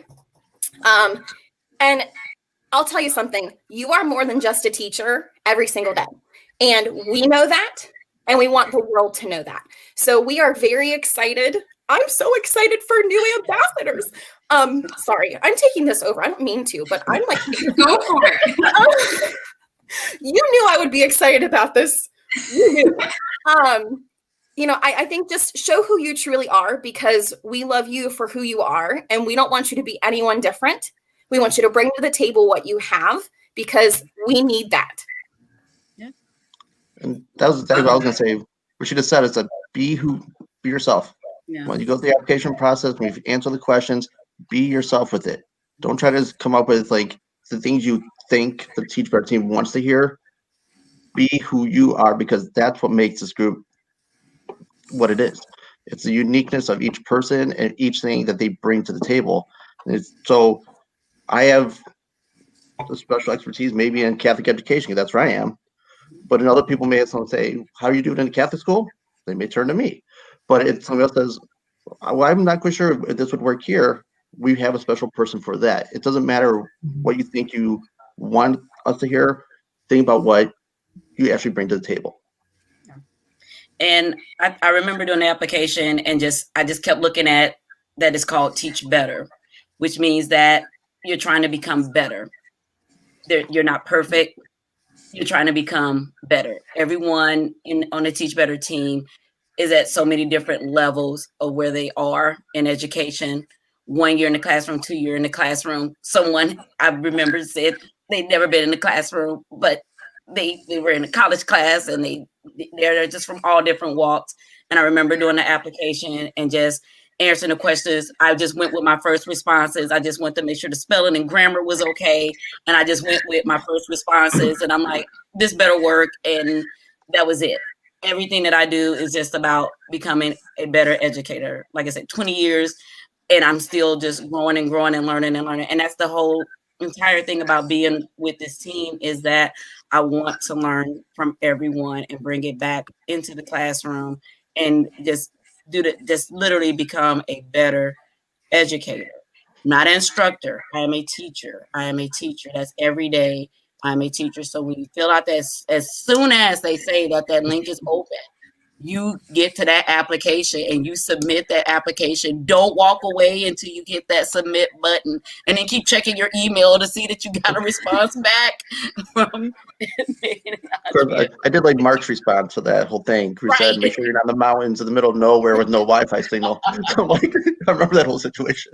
Because it's just that important. And I think at one point this summer, we got a little jealous during one of our Zooms. They were like, yeah, we think we're gonna like get some new ambassadors. I remember someone was like, can't we just like wait a year before we like let other people in? We just like jail first before we let anyone in.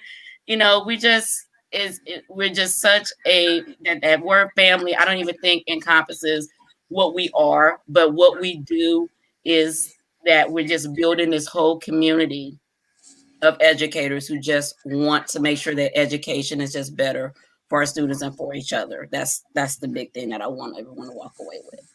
Yeah, and I think that's why we want to build a program, because we've learned so much from all of you. So we know we're going to learn exponentially from even more people being able to join. And again, obviously we have Ohio and Illinois represented here, but we have Livia, who's our ambassador from Canada. We want to have people we have people Van from Florida, and there's so many people from the East Coast and the West Coast.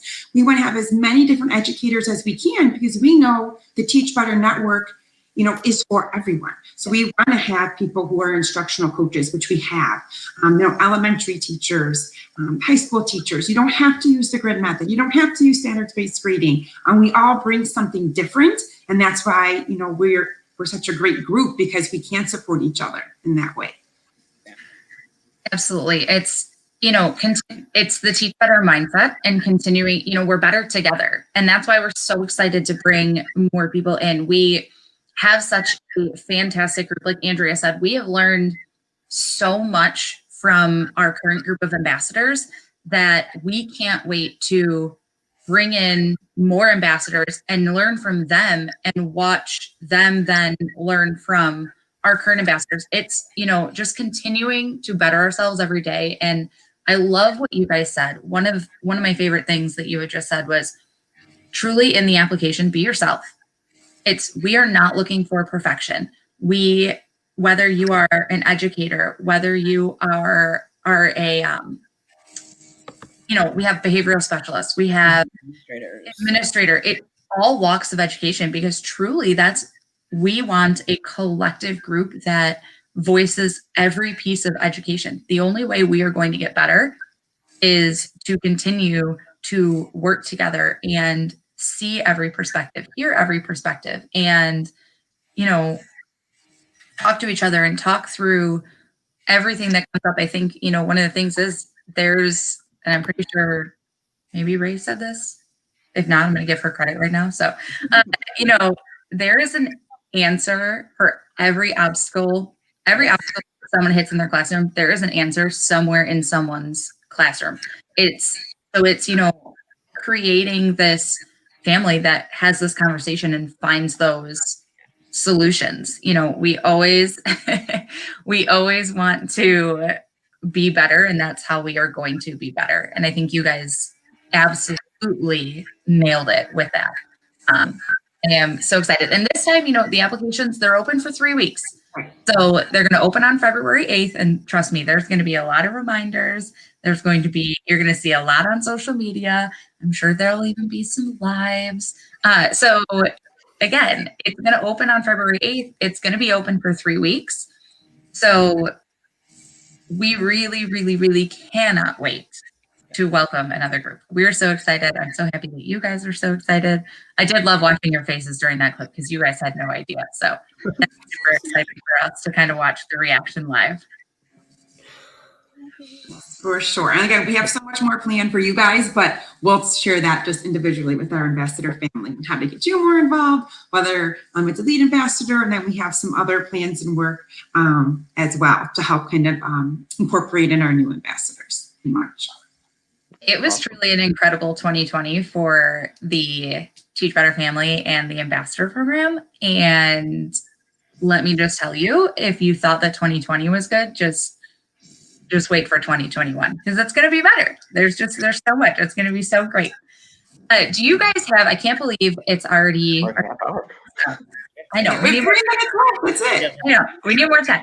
But do you guys have any maybe last final words or anything you'd like to share, whether it's about, ambassador program, Teach Better family, anything like that? I think, first of all, I think I speak for most, if not all, the ambassadors. We just want to say thank you to you, Megan and Andrea, for coming up with this idea because it has given us such a great opportunity.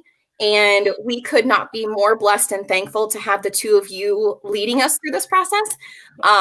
Getting a tad emotional because I absolutely I love this family. It's fine. Don't. I'm going to cry. You're going to make me cry. Thank you so much from the bottom of our hearts because you have helped to change our lives and to make us better just by being who you are. So thank you both so much. Thank you.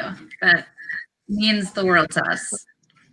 I agree. Thank you for everything. I want to thank the Teach Better team for providing the program for the special group that we have, and I'm getting ready to expand it, and also allowing me the opportunity to expand my own challenges in my life by hosting my first ever chat.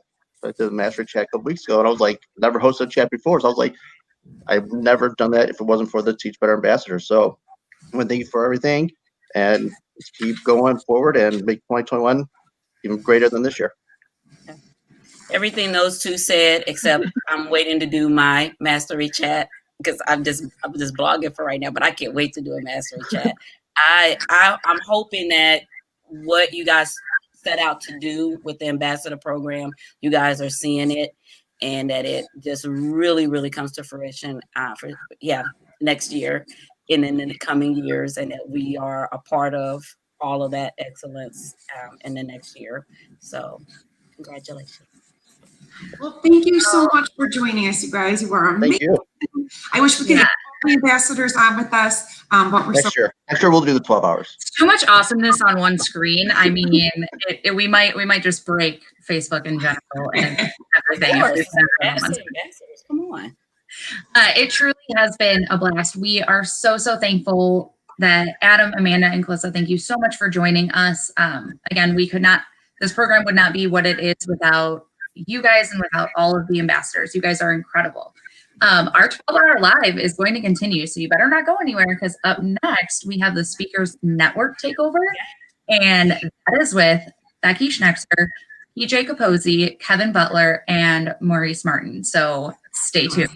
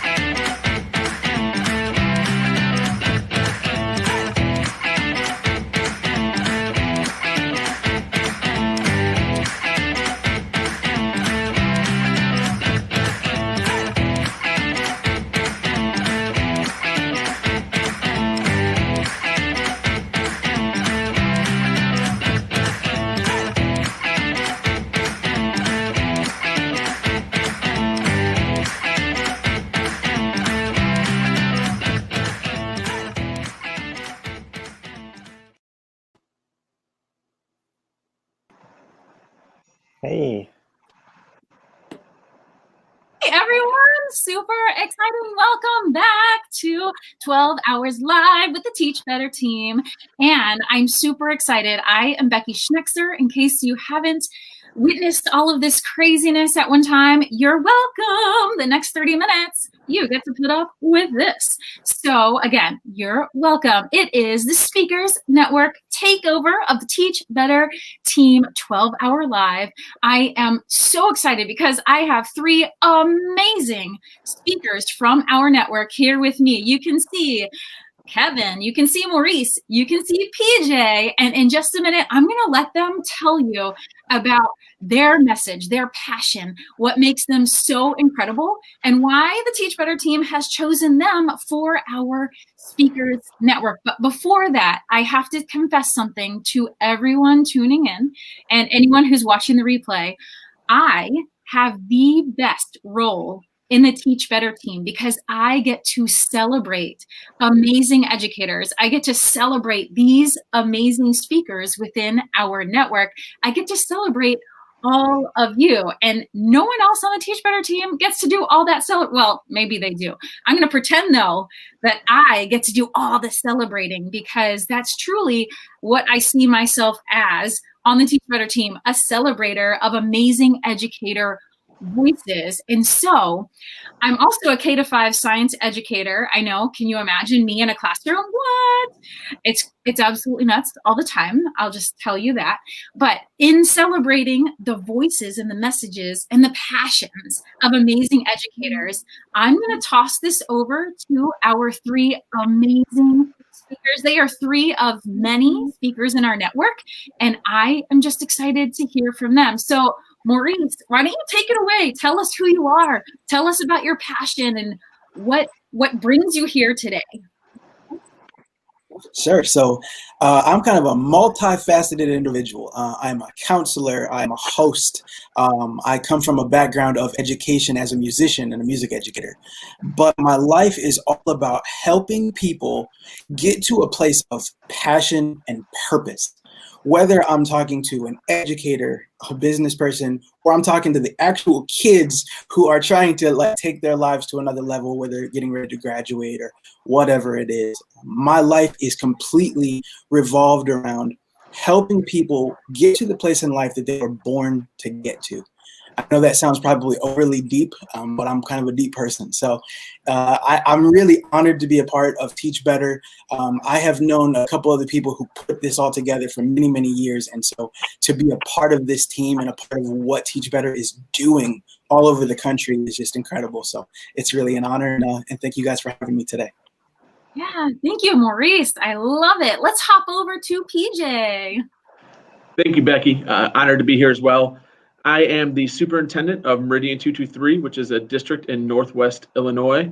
I am proud to be their leader. We are a nationally recognized district. We do a lot of really good things on a really small budget. We happen to be a small, poor, rural district, so really proud of the work that we get to do here.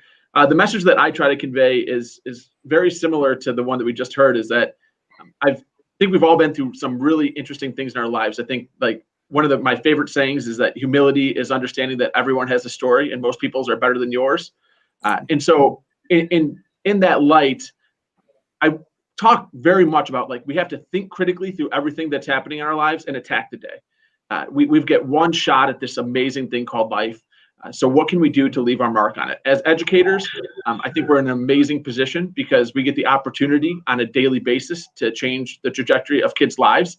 And what more of a calling and what else could you be more passionate about than that? So I think that's really like very, very pronounced on the how we interact with kids side, but then on the how we treat ourselves and how we treat the other adults. I think it's very much like what Maurice said. What I try to do is reconnect people to their why and their passion, so that they can do exactly what he said. And so take advantage, live that life of passion and purpose, take advantage of their one chance at this amazing thing called life. Awesome. All right, Kevin, let's hop on over.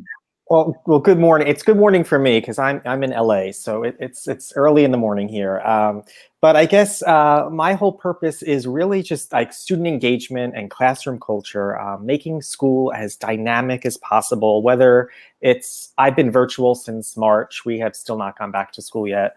So whether it's in person, hopefully for me someday soon, but that idea of active learning and creating experiences for kids that they're going to remember, that idea of relationships, especially now, I think more than ever, are just so important. And not just with students, but with, your colleagues and with your parents as well. So that's my blurb. I love it. See, and everyone listening, do you hear these amazing messages? And I get to work with them. I get to hear about this, and I get to live this reality within the Teach Better team. Gentlemen, thank you. That's awesome. So I know we talked a lot about passion and giving it your best shot and relationships all in there. I'm gonna just like spitfire questions if you guys don't mind. PJ, what brought you to this point in your life? What brought you to this message? What brought you to this this role of motivating and inspiring others to really give it their best shot? Do you have a story or a journey to share with us? Yeah, so I think the journey is complex. It started for me when I was 17 years old. I was diagnosed with cancer. And at that point in my life, I had enjoyed every privilege possible. And for the first time in my life, I was kind of punched in the gut and had a struggle. And at that point, I realized the difference that teachers can make. I had a handful of teachers step up, one in particular go above and beyond to, in many ways, kind of carry me across the finish line of high school and some of my more difficult classes. And in that moment, I realized the difference that educators can make. Before that, like, school was cool and it was whatever, but I didn't, I hadn't had that experience. And at that moment, I was hooked. What Mr. Sawin did for me, I wanted to do for other kids. From that point forward, how I've gotten here, at no point has my 5-year plan worked out. It's been morphed and dramatically changed every time. So it has been a journey. It hasn't been well plotted out. But the thing that has remained constant is when I think back to who I've tried to become as a person, obviously foundationally, there's my parents and all of those things. But educationally, Mr. Sawin went above and beyond and showed me the value of an educator. And I just want to pass that and pay that forward as much as I possibly can. Yeah, I love that. That's awesome. Kevin, so tell me, I've seen photos. I've seen you in person actually Teach Better last year. You bring something to the classroom, and something just amazing. You hinted at it a little bit before when you were talking about an experience or bringing excitement to the classroom. Can you tell us a little bit more about how you do that and maybe what caused you to make that dramatic change in the world of education? I guess I went to a really good public school growing up. I had really good teachers, and forever, I know it's cliche, but I've always wanted to be a teacher. It was my 3rd grade teacher who inspired me.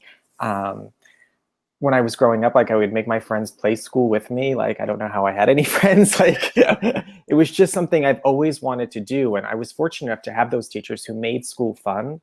And I think there are teachers who want school fun, but then sometimes the academics kind of fall to the side. So it was kind of my passion to make sure that the rigor is still there, but kids, especially now, they're used to being entertained 24/7. And, I live in LA. I kind of act as the classroom is a stage and I'm the director. And I've got to pull in all these pieces to make sure that it's a blockbuster lesson and the day is a blockbuster and they want to come back for more, and you're selling tickets to, you know, to a show, and it's just keeping them engaged at all times. I think I owe a lot of credit to back in 2009, I think. I was fortunate enough to go visit the Ron Clark Academy down in Atlanta, Georgia, and I became close with Kim Bearden, who really is a mentor to me. And I kind of felt validated when I went there, because I was doing some of these things in the classroom, and then to see other people doing it, like it was that idea of validation. And then it spreads like wildfire. If you make those connections and that professional learning network, it's just so important. I love that. And we had Dave Burgess and Shelly Burgess earlier talking about Teach Like a Pirate and making that experience and talking about that lesson. Kit, are there any lessons or things that you do in your classroom that you could sell tickets for? And if you look at Kevin Butler's Instagram feed, I no doubt every single day he could be standing at the entrance of his room and just getting tickets. And you said that you haven't returned to in-person teaching since March. So how has that changed? How have you had to transform what you do to an exclusively online environment? What does that look like? What does it feel like? It's been rough. You know, the spring was not nearly as bad as the fall was, because the spring, those relationships had already been created and the trust was already there, and we were almost to the finish line to June. And it was new for everybody, and you know, there was a novelty almost to it in a weird way. Whereas starting off virtually in the fall was challenging, because even though I was able, you know, we've kind of been on a shutdown here in LA. So we don't even have the opportunity to like see our kids on campus or anything like that. So it was hard trying to build relationships with strangers that you kind of see just on a screen. But I've worked hard. I think it took some time. September was really rough. October was really rough. And like now we're kind of in the groove. Maybe I've accepted the fact that it's probably going to be like this most likely for the rest of the year. So we're just making the best out of it. But just adapting everything that I was doing, you know, in person, I'm trying to adapt it to a virtual platform. It can't be exact. And I think in the beginning of the year, I was trying to duplicate everything and I was driving myself crazy. But everything is adaptable if you just look at it through a different lens. And when you see the kids, like, you know, I'll get little thank you notes, or they'll say something in the chat like, oh, that was so fun. Like, that's the motivation that helps me get through it. Yeah, I think there's a lot there in what you just said, but I thank you for sharing that. It's I think a lot of what we see on social media too is either super defeated, teachers feeling defeated, or teachers like almost putting on this mask as if what we're doing is like, it's no big deal. Like, it's totally fine. Right. But there's a reality, there's a middle ground there. And I think that you show that very, very well. It is difficult and it has been difficult, but here's how we're adapting. And I love that. Thank you for being just real. Right. And Maurice, I'm so excited because every single speaker is so incredible. And Maurice and we spoke on the phone a few weeks ago and we connected like right off the bat. He and I, boom. And so I'm super excited for you guys to hear from him. His journey is different from, I think, almost every single speaker that we have. His experience is so incredibly different and exciting. He's done a lot in the world of media. And he talks a lot about different ideas like a spark and embracing change and going with it and working not against the universe or against the world or against what life is handing you right now, but embracing that and moving. So Maurice, I'm super excited. How has 2020, and we're going into 2021, right? How has that worked for you, or how have you embraced that? How have you used the spark, and how has it been really? It's almost like we're catching up. How's it going for you, Maurice? And how has your world been rocked, and how have you adapted? That's the deepest question so far. But I feel like some of the things that I've heard both of the other guys say in so many ways encompasses 2020, right? You know, they called it, a lot of people said 2020 is the year of clear vision. This is where you're going to see things for what they really are. Well, it's true. In so many ways, it has forced you to take a real look at who am I as a teacher? Who am I as a parent, as a husband? No matter what role it is you play as an administrator, you were forced to really take a good look at what you've been doing, what really does work, and what is just what I do because it's what I do. And so I feel like my journey in many ways kind of prepared me for this year. When I went to college, I never saw myself doing anything but being a music teacher. Music is my first love. It's my passion. And my journey ended up taking me all across the country playing music rather than teaching music. What I learned in my journey was a teacher who was born to be a teacher is born to be a teacher no matter what you do and where you go. Who you are never leaves you. And so what I've been forced to do in my life is to kind of embrace, like, asking the greater questions. Why am I here? What was I born to accomplish? How do I leave the world a little bit better than when I got here? The last couple years of my life in particular, I had some loss. I lost 2 of my brothers and I went through some life tragedies.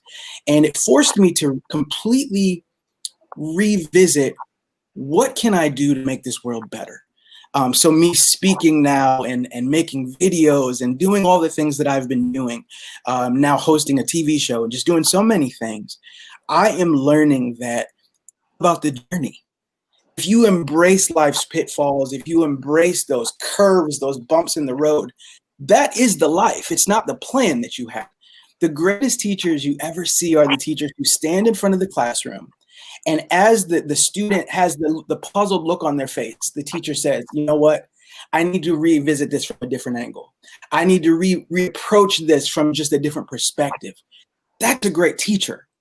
And so I think that it's those lessons that have taught me so much.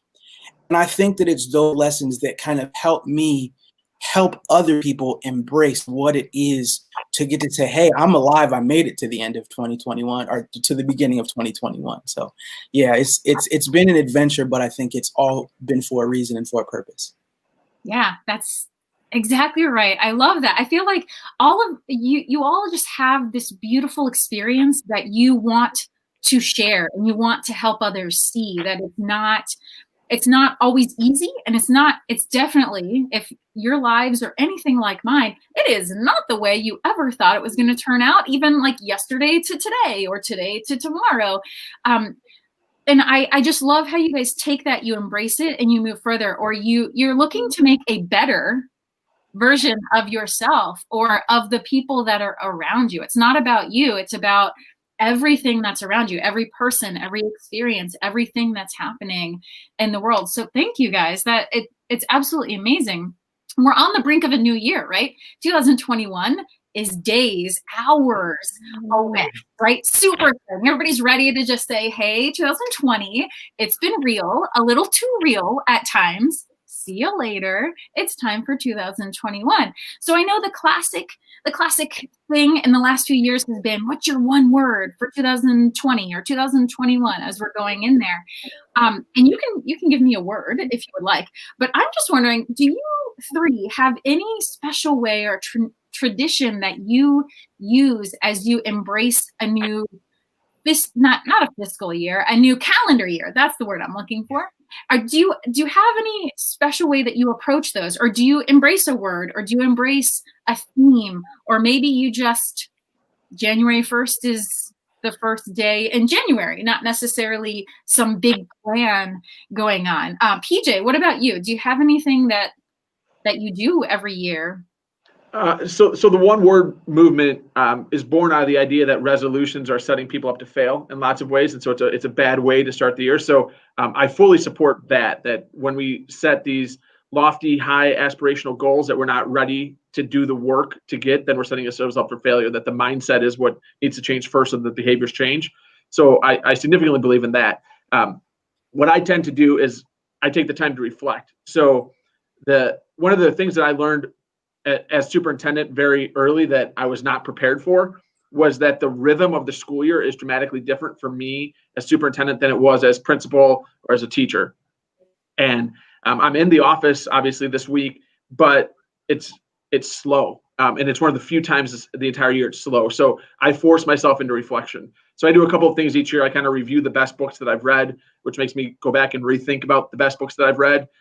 And I believe that reflection is an incredibly powerful tool, but reflection is you're only able to reflect with the tools that you have at the moment.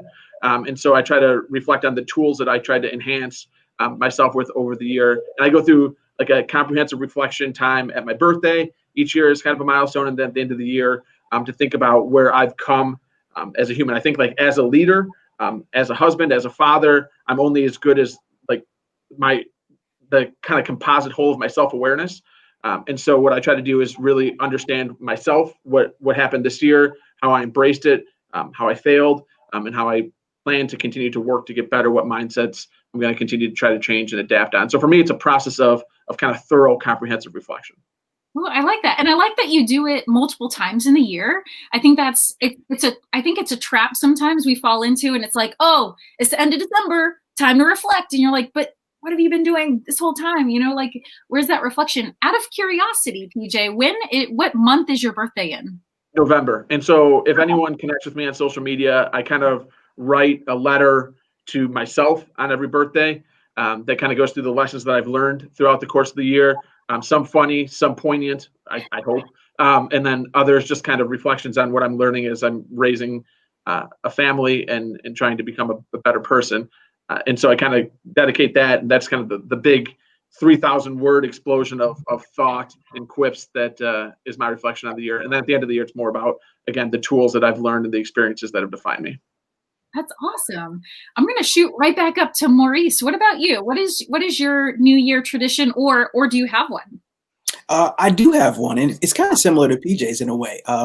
It's all for me about personal inventory, kind of figuring out what's in the bag that stopped using is working, and what are the things that I need to have in my bag that aren't there for next year. What I mean by that is, we take in so much information, whether we're reading, teaching, just life experience.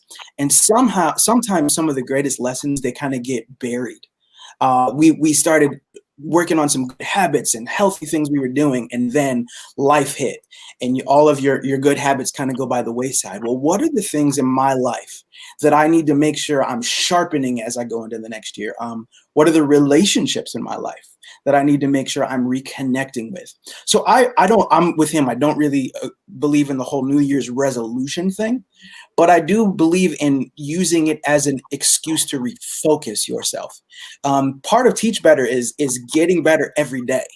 So it's almost a reminder that if today, the first day of the year, I focus on who I am, what I'm bringing to the table, and how awake am I, then if I do the same thing the second day, and the third day, and the fourth day, once I hit 20 days, I've got a new habit, right? And a new pattern to my life. So I love that ability to recalibrate and to refocus. And that's really what I try to aim for. That's what my wife and I sit down and talk about as a couple, and then what I do as an individual.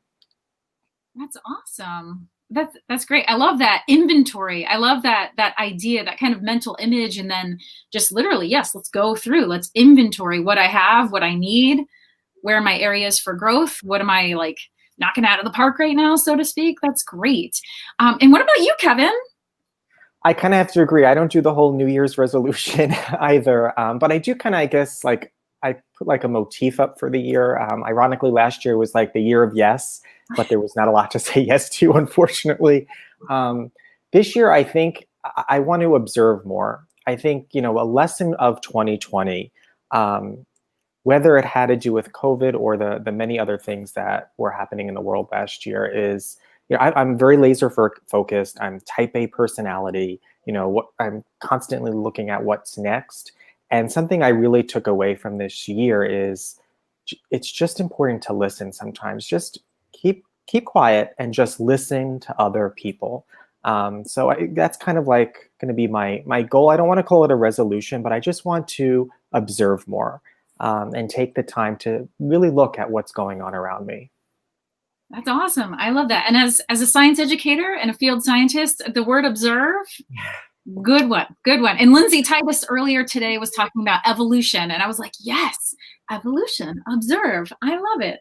That's awesome. I love that. And as our time is coming to a close, like I cannot believe it. I'm looking at the clock and I'm like, no, I want to talk to you guys for 5 more hours. But another time, right? Another time we'll have to do this again.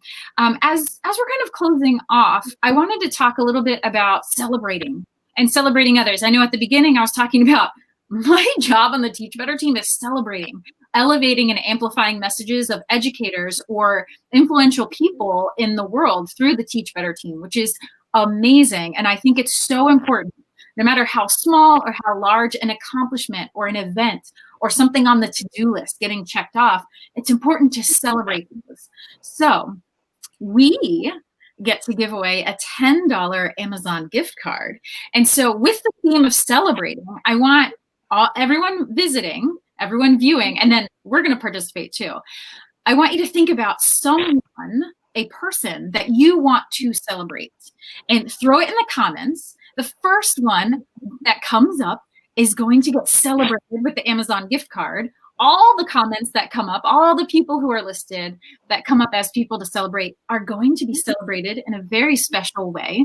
And then Maurice, PJ, Kevin, I want you to think, who is someone or some people, maybe even a group, that you want to celebrate going into the new year, 2021. Hey, Kylie.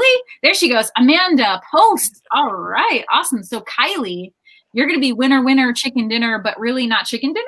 Amazon gift card. But Maurice, Kevin, PJ, who are people or organizations or groups that you want to celebrate, especially as we jump in to a new year, 2021? I guess I'll jump in. You know what? My answer is going to be my grandmother. My grandmother just turned 91 years old last week. She's actually been sick just in the last week, but she's still here. And so, you know what? I got a chance to talk to her last week, and it gave me this new perspective, like this newfound appreciation just for who she's been in my life and who it is that I represent because of her. And so, you know, it's all the people in my life who have played a role in helping me get where I'm at. But today I would say my grandmother. I'm going to honor her today and say I appreciate her. Perfect. I love that. That's awesome. What about you, Kevin? Who are we going to celebrate? I've got to celebrate my school, my entire school, especially. I have 2 roles. So I'm also our director of curriculum and instruction, and I'm a full-time teacher. So I sit in a whole lot of meetings. And again, you know, 2020 has been rough, and I would not have survived without the compassion and the empathy that especially my admin team has had. They've seen me cry. Colleagues have seen me frustrated. And it's truly a family, and I would not have survived without them. So my shout out goes to them. That's awesome. I love that. What about you, PJ? Who should we celebrate? I'd say very similar to my teaching staff. As superintendent, this has been the hardest year of my career in terms of decision making. And in each of those situations, I've had at least a semblance of control. And I've got 270 staff members that don't, that are relying on me to try to make the best decision. And I know that at least half of them are disagreeing with, you know, the majority of the decisions I'm making, since this is such a divisive issue on whether we should be in school or not and what format. But regardless of whatever decision I make, they come to work, whether it's virtually or in person. They teach their tails off and they support kids. And they continue to put the one foot in front of the other to continue to help us pursue our goals. And so if I get an opportunity to be on any type of platform, I just want to make sure that I'm giving the credit and recognition to them, because as much of a hard year as this has been on me, at least there's some semblance of control or authority or influence in the decision making. For them, they're just responding, and they're doing an amazing job. I just want to thank. That's awesome. And I'll close out by saying that I'm going to celebrate 3 people, and it just happens to be my husband, Michael, and my 2 kids, Gabby and Luke. They put up with my crazy ideas and me going, if you know anything about what I do when I'm not in the classroom, I'm going to places like the Amazon and Galapagos, putting crazy things on my face. I don't know if you can see this, but it's a big arachnid in the middle of the Amazon that I've put on my face. So not only do we have to deal with all this energy when I'm here, we also have to deal with when I'm not here, what happens? And my family's so incredibly supportive. My husband's amazing. And my kids are amazing. They're just amazing. And I want to celebrate them because I don't think I celebrate my family, my own family that live right here in this building with me enough. So this is my big celebration for Michael, Gabby, and Luke because it takes a very special person or people to deal with it all the time. And they do, and they rarely complain. They give me a hard time, but it's well deserved. I can definitely say that. Well-deserved hard time that they give me because I give them a hard time too. So gentlemen, thank you so much. Again, for everyone who's watching, these are 3 of our amazing speakers on the Teach Better Team Speakers Network. I'm so glad you guys were here. You are fantastic. I love your message. I love that we got to spend these 30 minutes together. And all of our viewers, stay tuned because next you're going to hear from Ray, Brandon, and Darren in their segment called Breaking It Down, which I'm kind of hoping is like a dance party, but I'm not sure if it's going to be, but I'm going to pretend it is. So get your dance moves ready for Breaking It Down. Thanks, everybody. See ya.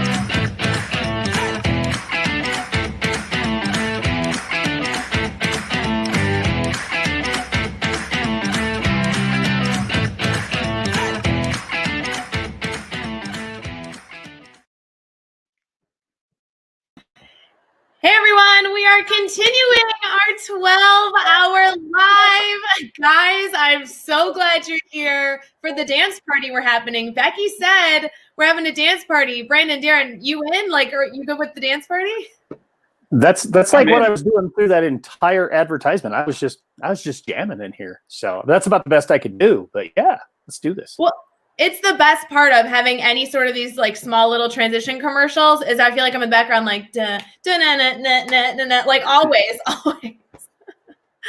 Well, thank you to everybody who is continuously joining us for our 12-hour live segment that we are in the midst of. We are 4.5 hours into our 12-hour free professional development training that we've essentially been streaming on Facebook, YouTube, Twitter, and Twitch all day long. I'm so excited to be back on camera with you two gentlemen. I have been so excited for the Break It Down segment because Brandon, you have some big things to celebrate. Can't wait to talk to you. We have not gotten to like talk shop, so I'm super excited. And Darren, I'm so thrilled that we also get to talk shop today. So before we get too far in, I need everyone in the comments to really quickly throw a hello, a hi. Let's build up the energy as it continues 4.5 hours into our 12-hour live segment.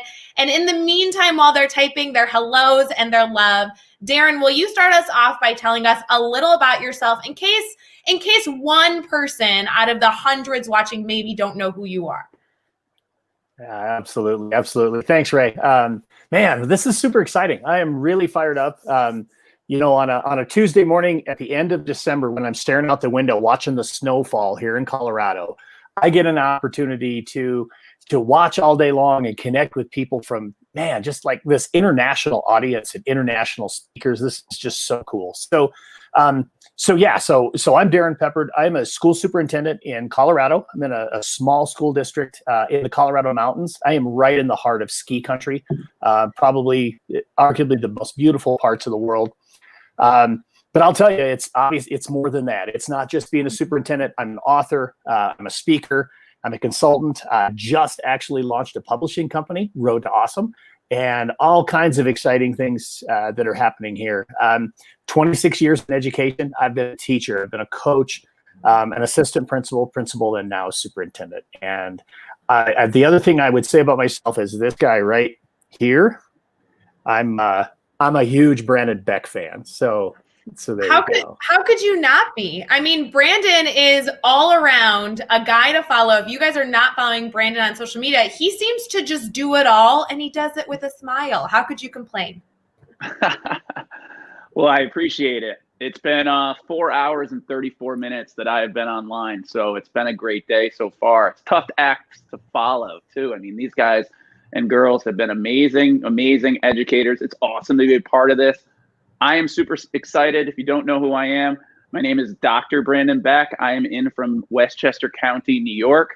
I personally think that I am the newest author to the education since I just published on December 22nd. So I don't think a book has came out since then. So I think I'm the freshest. I'm the freshest face, I would say.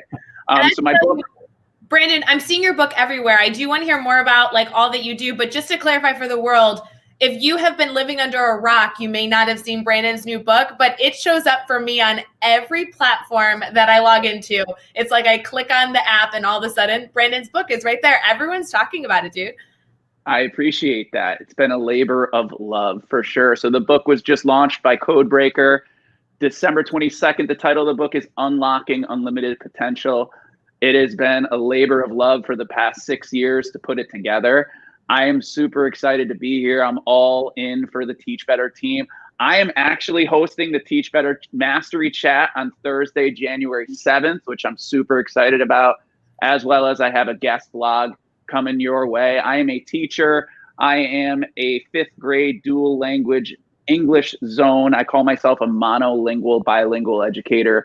I am also a soccer coach, a consultant, a speaker, and I am just loving everything that's going on right now and today in education. So excited to be here. Thanks, Ray. I'm sorry that you guys really don't have anything going on. Like, do you need some new projects? I bet I could find something for you. I mean, it's not like neither of you are really like doing much of anything in the field of education. Do you find yourself bored? Do you take a lot of naps? Well, what else are you going to do, right? I mean, we're stuck in this world of 2020, and so yeah, you find everything you could possibly come up with to fill your time. And I know Brandon well, and I know this of myself. It's too much is never enough. You just want to keep going and just keep finding the next challenge. So yeah, why not fill your Christmas break with a whole bunch of other stuff? Why not? You should fill all your breaks and all your days with all good things. That's the point. That's what we should all be doing. I do find it funny. We've been live for 4.5 hours, and still this joke that we made in the first hour is continuing. I can see it in the comments that anytime we say the word better in our 12-hour live stream, green hearts have been flooding the comments. It was kind of a joke that we said in the beginning. And let me tell you, our audience is no joke. The Teach Better family is constantly holding us accountable. So I really love all the things coming through. There's obviously been a lot of excitement around the books that you guys have published and everything in between. But I do have kind of a special question that I've been waiting to ask all day. So if you can level with me a little bit, I specifically saved this question for each of you. So I don't know who wants to go first. I feel like I should pick on Darren because I feel like you probably have this already ready. Then again, Brandon just did the book. Maybe he's got it ready.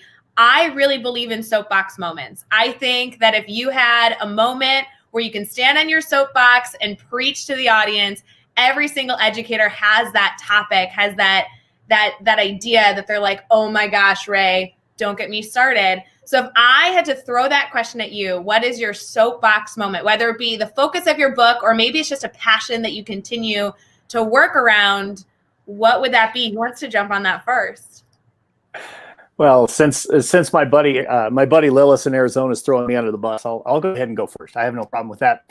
I will tell you, man, I can stand on the soapbox for a few things, but I'm going to tell you first and foremost, and it is part of my book, but it's also just a huge passion of mine, and that is leadership matters. Right now, more than ever, your leadership matters, and that's not based on some title. That is, if you're in the classroom, if you're a paraprofessional, if you're the school nurse, if you're the superintendent, the principal, whatever your role is, the parent, your leadership matters right now more than ever. You know, I've heard it quite a few times this morning on throughout you guys' broadcast, and the reality is this has been one of the hardest years any of us will ever experience in education. And so we can sit back, we can just not say a whole lot. We can allow others to tell our story. And unfortunately, a lot of others are trying to tell our story right now in education. But you know what? We need to step forward with our leadership, each and every one of us as educators, because educators matter and leadership matters. And you pulled my string, right? And I'm gonna pause because I will go off for our entire half hour if allowed. So bottom line, leadership matters and educators matter.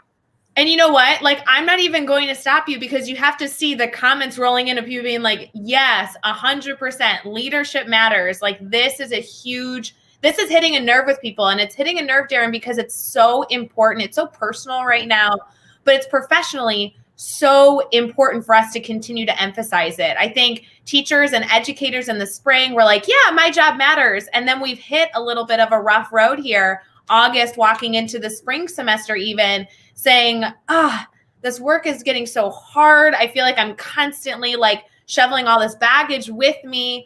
And I think it's an important idea that is not only important to share on, but get on that soapbox for, Darren, because people need to hear it. Yeah, for and sure. I think I gotta add on to you there. I gotta add on to you there, Darren. I mean, you matter. I think that's what I've learned through this whole journey as well, is the idea of we all have this story. And I know that every single educator out there has been in that place, especially in 2020, where you've been beaten down, you've been sad, you've been upset, you've been frustrated. Things have gone wrong. It's happened to all of us. And sometimes we don't know where to turn. And when we do turn, we're not sure exactly which direction, where to go, to the point where really good educators with all the credentials, with all the certificates, are leaving the field of education, and they are actually dropping out, or at least just having those self-limited beliefs build up. And that's what led me to writing my book. I needed that. I was in a place where this was me. I was that person who just felt like I was treading water in this situation of being an educator. And I just felt like I needed something else. And for me to tell my story, and for me to be able to look at other people's stories and learn from so many other people. For example, at the beginning of this pandemic, I didn't really even know much about social media. And all of a sudden I turned to social media and I discovered the Teach Better team. I discovered, Codebreaker. I discovered all these other channels that I could find so that I could empower myself in a 30-minute Twitter chat. And just starting to meet a lot of these amazing people who are all posting comments here. And for me, that changed my life as an educator, just because I needed to believe in me first before anything else. Brandon, I wondered if you were going to bring up your social media journey. I'm glad you did, because I was totally going to ask you about it. You both are exceptionally connected educators. I was actually looking at your account specifically on Twitter yesterday, knowing that we were going to be live together, seeing who you're connected to. I mean, you've truly dedicated some serious time to not just living in a bubble, but expanding the people that you can learn alongside with. How has that journey been for you, and why is it important? And Brandon, I'm going to have you start us off, because I know you just recently, and I say that in air quotes, like recently started this journey, but you're an exceptionally connected educator. So how has that been for you? Well, it's funny you say that, because 6 months ago, I wasn't very exceptionally connected. I was just a typical person getting on social media, and I was seeing these things that say Q1, A1, and all these people were posting all these hashtags, and I had no idea why they kept posts jumping up in my feed. And I started to realize that those were Twitter chats. And all of a sudden, I started to run into all these other Twitter chats that I was participating in, and a lot of the same people, and there was a lot of similar interests and a lot of people out there that are just really pushing themselves forward. There's nothing for me like coming home after a day's work and putting my kids to bed and sitting down to a 8:30, 9 o'clock Twitter chat for 30 minutes and fueling my fire so that I can go back to work tomorrow. And just, you know, the idea with meeting all of these awesome authors like Darren as part of our Codebreaker crew has been just amazing to be a part of a family. And then that family has an extended family, and then everybody's connected in other ways. And so it's just been amazing to be a part of these different groups like Codebreaker and Teach Better Team and all the others. Darren, how's your journey been? I don't actually know your story behind choosing to be like an exceptionally connected educator. You know, so my story with specifically with Twitter really goes back to 2011, and you know, I was fortunate enough to be part of a group through Jostens Renaissance that was coming together and working on kind of helping to plan their national conference. And I sat in a dining room with one of the absolute biggest rock stars on Twitter. If you're not following Dwight Carter is absolutely the king of social media. And Dwight introduced me to Twitter. And I remember saying something to Dwight about, and this was when I very first met Dwight. And I remember saying something like, I don't really care what so-and-so's having for dinner in Hollywood. And Dwight really explained to me, no, this is a platform you can create to be your platform. That this is an opportunity for you to shape your own professional learning network. It's the first time I'd ever heard of a PLN. Go ahead. Looks like you have a question, May. I do, Darren. So you're telling me that you're on Twitter and you don't just follow like Kim Kardashian or President Donald Trump. Like you follow other people that aren't just like sharing their thoughts in the media moment. Like you think you're getting value on Twitter? That sounds crazy. Big time. Oh yeah, absolutely. And I do not follow either of those people, just for clarity. You know, just to be transparent, right? No, so yeah, it's for me, you know, even back then, it was just an opportunity to start listening and learning from people. In 2011, I had just become a high school principal.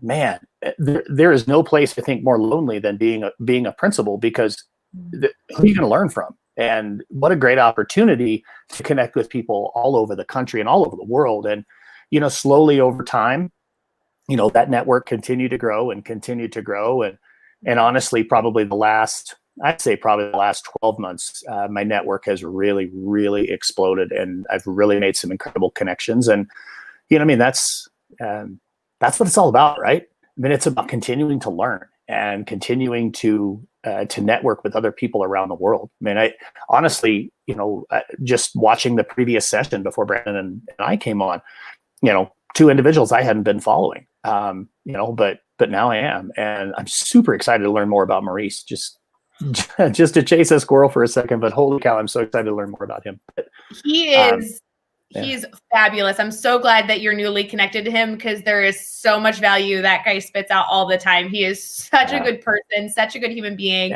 and does so much good work for people. So I'm thrilled that you're connected to him too. Yeah. No, it's just, I mean, bottom line, it's a powerful network. Absolutely. You know, and I love that you're emphasizing that, because obviously, actually, we've never met. None of us on the screen I haven't met you guys in person. And it's really funny to think about, you know, we're spending 12 hours on camera, sharing insights, sharing ideas, a variety of topics. And a lot of us have never met. We only have been connected on social media and been connected virtually. And that doesn't mean that there's a stopping point in the relationship that we can form. There are so many people out there that can share their ideas. And I actually want to transition here a little bit about sharing ideas. Both of you have exceptional books and so much insight you share. We're going to be giving away a copy of each of your books that the Teach Better team is excited to snag and share out to our community. So I thought before we gave away how we're giving out the book, so if you're listening right now, make sure you're paying attention. I'd love for you guys to share a quick summary on what they're going to get by reading the book. What's the intention behind the book? Why was it something that you felt like needed to exist in the world of education right now? Go ahead, I'll Brandon. start. Yours is Sure, the I'll newest one. start. Go for it, man. All right, perfect. And I already shared a little bit of this story, but unlocking unlimited potential is about how inside all of us as educators have this infinite power. And once we learn to control it and harness it within ourselves, it becomes contagious among all those we serve. And that's what it's all about, and looking within. And one thing that I like to use, I use stories, I use experience, and I also like to use a lot of different kinds of authors. I know Lindsay was talking about Rachel Hollis earlier. So I love to use personal development authors in my work, not just the Dewey and the Maslow and the Gardners, who are in there as well.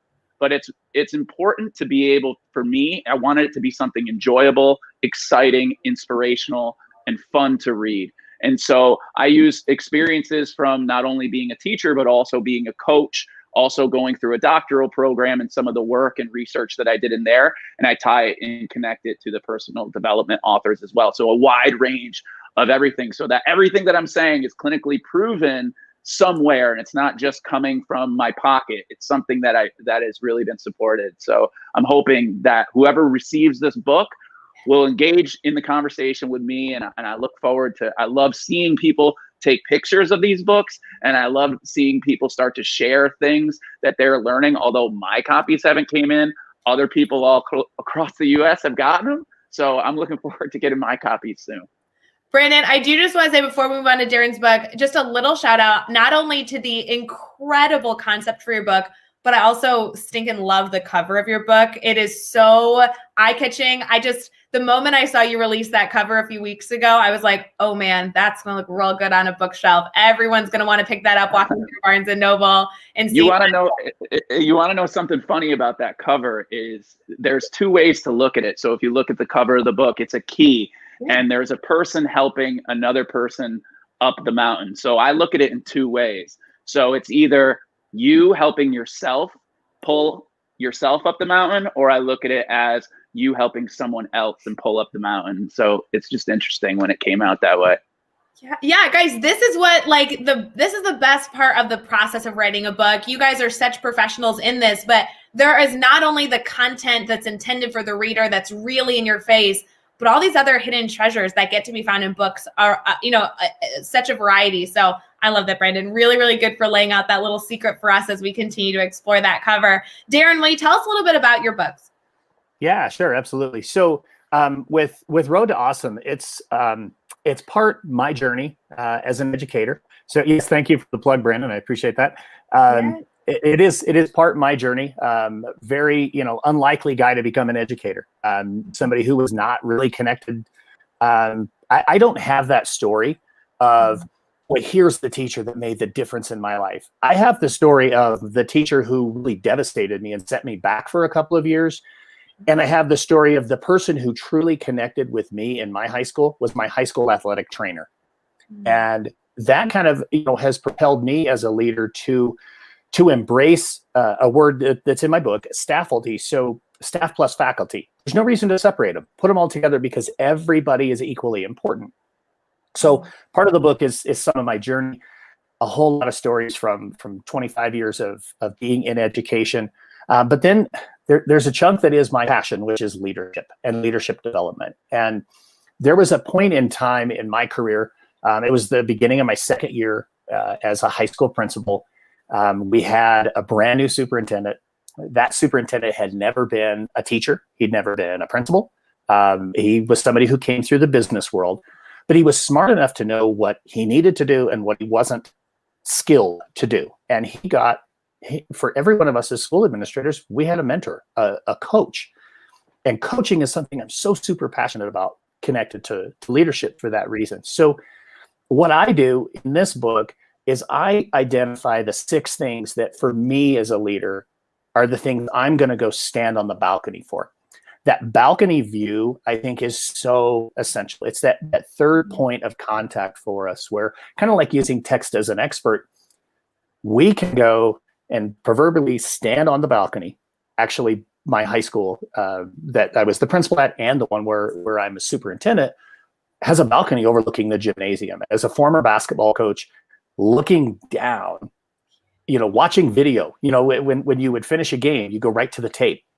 So for me, that balcony view is about going to the tape of myself as a leader and how am I doing in these 6 specific areas. Now, the goal of the book is not for people to say, oh, well, Darren says these are the 6 most important things and that's what I better do. No, it's about, this is what I prioritize. And so the final chapter of the book is about developing your own action plan. What are you going to go stand on the balcony for?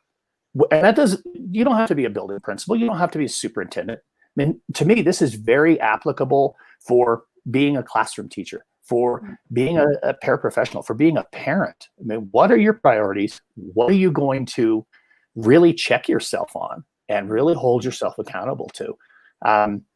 My goal with the book was, if I inspired one person, mission accomplished. Darren, is it so dorky to say that even your summary of your book, I'm like getting chills? Like, I am so thrilled that we are sharing this book with our network. And I hope that if you don't win right now, go pick up these 2 books. They're both available to order and just get sent to your house.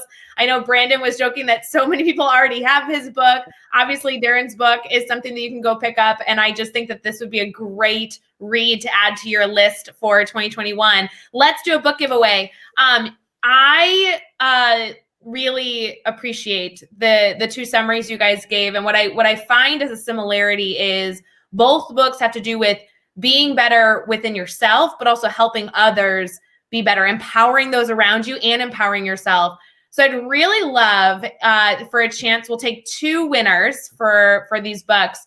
I'd love for you to share in the comments what you're going to do in 2021 that's going to help you be more awesome, help you be better. I think that that's going to be not only a common theme in these books, but something that's so important for our network is that we are goal setting for ourselves and we're finding ways to continue to enhance what we already do and hopefully lift up the people around us. So if you can share how you intend to do that in the comments, we will make sure that we send you a book for the first 2 people that respond.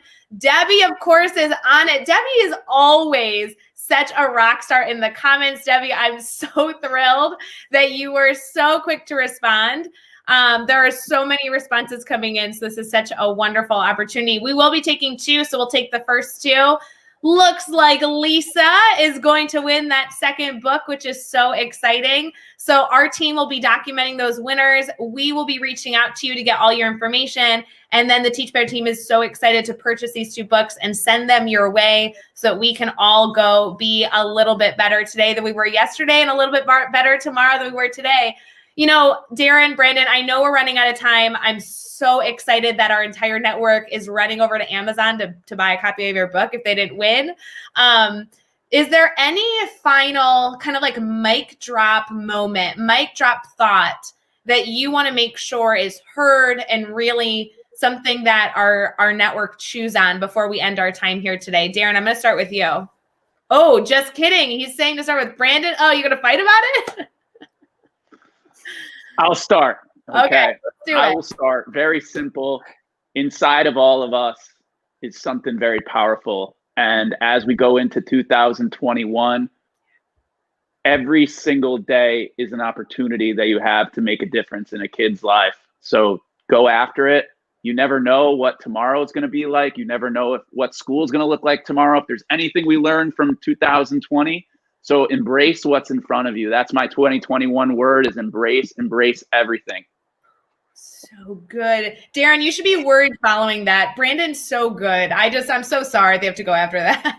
No, I'm all right with that because I'm going to kind of build a little bit on that too. I love what Brandon says. Honestly, everything that Brandon says is just pure gold. And, the reality is as we go into 2021, I'll go back to what I started with, not just that leadership matters, but that educators matter right now more than ever.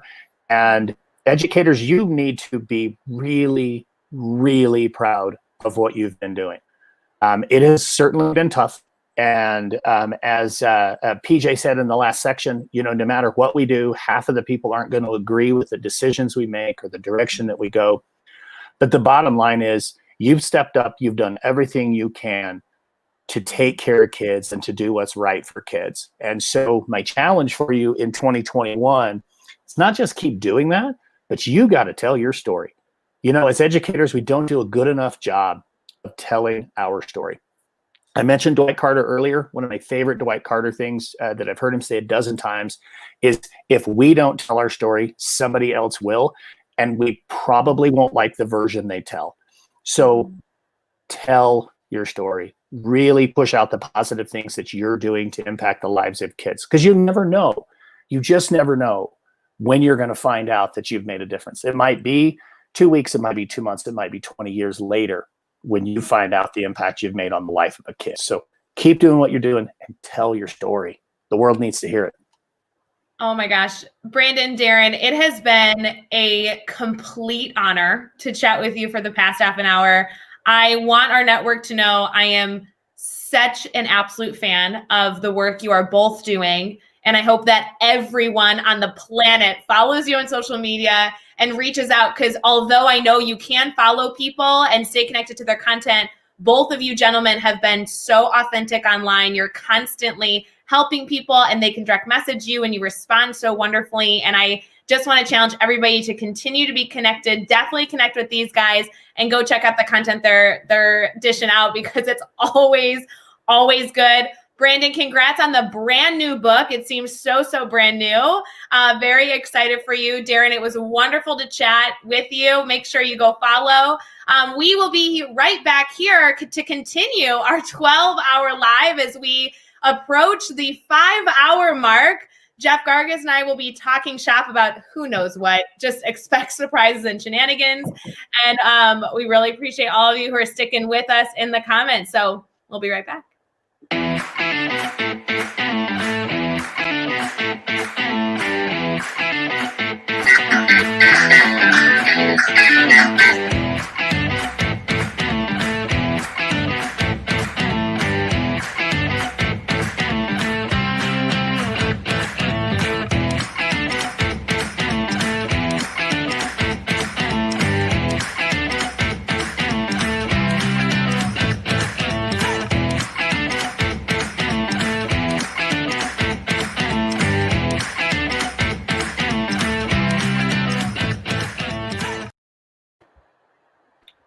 Dude. Whoa.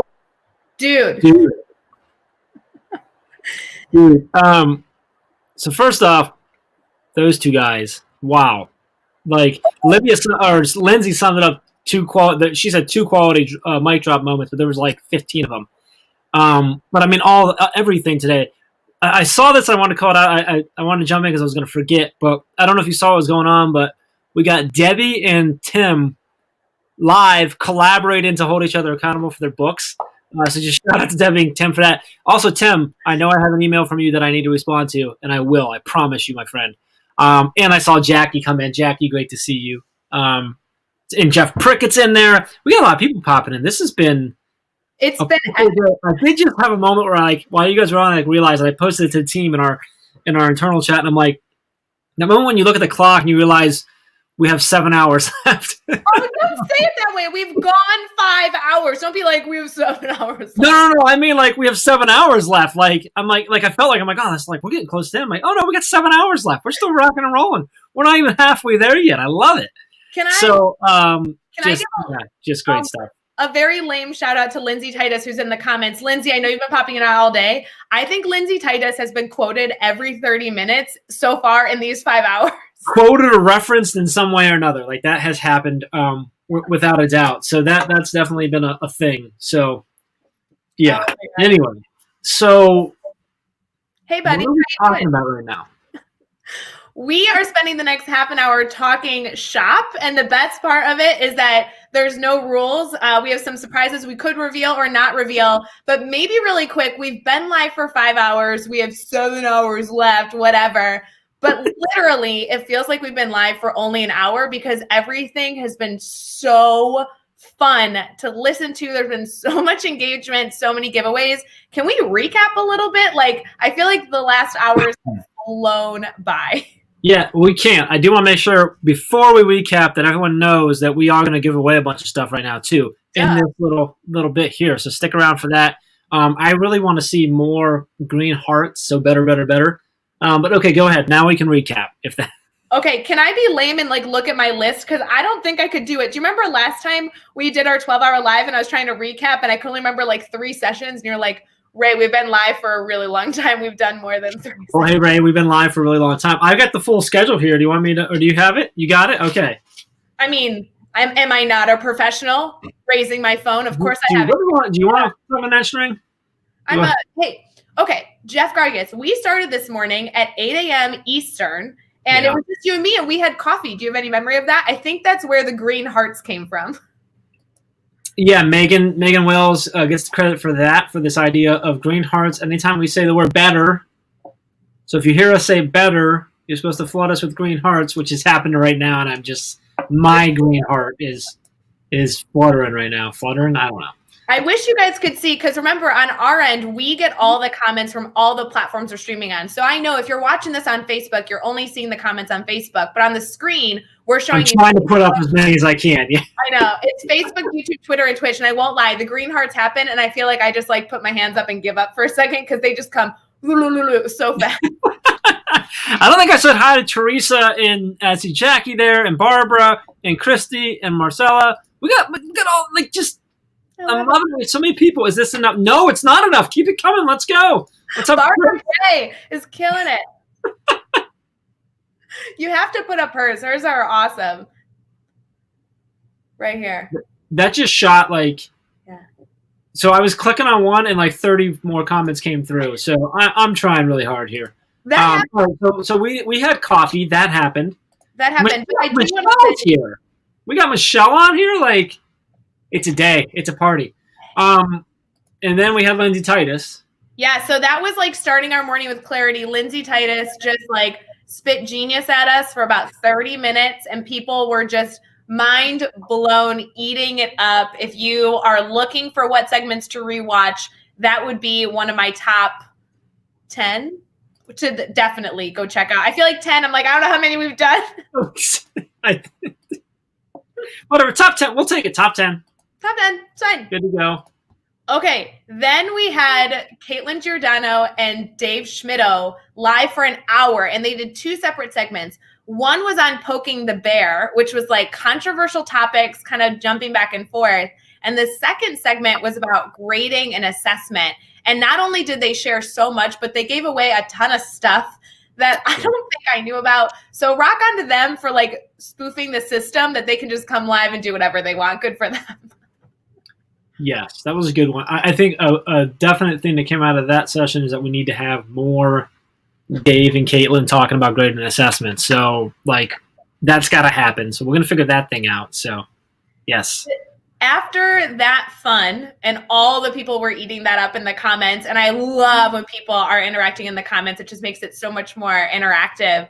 Is we had that big ambassador announcement. We had the pirate crew first. We had the pirate crew first, yeah. I don't know what I'm talking about. Sorry. You got it in front of you. Come on, professional. I'm sorry. I have the list. She's got the list. She still doesn't remember. I get it. Okay, the pirate crew came next because Dave and Shelly Burgess were live with us. And then Tara and Marisol joined us. And it was just an incredible conversation. You could feel the passion through the computer, Jeff Gargis. Yeah, and I don't know if, did you know, I didn't know Dave was launching a podcast. I knew nothing about what they talked about. I didn't know that was happening. I knew about, I had an inkling about like courses coming. I knew that was something they'd been talking about, but the podcast I didn't know was happening. So like that was a super cool announcement. Yeah. So really excited about that. So and they teased a lot of books that are coming out in 2021, which I was stoked about because you guys know there's so many publishers out there. A lot of them are connected to the team. We support them. It's great. There is a little bit of a special spot in our heart because DBC published the Teach Better book. DBC published Teachers Deserve It. So we love everybody in our network, but there's something just a little bit of a special spot in my heart for Dave and Shelley. So when they talk about new books coming out, I'm always like, it's so exciting for them. So I'm really excited to see all that comes out, including Becky, who's on our team, who has a book coming out with DVC. Yeah, no kidding. Was SEL next? SEL was next, and that one was literally on fire. People were so mad when that one ended. Yeah, we need to get those 3 guys back on. I already let them all know. I'm like, we got to get you back on, and another we got to plan like some dates for them. So we're gonna figure that out too. We got a lot of work to do, right? In case you missed that, that was with Joshua Stamper, Trey Gamage, and Hans Apple, and they were able to speak about SEL from all different perspectives. Hans is a counselor, Trey is a dean of students, Josh is an administrator, and they're all in education. They're all extremely woven in SEL, and a lot of their discussion focused on intentional integration, which is just something I love. And so it was really good discussion for sure. Yeah, great discussion. So then was the ambassador announcement. That was a big announcement we did today. What did we announce? So I know you've been sleeping, so let me update you. So we have officially announced that Teach Better ambassador applications are opening again for the first time since the launch of Teach Better Ambassador. Since the last 12-hour live, wasn't it? Isn't that when we opened? It was the last 12-hour live, yes. So it's been about 6 months. We are launching applications opening February 8th, and they're open through February 27th. So you have 3 weeks to do the application. It won't take you 3 weeks to do, by the way. Don't get nervous about that. But we want to give long application. Time. No, it's not that big of an application.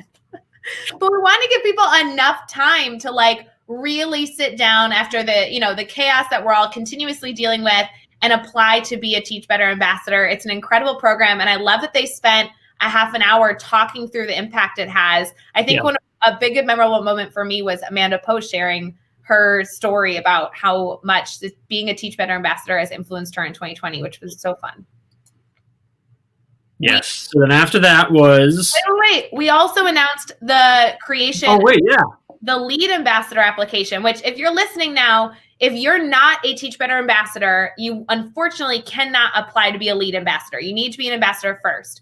But if you're listening right now and you have been a Teach Better ambassador, you're continuously being a Teach Better ambassador, you have something brand new you can apply for on February 8th as well for the lead ambassador positions. And that will have a lot more information being emailed to you because that's very specific to our little niche of current Teach Better ambassadors. I'm excited to share with them. And for those commenting saying that you'd love to apply or mention that, if you don't know, if you go to teachbetter.com/ambassador, you'll see it's closed right now, but there's a link there where you can ask to be notified. So that'll put you on an email list to make sure that you get notified the second we launch that. So just in case you forget, but you should definitely put it in your calendar. But we're going to remind you anyway, so that's going to be it. Okay, after that was probably the craziest half an hour. And I don't even know how to say that really. As it's coming out of my mouth, I'm like, every half an hour, every hour's been nuts.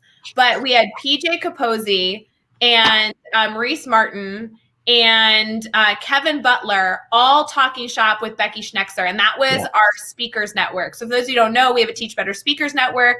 We have incredible speakers that are affiliated with the team that do work in a variety of different areas. And those 4 on screen for half an hour was insane because these are experts in the field sharing on a multitude of ideas, and they have such great backgrounds. I really enjoyed hearing all of the backgrounds and how they work in education to support teachers.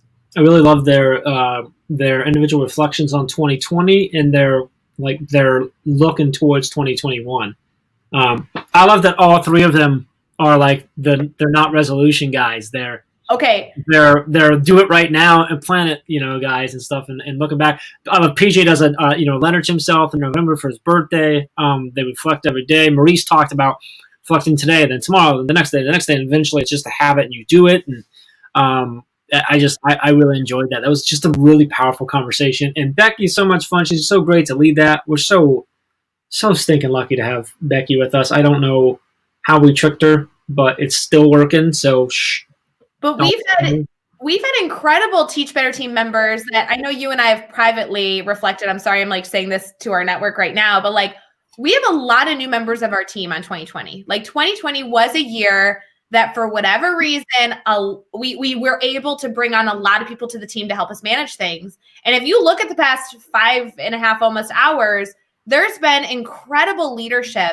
shown by members of the team. Becky Schexter being one of them. Joshua Stamper facilitated a conversation. Megan and Andrea facilitated that big announcement. Dave and Caitlin were on fire for that hour talking. I mean, there's been kind of in a really lame way. There's been a few times where I've been sitting back, not on camera, just like being here watching, being like, oh my God, these people are geniuses. I'm so happy to be connected to these people. Like, holy If you can see Ray and I's text back and forth today, there's a whole lot of like, I don't think they need us anymore. Or I really love our job.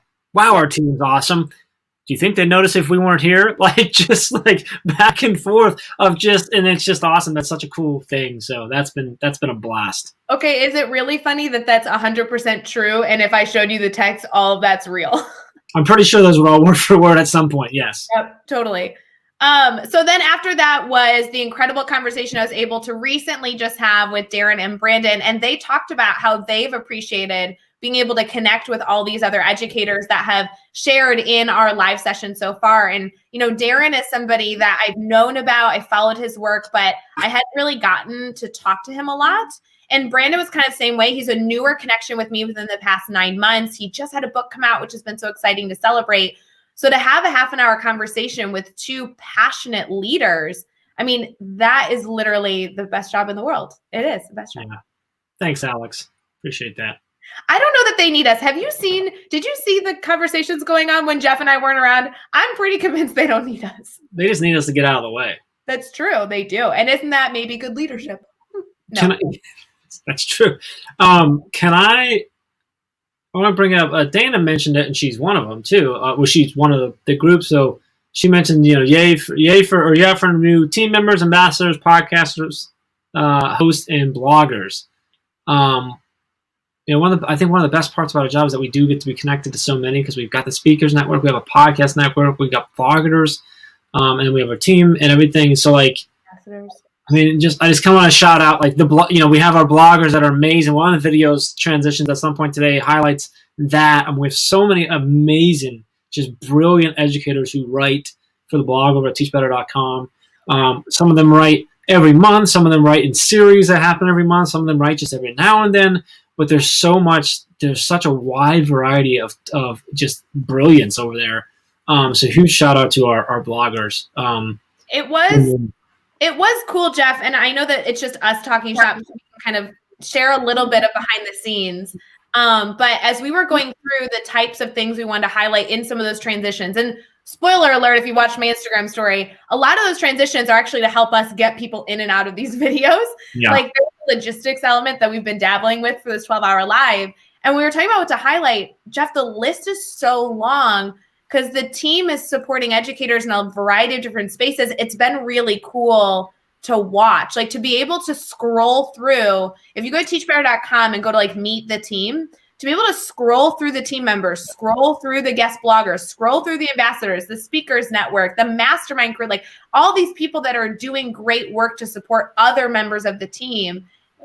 That's what life's all about. That's what education is about. Like it is about connecting with people, lifting each other up, and then hopefully them supporting us and lifting us up when we need it too.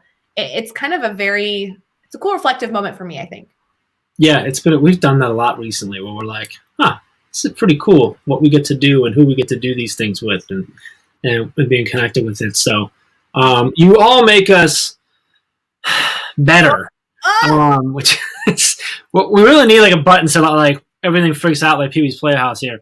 But it really is. It is that's a really fun thing to do, is go to the team, meet the team page and just scroll through. And I think it's important to note that like there's a reason why we do that. We wanted all those people on our team, because whether you're listed as a team member because you work with us internally, or you're a blogger, a podcaster, a speaker, like that, we consider you team. Like that's part of the team. That's part of the family. Like that's really important, I think, for people to see. And here comes the green hearts. Yep, all the hearts. I love that Olivia put this in. Livia's comment, it has her email in it. If you're looking to be a guest blogger, you can go to teachbetter.com/blog, or just email livia@teachbetter.com. Tell her you're interested. We'll get you all set up. But we'd love to have you share your voice, share your insights. An easy platform to blog for, because you get a lot of support. And we publish a blog a day, and I think it's only going to get I was going to say worse. It's only going to get worse from here. There's just going to be more content. What I've heard through the grapevine is that it's going to increase, probably sooner than later.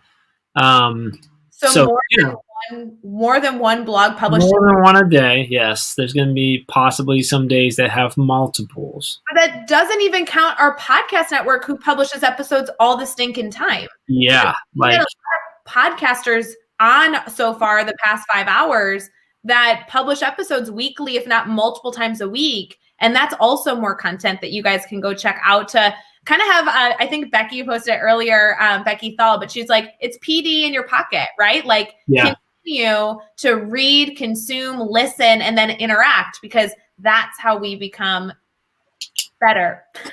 I think we have, and Josh, I'll have to confirm this, but I think we have podcast episodes coming out just about every single day as well. Oh, a ton. They're constantly showing up on my So when you go to the blog page, you have an option. You can go down and read like blogs that are written word, or you can click over and go to the podcast network page that has all the podcasts. And that network is continuing to grow, so that's going to become more and more coming out there as well. So this is going to be pretty incredible. Barbara, we haven't even launched on the site yet, but she may or may not be on the podcast network. But I would love to see you blogging. That would be amazing. Dude, sorry, the comments is fine, and I'm trying to like grab this here. Carrie says the rumor you heard about the number of blogs per day increasing may be true. If you don't know, Carrie is the blog master. Yes. Her and Livia are so amazing, the dynamic duo over there that just run everything on that blog. So yes, they are the reason why, connected with all the amazing bloggers that we have to write for us, that's allowing us to do that and just put more content out. So. Can I give a little shout out to Barbara again, because I have listened to her podcast, obviously, and I'm so excited that she's possibly totally joining the podcast network. But when we had the podcast network private get together and that Zoom meeting, what was that, yesterday? That seems like ages ago. It was so cool to meet her, because I'm like, oh my gosh, I see her on social media. I listened to her voice in my ears, and then she was like there on the screen. It was so cool. She's like real. She's real. And she's like a wonderful, wonderful human being. I'm so excited for her. So we mentioned Josh. That's something that's coming up in the podcasters. We reflected back on the first 5 hours.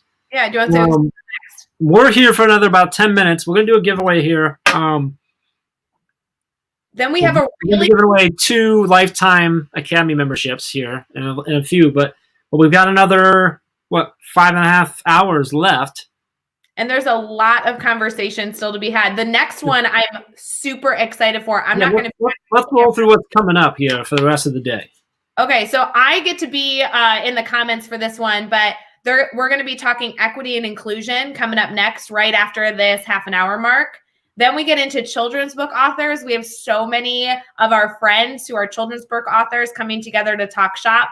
Then we have friends from around the globe joining us. There's going to be a lot of familiar faces there.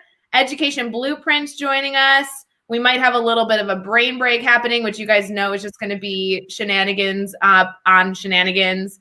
Then we have the podcast network admin mastermind. EduMatch is joining in the house. And then we have our last hour of, I would call it team shenanigans, is really what I would go with. Yeah, you know what's fun is the fact that we're like, hey, we want to stream for 12 hours live, and like YouTube and Facebook are like, we don't do that, and we're like, that's all right, we'll do 2.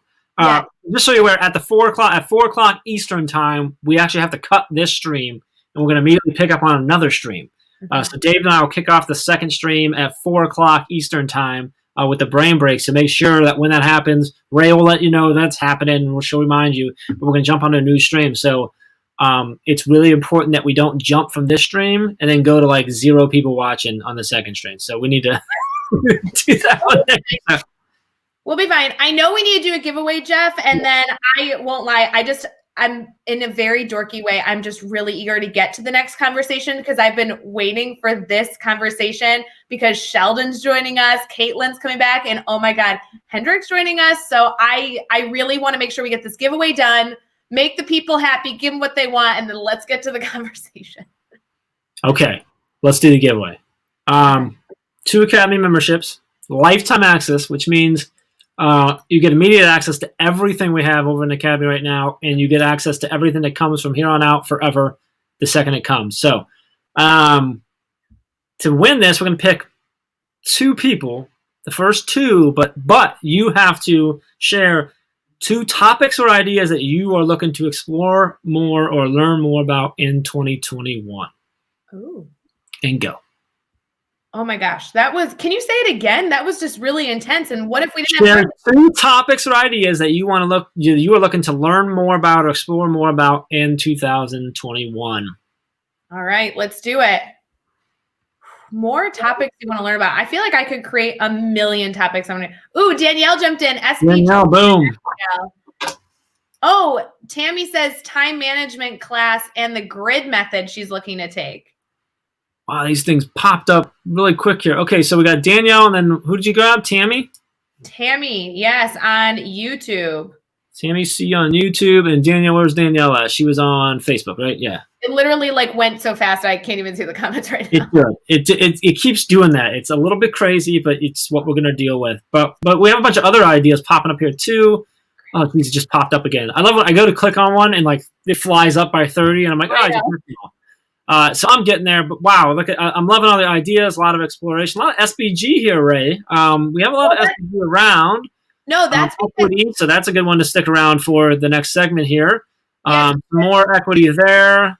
Hey Jeff, it's because Caitlin and Dave had such a good conversation earlier. Everyone wants to talk. Everyone's SEL and leadership as a teacher. Lots of good topics. So that's awesome. So Danielle and Tammy, our team will be reaching out to you sometime the next, today or tomorrow. We'll get you info. We'll get you hooked up with that membership. So that's coming up. Jeff, what do we Ray. Jeff, you just shared a bajillion things we want to learn. Can you tell us a little about the Teach Better Academy? Because we might be giving away more lifetime memberships later, and I want people to know what it is. I mean, there's some courses and stuff. No, so the Teach Better Academy is our online academy. So there's online courses. So there are a lot of free courses over there, and then there are paid courses. So you can always go over and check it out. There's a ton of free stuff, and we're always trying to put out more free courses as well. But we typically put out a course every 30 to 45 days, give or take, is what our goal is to put out there. I don't even know how many there are right now. I should know that, but it's a decent bit. And you can grab a course over there. There's quite a few different authors. Actually, Dave Schmittou just released his first one with us last month, beginning of December. December 1st. You can go over there. We also have an Academy membership, and that's what we're giving away. The membership is normally just $9 a month, gets you every single thing we have in there.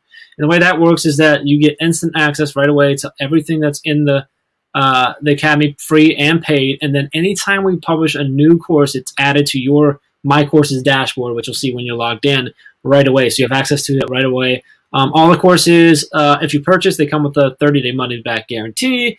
They all come with certificates of completion, sweet digital badges that you can put in your email list, or email signature, or on your social media.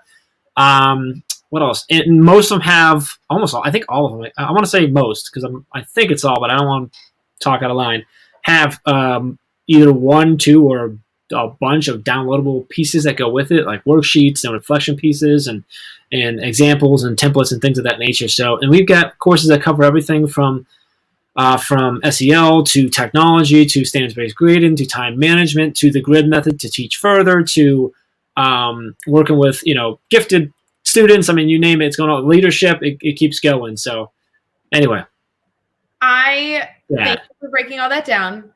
I have 2 more things I want to know before we move into our next session. One has to do with Chad. Can we give a special little shout out love to Chad? He had something very exciting happen in his family recently.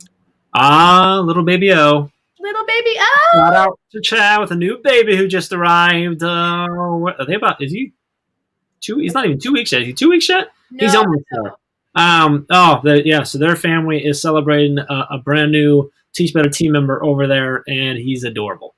Yes. So yes, huge congrats to that family. Go send a private direct message to Chad Ostrowski, the creator of the Grid Method.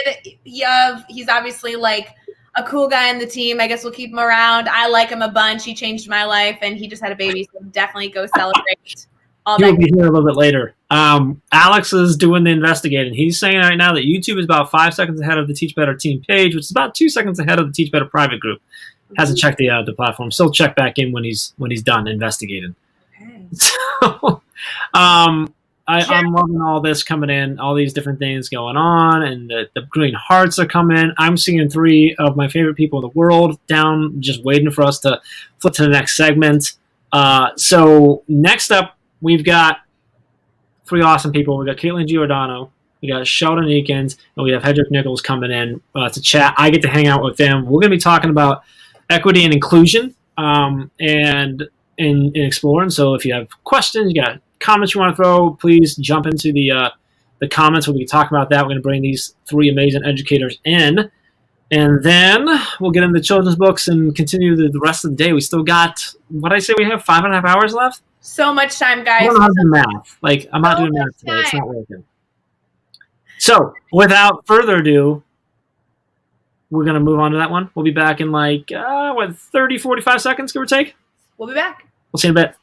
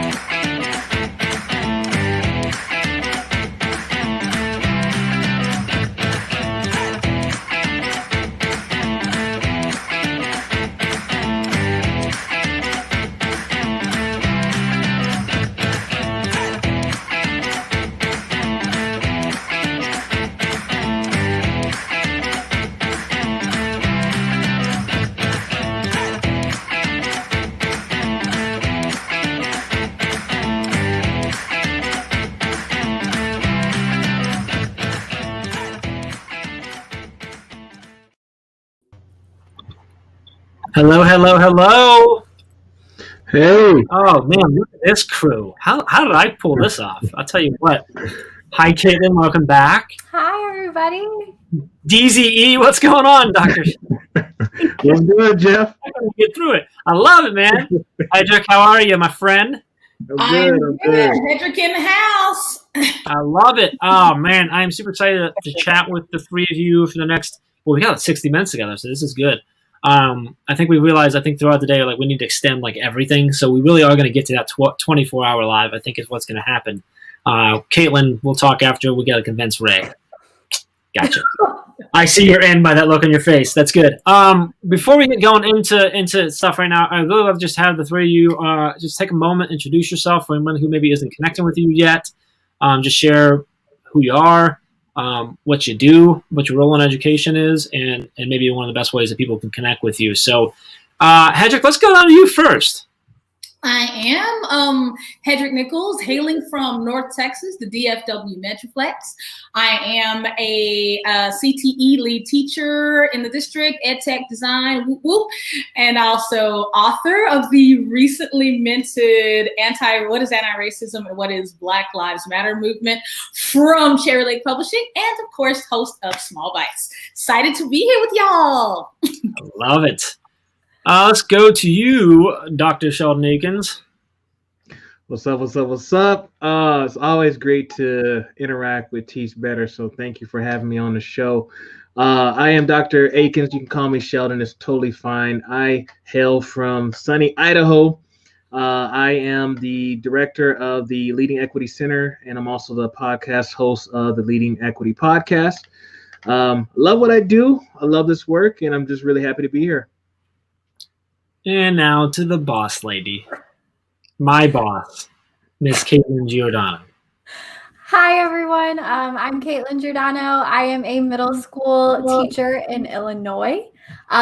Super excited to be here with both of you guys. I have to say, I have followed both of you for a while.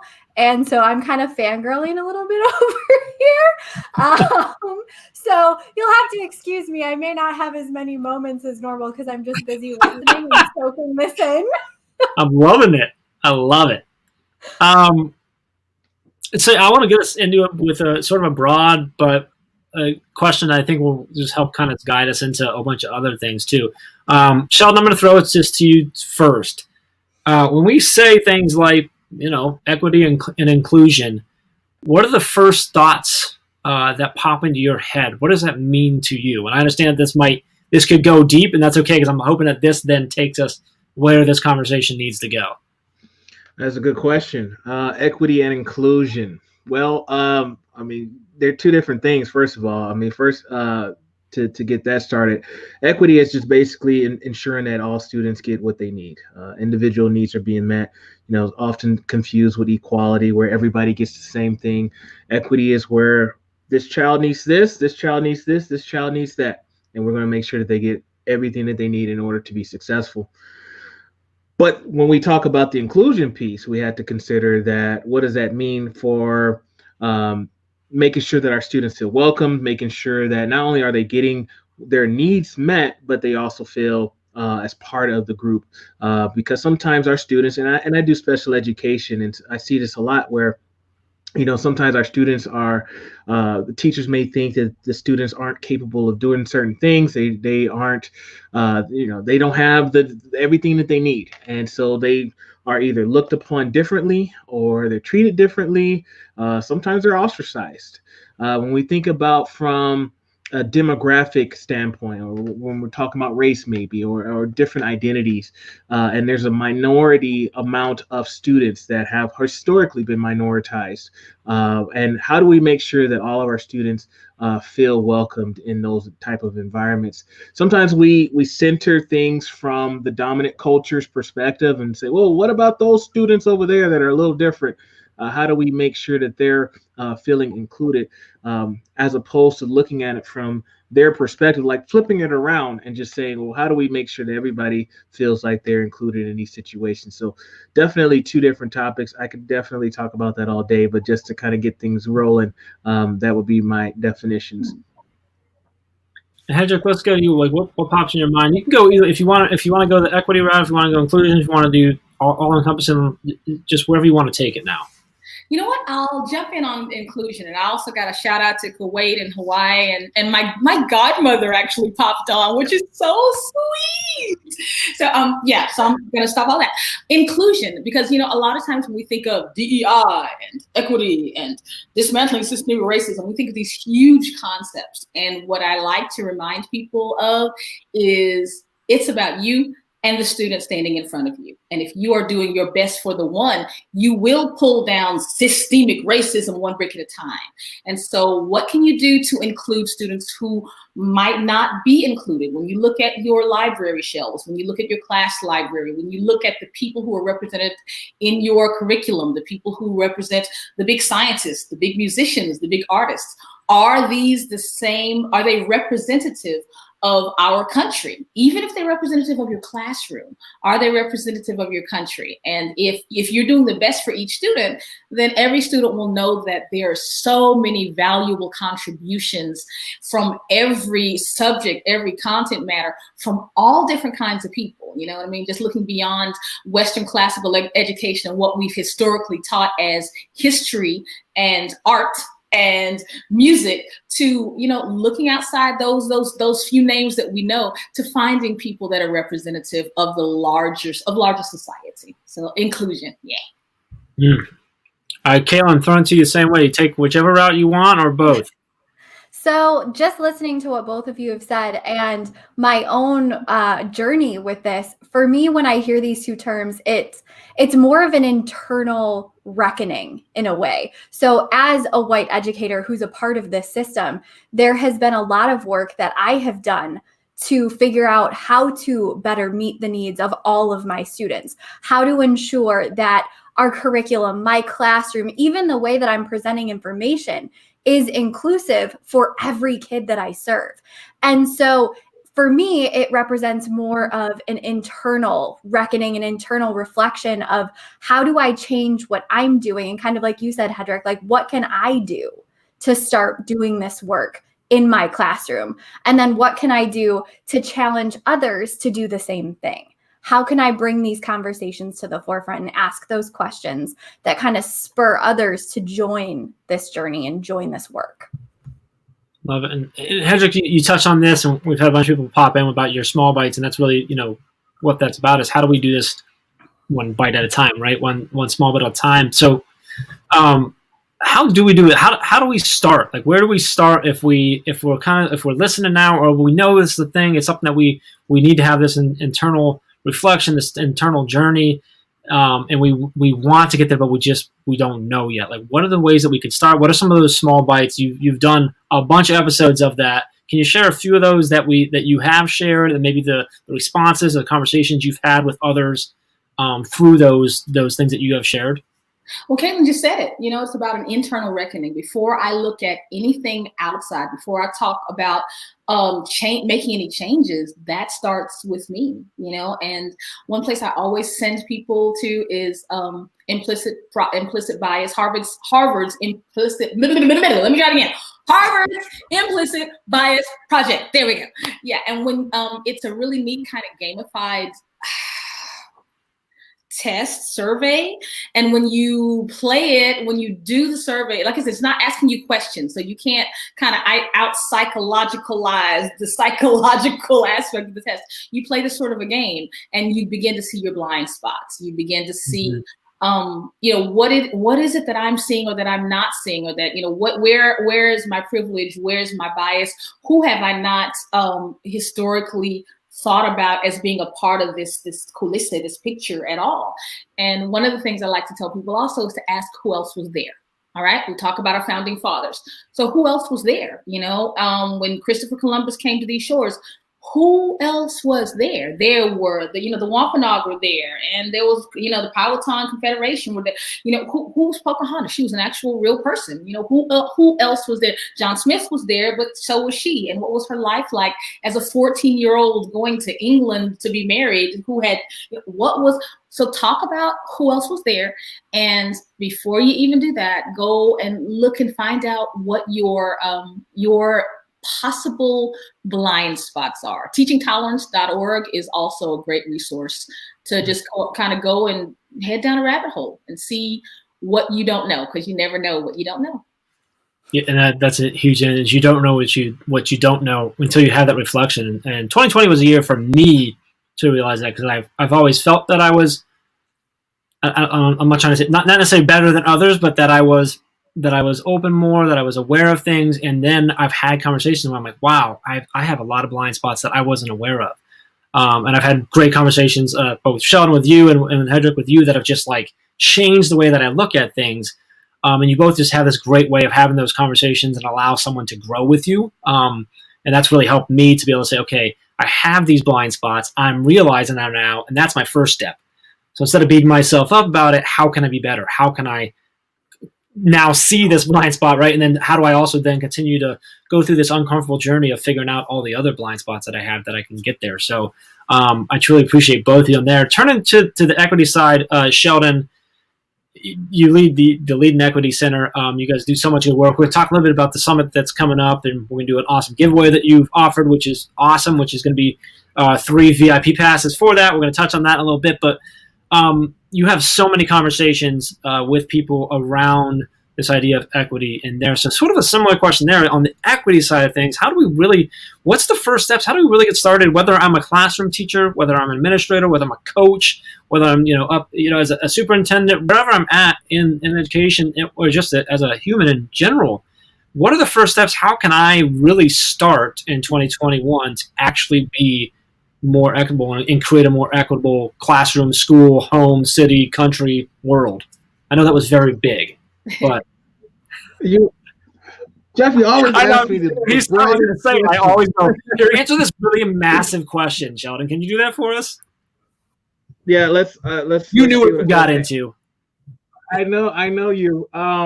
So here's the thing. I honestly, again, just to kind of piggyback. I mean, it really starts with you. I mean, you have to recognize that. Oh, wait, maybe some of my current practices aren't as favorable to everyone. One of the things that I see, like just from little stuff, when we think about how our educational system was created and founded, It wasn't founded for people like me. It just wasn't a thing. I mean, people like me weren't allowed to read in the first place. I mean, that's a whole nother conversation. And when we think about what our system looks like and how it's always been, even with COVID, I was hoping that this would be an opportunity for us to change a lot of our practices. Unfortunately, a lot of the stuff that we were doing before is still just done differently. It's digitally now. But a lot of the same practices that have oppressed, have been inequitable, still continue on. And so when you start thinking about, okay, what am I doing that I've always done, or the way I was brought up and how I learned in my classroom, and what needs to change, such as maybe standardized tests, or how I provide assessments, or how I provide feedback to my students. We often give feedback based off of the way we want to provide feedback, or what we would appreciate when it comes to feedback. We don't ask our students, how do you want me to know, like, how do you want to know where you can improve? Or what are some things that you could have done better, whatever, right? We don't necessarily ask our students those kind of questions. So we can start there. When we think about how we want our students to know, or how do we want to know that our students have learned, that they have mastered, or whatever it is, right? Do we really need to provide multiple choice questions? Do we really need to provide, do they need to bring in a 10-page essay? Is that necessary to show that they know what they're talking about? Or do we need to provide them an opportunity to have options to show you how they were able to learn in their way and what's the best format for them? Or do we need to even provide grades?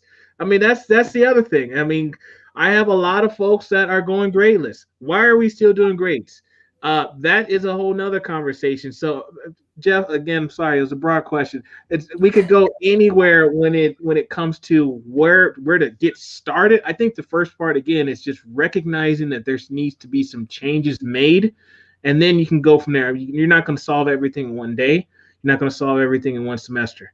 And so it's just a matter of just implementing small little changes that you can do just off of a few of the examples that I provided.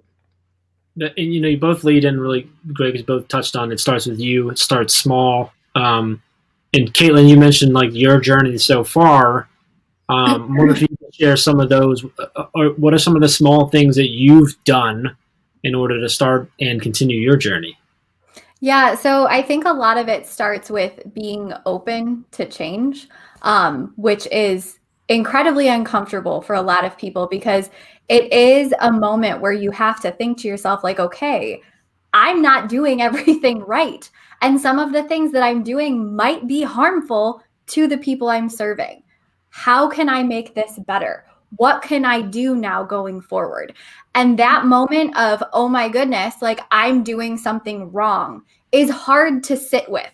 It's hard to sit with, and it's hard to really tell yourself, like, okay, now we need to move forward and do it differently, and be open to listening to people who know more than you. And that's one of the pieces that I 100% advocate for. You need to do the learning before you try to implement the changes. You cannot just jump headfirst into this and say, okay, I'm going to go do this work now. You have to understand what that means and truly commit to it, and really take the time to learn before you jump into making those changes. So that's where I would say the beginning starts. And then as far as my own personal journey goes, like after you move into that, Sheldon, you kind of talked about it before, and I had like a little moment there, but my classroom is gradeless. And that's something that I implemented because the system we have does not work for our students. It works for a very small group of them who are very good at playing the game in a system that was built for them to win. So they are the students that are going to push back against this. They are the families that are going to push back against this because they win in the system that we currently have. And so you're going to have that work to do where you have to understand why you're doing it. You have to understand what is going to look like and what parts are going to work, so that you can then address those questions and those issues that are going to come up. So that's been kind of my journey. I worked in a district that is full of people who are just like me. And so this was a hard transition for a lot of them in my classroom, to go from a system that has worked for them for so long to one where it was a lot different. And it worked for more of the students than just that select few. And so it was uncomfortable. It was difficult, but it was so worth it in the end to watch my students be able to speak to themselves as learners and show me what they were capable of in ways that worked for them. Because the things that I got to see my kids do were incredible. They showed me so much growth and so much knowledge that I was like, I never would have seen this had I not taken the time to do this work, get uncomfortable, push other people to do it with me, and get these families on board. Oh my God, Jeff, can I just jump in? Yes, please do. I'm not the tricky person asking questions, but I put out a tweet this morning. What's the worst microaggression that like left you completely incredulous? I know as Black people, I know Sheldon, we will probably have like a million of those things, but we don't think about it that white people who are disrupting the system, white teachers who are disrupting the system. I know that you guys experience those same kind of, oh, I guess she's too woke now, or she's, so I mean, you talking about this change, and now you're on the back end of it, where you've seen the success, and you've experienced, you're high on the stuff that your students' growth, which is what we're all here for. But come on, tell us a funny story. Okay, I got you. So I had this one student who was gifted and talented all the way, and she thought differently. And her parents were like, yes, she is gifted. She gets straight A's. It is perfect. And I had this mom who took I used rubrics, and there were no numbers on it. It was no points because everything is gradeless. It was just a feedback-based rubric, who went on there and was circling all the different pieces of this paper that the student had done, because I'm an English teacher. So her whole essay she went through, and she's circling all these things and had assigned random point values throughout the entire rubric and handed it to me and was like, my student should have a 93%. And I was like, a what? I don't have grades. What are you talking about? And she was like, well, every single thing on here is worth 2 points. I went through and I did all the calculations. It's a 93%. And I was like, no, it's not. That's not a thing in my class. I'm sorry. That doesn't make sense. And it was this moment where I was like, wow, that was a lot of time that was just spent putting points on this rubric that has nothing of the sort on it. I was a little taken aback. I wasn't really sure how to respond, because I was like, okay, it's not though. She did well, but she still has to work on this part. It was very interesting. That's cute. So touching on some the conversations, the pushbacks, and it's like you said, the people that are going to fight it are the people that win under the current, the way things are, and they don't want change because they feel like it's going to hurt them, or and a lot of times it's because they don't realize why change needs to happen, because it hasn't affected them, because it's been positive, it's been a good thing. I was one of those kids. I played the game in school and I did well because I had a great family, great area. I was set up pretty nice. I was going to do okay, right? And I felt this even conversation with friends that I have back home, family members and stuff, and you get that little bit of pushback because they're like, well, why would we change it? It worked out really, really well. And I'm like, yeah, for me. And for us, it's different. So how do we have these conversations? And I'm going to put this, whoever wants to jump in this, but how do you have these conversations? What are the best approaches to, and I don't know if there is a best, right? But what are some of the approaches we can take to have these conversations with the people that we either know or can fairly accurately assume are going to either be uncomfortable with it or flat out push back on it? What are the best routes that we can take so that we can have conversations? Because just fighting isn't going to work. We need to get to a point where we can have a conversation so we can open that door for them to eventually be able to see it. I'm going to throw it out to whoever wants to jump on this. I'll jump in. One of the things that I do whenever I do any type of training is I always say, this is a brave space. This is a space where, I might say some things you don't agree with. You may say some things that I don't agree with. But at the end of the day, we're going to respect each other's opinions, and we're going to be open-minded. And I think that's the first peace for me. So whenever I go and engage with a teacher or an educator, and I know that I'm probably going to hit some pushback, because equity work is not easy. It's supposed to be hard. You're supposed to get pushback. That's when you know that you're ruffling some feathers, when you know that some folks are against it. Because like you said, it's the system is set up for people to succeed and for people to fail, and people that are often in those successful positions, they don't want to share. They don't want to give up any sort of power. And so you expect those type of things to happen. So what I try to do is I create a landscape where, depending on what the conversation is just to try to provide a different perspective and provide a little bit of context. I'll give you an example. When George Floyd was killed, and I saw a lot of silence around police brutality. But then when a lot of videos came out about folks running out the stores, looting and doing all these things and rioting and all this, that was when people started to vocalize and start to say, oh, see, this is wrong. This is what, see, that y'all never will get your change. You'll never get what you're asking for, because this is not the right way to participate. This is not the right way to do these things, right? And so what I tried to share with some people when I was engaging in these kind of conversations was you had to think about context. Think about 400 years. Folks have been, throughout history, we have been looked at as less than human, as property, as animals, and Jim Crow, we've been lynched. We've quote unquote done it the right way. We marched and we silently protested. We took a knee. We did everything that we were quote unquote supposed to do. Yet in 2020, we are still having these conversations. We are still getting shot down and killed.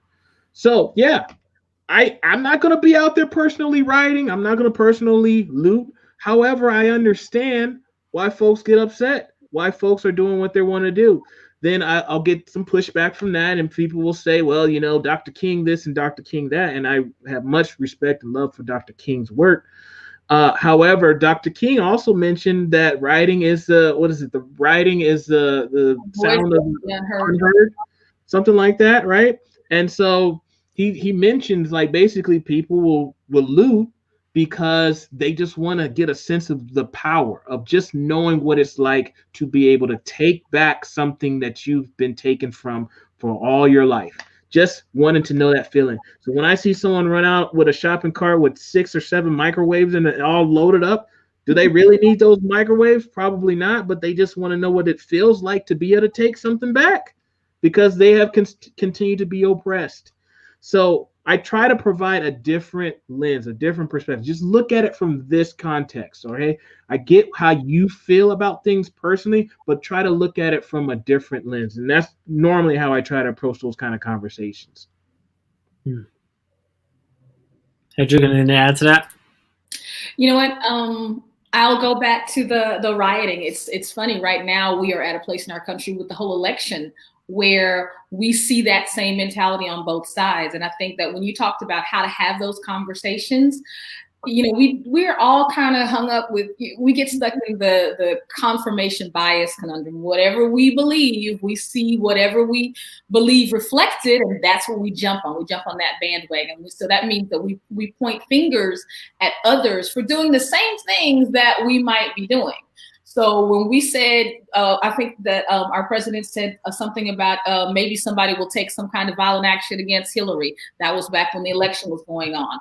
Or when he said in the debate to have the Proud Boys stand back and stand by, those are those same kinds of call to action. And if you watch, I generally am a fan of looking at all perspectives. So if you look at right-wing media pundits, some of the more extreme ones are advocating if Biden is inaugurated or if he is confirmed on the 6th, that we should actually, militias should actually take up arms. And there are some real advocates for that same kind of thing that was going on in Portland, where they took over a couple of blocks and said, hey, we got this, y'all are out. So it's something that is in everyone if you feel that your voice is not heard. So the thing that I try to do is say, well, yeah, I know that is wrong. It's true. Did you see that they're also advocating that on this? How can we get to a point where nobody thinks that violence and rioting is the course of action? What are we not hearing from both sides. What are we, and I am quite an advocate that, our democratic system works. And so I do need to put that out there. But if I am talking to someone who's pointing fingers at the rioters, for example, in Portland, then I just try to use those examples so that, hey, do you know that it's not just coming from one side? Are you seeing that, the people who are believing that Portland is also bad are also advocating violence? What are we going to do about that? How can we, what do you think about that? And then you kind of have a door to either know this person I can talk to or not, because they'll say, well, it's not the same. Then, okay, let me just shake the dust from my feet and move on, because this is not necessarily fruitful ground. I can probably till and sow somewhere better. But if they say, no, I didn't know, show me that, then you have a door to say, you see, the voice, the voice of the unheard. So what's wrong? How do we need to listen? Do you think that maybe somebody's not listening to them? So, or is it being stoked, or is it somebody? Are these things the same? Historically, are these two nobody's listening to me the same? Do they come from the same place? And then you have a ground to talk about. Slavery was not 400 years ago. I lived in the house with my mom, my grandmom, and my great-grandma. My great-grandma was born in 1892. Count backwards. Slavery ended in 65. That means that her father, and I know her secondhand stories. So it's not something that happened a long time ago. The people who grew up in Jim Crow are still alive today. So when we start talking about, is this violence the same as this violence? We can look at it from a historical standpoint. Okay, well, is this population generally not heard? Is that why they're mad? Then we can say, okay, maybe not. All right, so maybe there is something there. So, can I jump in? Absolutely. I love how Hedrick said, at the end of the day, there's going to be some folks that's going to say it's not the same thing, and they're going to try to challenge as if they know what's better, right? As if they've experienced these things, or they have someone that has experienced, and then they'll tell you it's not the same thing. And at the end of the day, you're not gonna change everybody's mind. There's gonna be some folks that down the road, maybe years later, they'll come to their senses. I've had a colleague that he posted on Facebook and said, you know what, for years, I always thought, if the black men, if the brown men would just comply, if they would just never commit the crime, or if they just didn't do these things, we wouldn't be having any discussions. We wouldn't be talking, like media wouldn't be highlighting. I hate when media takes up all the space and it's all about Black Lives Matter and police brutality. Like, I want to know what else is going on in the world. I don't care about these things. And after he watched George Floyd, he changed his perspective. He changed his stance. He said, you know what, I was wrong. I should never have said that. I just thought that this is on them. I thought it was on people of color. This is their fault. If they would just follow directions, if they would just not commit crimes. But now I have a different light. So at the end of the day, maybe that touch point, that conversation that I might have may kind of put something in their mind, but they're going to push it. But I don't know, down the road, maybe they change, if someone else provides the same message and it just says it a little bit differently. Maybe I come off a little bit too strong, or I was intimidating that day, whatever, right? But at the end of the day, we're not going to change everybody's mind the first time. Sometimes it takes multiple touches before people are starting to open up, and maybe unfortunately, it takes more tragedies for people to kind of start to shift their mindset as well. And the thing about it is, I think that's such an important point. My job is not to change anybody's mind. My job is not to argue with anybody. I think the worst thing anyone can do is argue your point. Now, sowing seeds of knowledge, that's fine. If I plant a seed today, if I do it in my yard, I will at some point see it. If I do it in my yard and then I move 5 years from now, I may never see it really sprout to any size. But it's still going to be a tree at some point. You know what I mean? It might not be a tree for that generation. It may be something that actually bears fruit 2 or 3 generations. So just to close that up, don't argue your point with anybody. That's just a waste of time. I love that. I just want to do just a little note on something Hedrick, you said at some point was, about that we seek out the things that justify what we already believe and that just sort of echo what we already believe. And something that I've done for a long time, but I've really tried to really focus on is when I see an article or a tweet or a news story, whatever it is, that hits me and I go, yeah, exactly, that's right. I try to stop myself and I spend whatever I need to go and I Google the heck out of it to try and prove myself wrong. And I try to figure out, okay, did I believe that because I'm not a fan of that person or that network or that whatever, that thought process, and that's why I thought, oh, that must be a good story? Or was it maybe slanted because of where it came from and that was slanted for me because I already think that way? And that's hard to do because it's a lot easier to just be like, well, yeah, well, that news story said it, so it must be right. I must be on the right path, right? Versus, okay, I really agree with that. Now I'm about to go figure out, am I agreeing with that because I'm actually wrong, or am I, And so I think that's a really cool. That's a practice. I can't remember who I talked to. Sheldon, it might have been you and I that had a conversation that really like sparked that in me. It might have been my buddy Maurice who was on earlier. We have a lot of conversation around that where I'm like, I need to put that time in to go figure out why did I agree with this, or why did I disagree with this, right? And go studying. I think that's part of that, starting with you, digging in, having those conversations, and digging into that. So I think that's where some of the implications come in, though, as well for literacy teachers, because everything that you're describing right now is literacy. It's understanding when you read a particular piece, it's critical literacy. When you read something, whether it be a news source, something nonfiction, whatever, it's important to ask yourself, who's telling this story? What kind of reactions is it eliciting? Who are we hearing from? And more importantly, who are we not hearing from in this story? What is their perspective on this issue?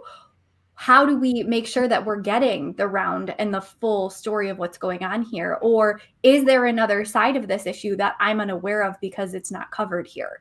Those are literacy skills that, as an English teacher, when I hear people talk about that, I know I have to be teaching that to my 11 and 12-year-olds so that when they get to be adults, they are able to consume information responsibly. If somebody wants to pop All Sides Media in there too, that's a resource I really recommend, because you look at whatever your favorite, if you're into Fox, then you look at Fox, and then you see Fox is left leaning, then what's right leaning? Go to your opposite and go and read the same headline and see what they have to say. And All Sides Media is, if you don't know about media bias, because they're all kind of biased.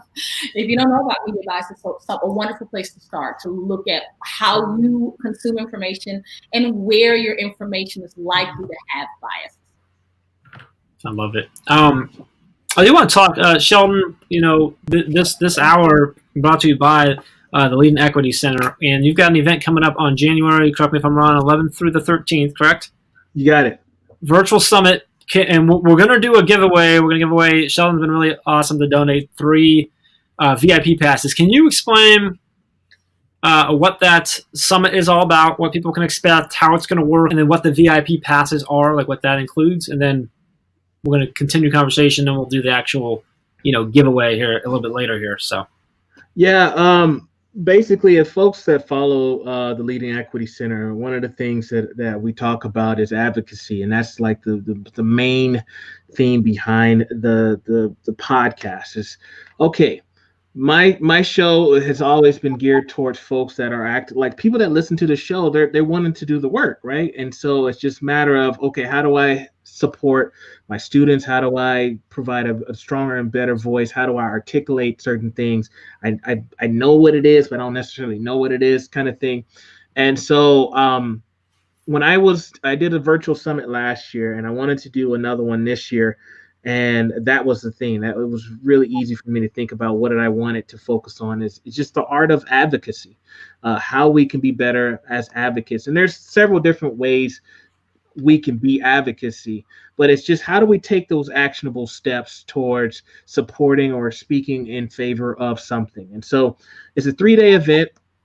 It's free registration for the event, and it's centered around 3 strands in regards to the actual sense of advocacy. So day 1 talks about the power of preparation, how to discover ways to develop a plan to address inequities in schools. Day 2, which would be January the 12th, is the power of persuasion, where we can gain an understanding of the art of influence and creating a sense of urgency towards change. And then we wrap things up with day 3 on January the 13th, the power of persistence, recognize how to endure challenges as they may arise. Really looking forward to this event. We have well over 70 speakers that are providing presentations. We have well over 70 presentations as well. And again, centered around advocacy. It's the thing about the VIP pass is, sometimes when you do free summits, there are some costs that are associated with putting any sort of event together that we do. And so what we do is we provide the videos for free for 24 hours. But some day, I think day 2 has like 30 videos that are just there for like day 2. So it might be a little difficult, and it's during school year. So it might be difficult to catch all of the content. And so if you want to kind of have access to it later, if you want to be able to just take your time, take notes, that kind of thing, and not try to run through all the videos, you can get the VIP pass, which gives you all access to all the content. Normal price is $69. However, I was wanting to provide something for this Teach Better time. I don't know how y'all do 12 hours, by the way. What is that about, man? That's just Jeff being overly optimistic and very excited. Yeah, sorry, I just thought about it. I was looking at the clock. It's 6 hours deep. I'm like, how is he doing? Anyway, we talked about it earlier, Sheldon, about when I realized Ray and I told him, like, hey, you know what's cool? She's like, well, you and I are only on screen for 5.5 hours each. She's like, that's a long time. I said, yeah, but in June we were on for 7.5. So like, it's not that bad today. Yeah. All right. So Sean, how long is that? The VIP, you get access to all that. How long do you have access to that with the it's VIP? lifetime. It's lifetime access to the content. And there's also some professional developments certificates that are available as well. So that's all available. So we'll be giving out 3 passes today. So I'm looking forward to that. Notice I sidestepped back to that to get off the Jeff's crazy mark. So just to go there. So we're gonna do that here in probably maybe five minutes or so. We'll throw out how you can win those 3, and we'll give 3 of those away. Hedrick, I wanted to go to you real quick because you touched on it. We mentioned it, but I really enjoy your small bites, which is over on YouTube every Friday. Can you sort of just give us a little more of the overview of like what that is? Like, why did you start doing that? What can people expect when they come get that small bites? Like, how's it kind of formatted? Where does the amazing music come from? You can throw that in there too, just because I know. But would you mind sharing a little bit more about your small bites? Well, that's my favorite thing, actually, that I love to share about my podcast. It was kind of born out. My son got taller than me this year, and he grew some really, really visual facial hair. And so I just screamed for my son. So I like to show people what I'm talking about. He grew facial hair, and the things that he started to experience were very different. And would you bring that picture when you come over here? So one of you. Thank you. Yeah, so he started to look more like a Black man. This is what he looked like growing up, and that sweet little, and he adorable. And then he started to look like this. Ooh. Here he is. All right, so that's my kid. And thank you, baby. I appreciate it. He started, he wears a wild hair. He's a musician. He actually did the music for Small Bites, composed it, wonderful stuff. Yeah, he's my pride and joy. And he started to experience things like go skate in your own neighborhood. Well, this is his neighborhood. He grew up here. You must be new to the neighborhood or you know him. They ran him. So things like that. Or, somebody at the church saying that in the church youth group, saying, hey, what? Black lives don't matter. That's silly. That's craziness. That's hate. What? You can't believe that crap. Those kinds of. So he started experiencing some things, and right after the death of George Floyd, I wrote I'm not a virus, and I put that up, because we were dealing with the pandemic and dealing with the racism, which has been a pandemic for decades, centuries. And that's kind of how Small Bites was born. I've had all of these experiences that I felt I needed to share with a broader audience, because a lot of people who say those things are standing in classrooms. A lot of people who have those kinds of biases are teaching kids who look like my son.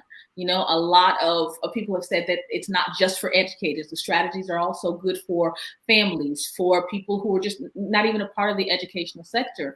And it was important for me to tell those stories because I want my kid and my grandkids and his kids to be safe. I want them to get what they need in education. I want, you know, he's driving this year. I want to not have this weird feeling in my stomach, hoping that he doesn't get stopped for no reason, because, you know, hashtag DWB, driving while black, is a real thing. So that's kind of how Small Bites was born. And because I was the first generation of segregated schools in Houston. And I just collected all of these experiences as quote unquote the one black friend. And I just felt the last couple of years that I was driving towards something. And so then all this came up, and that was the birth of Small Bites. And what it is I talk about, I give a vignette at the beginning, telling usually something that connects to something that happened that week. A couple of times it was stuff that happened to my son.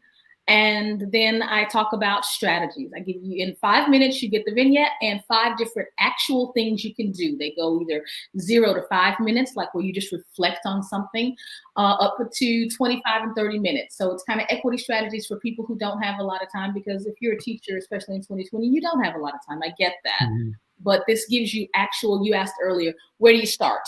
So this gives you some actual places that you can start, you know, teaching tolerance, or just read the news and then look on All Sides Media and see, wow, oh, wow, I didn't know that this news site, what, CNN is left leaning? What, Fox is right leaning? They're not biased? You know, so just giving people actual kind of, hey, guess what? Did you know? Kind of thing. Mm-hmm. And trying to put it together in using a tone that I hope connects to people who don't think like I do. Because again, when I look at the demographics of who's in classrooms, and I look at demographics of people who don't necessarily believe that Black people's experience is any different from theirs, like you were talking about, Sheldon, your friend who said, oh, you know, there's nothing different.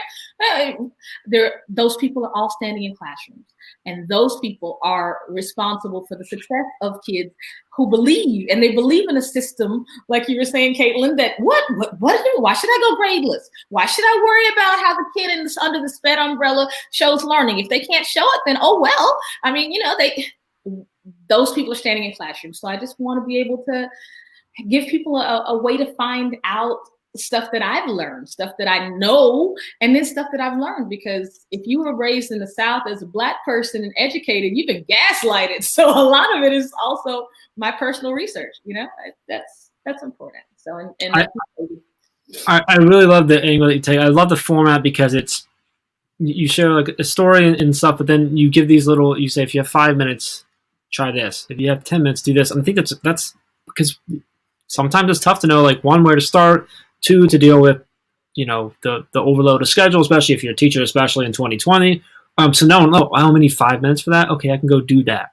I'll save this 20-minute thing for the weekend or whatever it might be. So I really appreciate the work you do there. I think it's super powerful. So if you can spell Hedrick's name, you can find her anywhere, because I'm telling you, if you Google, it comes up everywhere. You can even find some old music videos, just saying. Oh, don't worry about that. Throw it out there for everyone to explore. But you can find her on YouTube that way.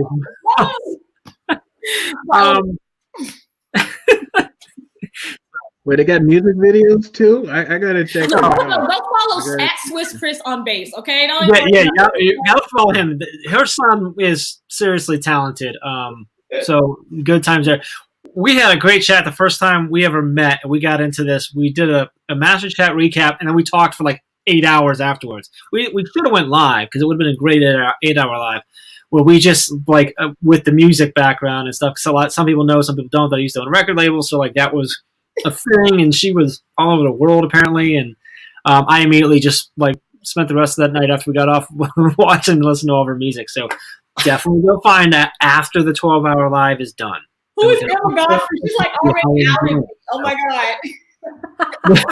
Emma's already over it. She's finding everything. Wait, are there music videos of Sheldon? Is there something out there we don't know about? No, I don't have any music videos. I think she's just saying the podcast. I don't know. I'm looking. I'm gonna go find. There's some DZE albums out there somewhere. Some old tracks that no one knows about yet. All right, so we got a few minutes here left. I do want to do the giveaway. I want to make sure I don't forget that. So we're doing 3 all-access passes for the Lead and Equity Center. There's some on January 11th, 12th, 13th. So the key to this is that there are a ton. How many was it again, Sheldon? How many sessions and videos? I think I got it's almost 80. I want to say it's like 75 videos that came in. Okay, so 75 across the 3 days. So that's a lot to try and get into on 3 days. So what the VIP pass is going to give you is lifetime access to watch those who not only can you see them all and watch through all of them, you can go back to them and re-engage in and stuff. So normally $69, 65, 69. What was that? 69. So I mean that's less than $1 per video, but we can give them out for free. We're doing free today. So 3 of them. Here's how we're gonna do it. We're gonna do the first 3 people to comment and share just one way you are going to be a more inclusive educator in 2021, and go. We'll wait for the team to pop up. The first 3 that we get popped up on screen will be our winners, and then we'll get all the info to Sheldon, so Sheldon can hook you up with that VIP pass. So, I want to say we'll take the last little bit as those are coming in. I really just kind of like go around, like if somebody wants just have each of you share sort of your last thoughts that you want to leave with everyone around what we talked about in general. So as everyone's trying to win this VIP, Sheldon, I'm going to go to you first. Just any sort of last words, last thoughts, things you want people to kind of take away today, and you hope that they take away from this session with us.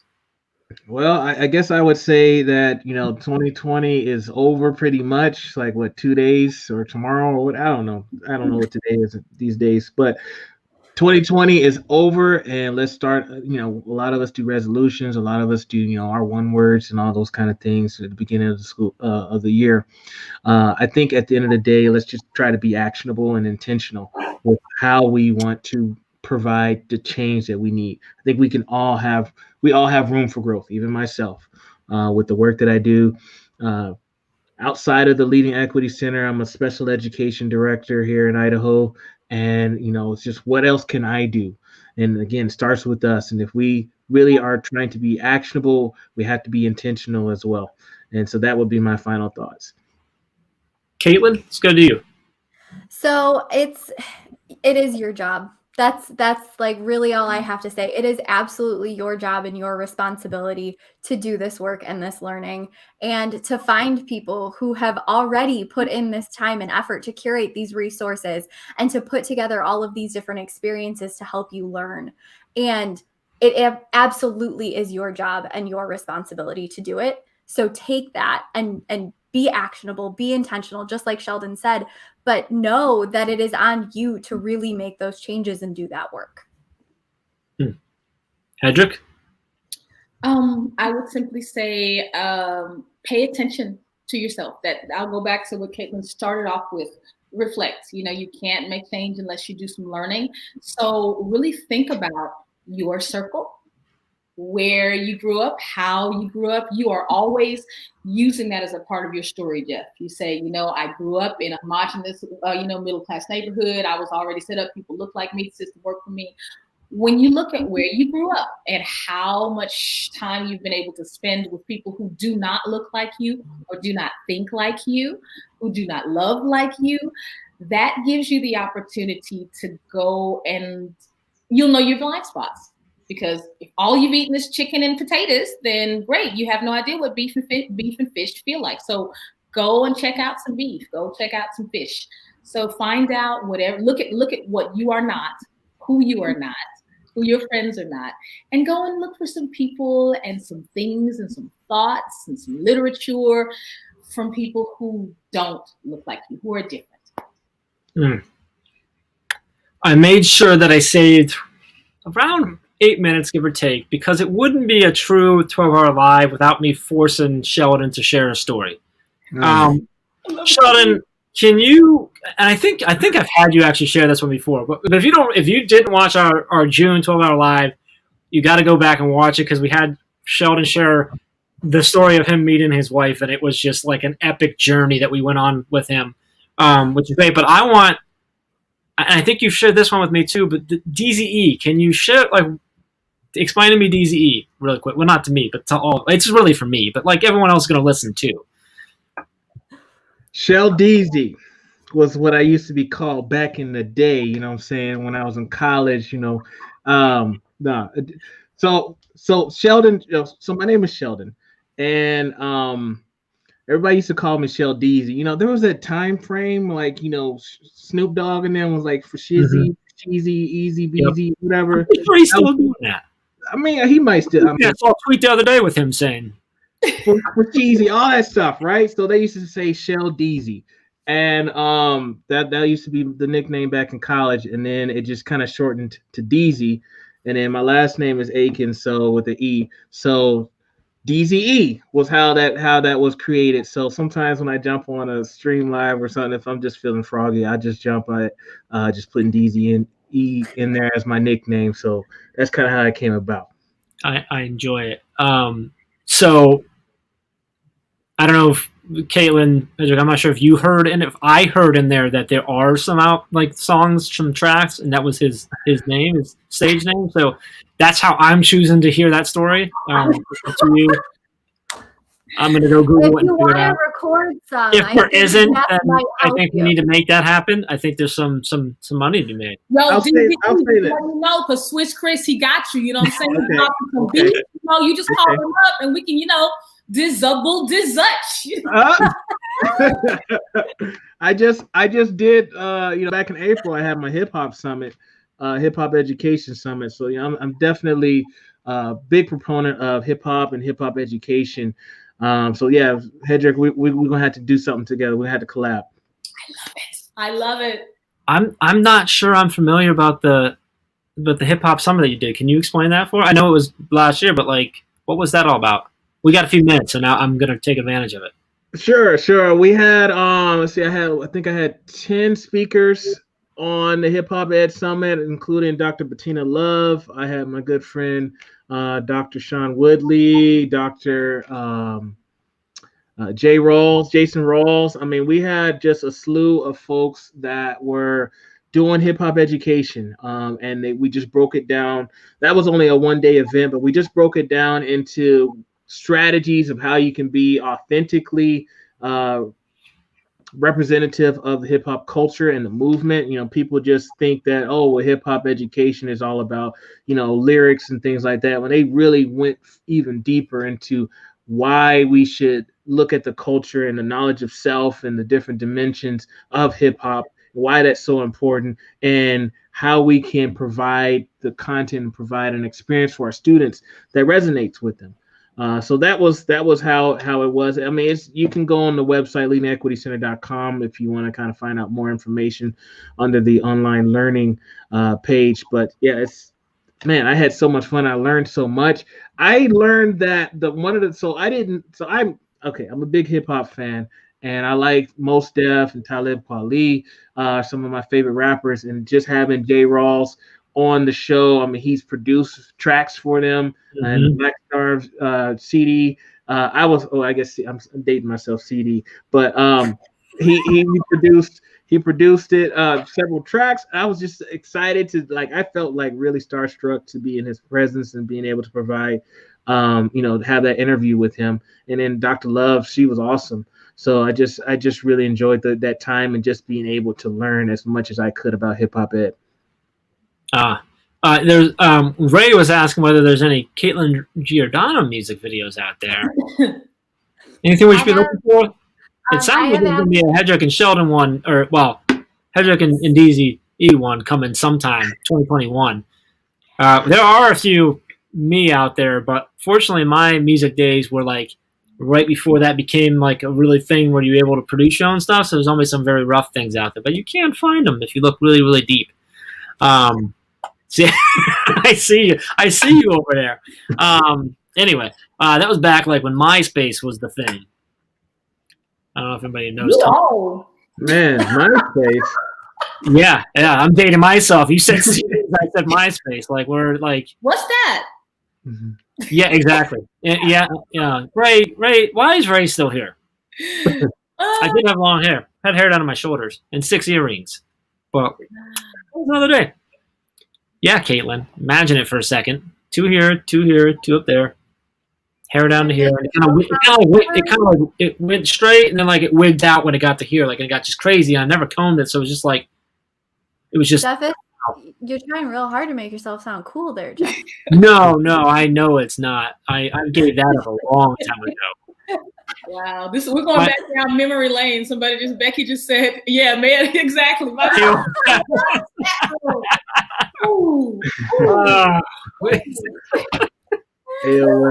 picturing that now. We don't want to go that route. We're not going to go that route. Where we're going to go instead is coming up next. We've got Becky Thal coming on with 3 amazing children's books authors, good friends of ours.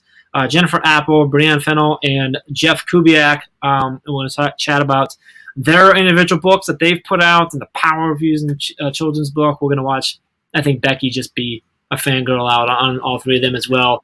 Good friends. Sheldon, when you were talking about like fanboying out a little bit with him on the show, I'm like, you mean like Caitlin was right this whole time? That was gone. Yeah. I so appreciate you all joining me. Caitlin, you're the boss, and I just anytime I get a chance to hang out with you is my privilege. Sheldon, I appreciate you so much, brother. I've so much appreciated getting to know you over the last couple of years, and I come to you for a lot. We come to each other for a lot, and I love that. I cherish our let's wait a couple months and then Voxer a whole bunch in a row thing that we got going on. And Hedrick, we had a blast first time we met, and I so appreciate all 3 of you as 3 people that help me continue to grow every single day. And I can see it by the comments and everything going through that you have done that again today for so many other people. So really appreciate all 3 of you for being here, taking some time out of your day, hanging out with us crazies who still have I'm trying to do math again. 4 or 5 hours? I don't know. We have hours left. We have math left. So that's going to happen. I think that would have got better because earlier someone on our internal team thing like joked like it's fun watching Jeff do math. And I'm like, yeah, it's hard. Numbers is difficult. So super excited. Hang on, we'll be right back. Real quick, Emma and Christy and Barbara, who won, our team will be reaching out to you sometime today or tomorrow to get your info and make sure we get that over to Sheldon. He'll get you hooked up for the VIP passes, so that'll be going on. Becky is up next with our children authors, so stick around. We are continuing right after this.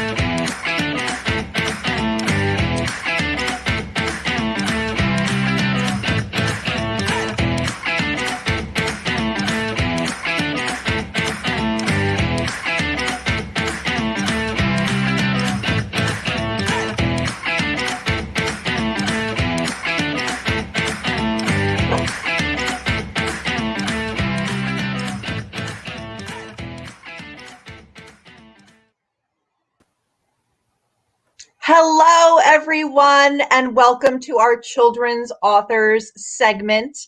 I am so excited. First of all, was I the only one backstage hysterical laughing at the end of that last segment? I mean, first of all, I also felt like I was totally dating myself because I'm like, oh, I remember that. Oh, I remember that. Do you guys, please help me out here. Tell me that you remember some of that. MySpace, AOL chat. Yes. I remember all of it. Yeah. Oh yeah, unfortunately I do too. And I think I'm the oldest in the whole group anyway. So yeah, that was all familiar. I don't know, Jeff. I don't know. I do color my hair. That helps a lot. So I was waiting to hear like Sugar Hill Gang and all that too. We'll have that conversation at another time, but welcome to all of you. I have been like a kid. I said this last night, I think in one of my tweets, I've been like a kid at Christmas time all over again, like waiting to come on air. And it actually got to be about 1:30, and all of a sudden I was like, oh my God, I go on in an hour. Like time flew. Like these segments have just been flying by, and it's been wonderful. I mean, to listen and absorb, and all of a sudden, I was like I said, I'm like, oh my God, I got to put my makeup on. I've got to get dressed. I've got to look camera ready. So super excited to have you guys here. I'm here with Jennifer Apple, Brianne Fennell, and Jeff Kubiak. And I'm just going to introduce myself quickly, and then I'm going to turn it over to you guys because I'm never going to be able to do you justice other than to say you are not just authors one time over, but two, and in Brianne's case, I think three, you can correct me if I'm wrong, 3 times over. So I'm Becky Thal. I'm a member of the Teach Better team. I'm also a 5th grade math and science teacher here in the little but mighty state of New Jersey on the East Coast. I know you're all kind of in different time zones from me. So we'll start with you, Jennifer. Why don't you go ahead and take it away and tell us about yourself. Yeah. Hi, everybody. I'm Jennifer Apple, and I'm on the opposite side of the United States from you, Becky. So I'm all the way over in Washington. I'm closer to Jeff here. We're kind of on the West Coast people here. Yeah. So, and currently right now I'm the tech coach at my school. And I've published 2 books so far. And I have another one coming out, I don't know, March, April, something like that. And I've been in education 22 years. It's kind of scary to think about how long it's been. But so mostly in middle school.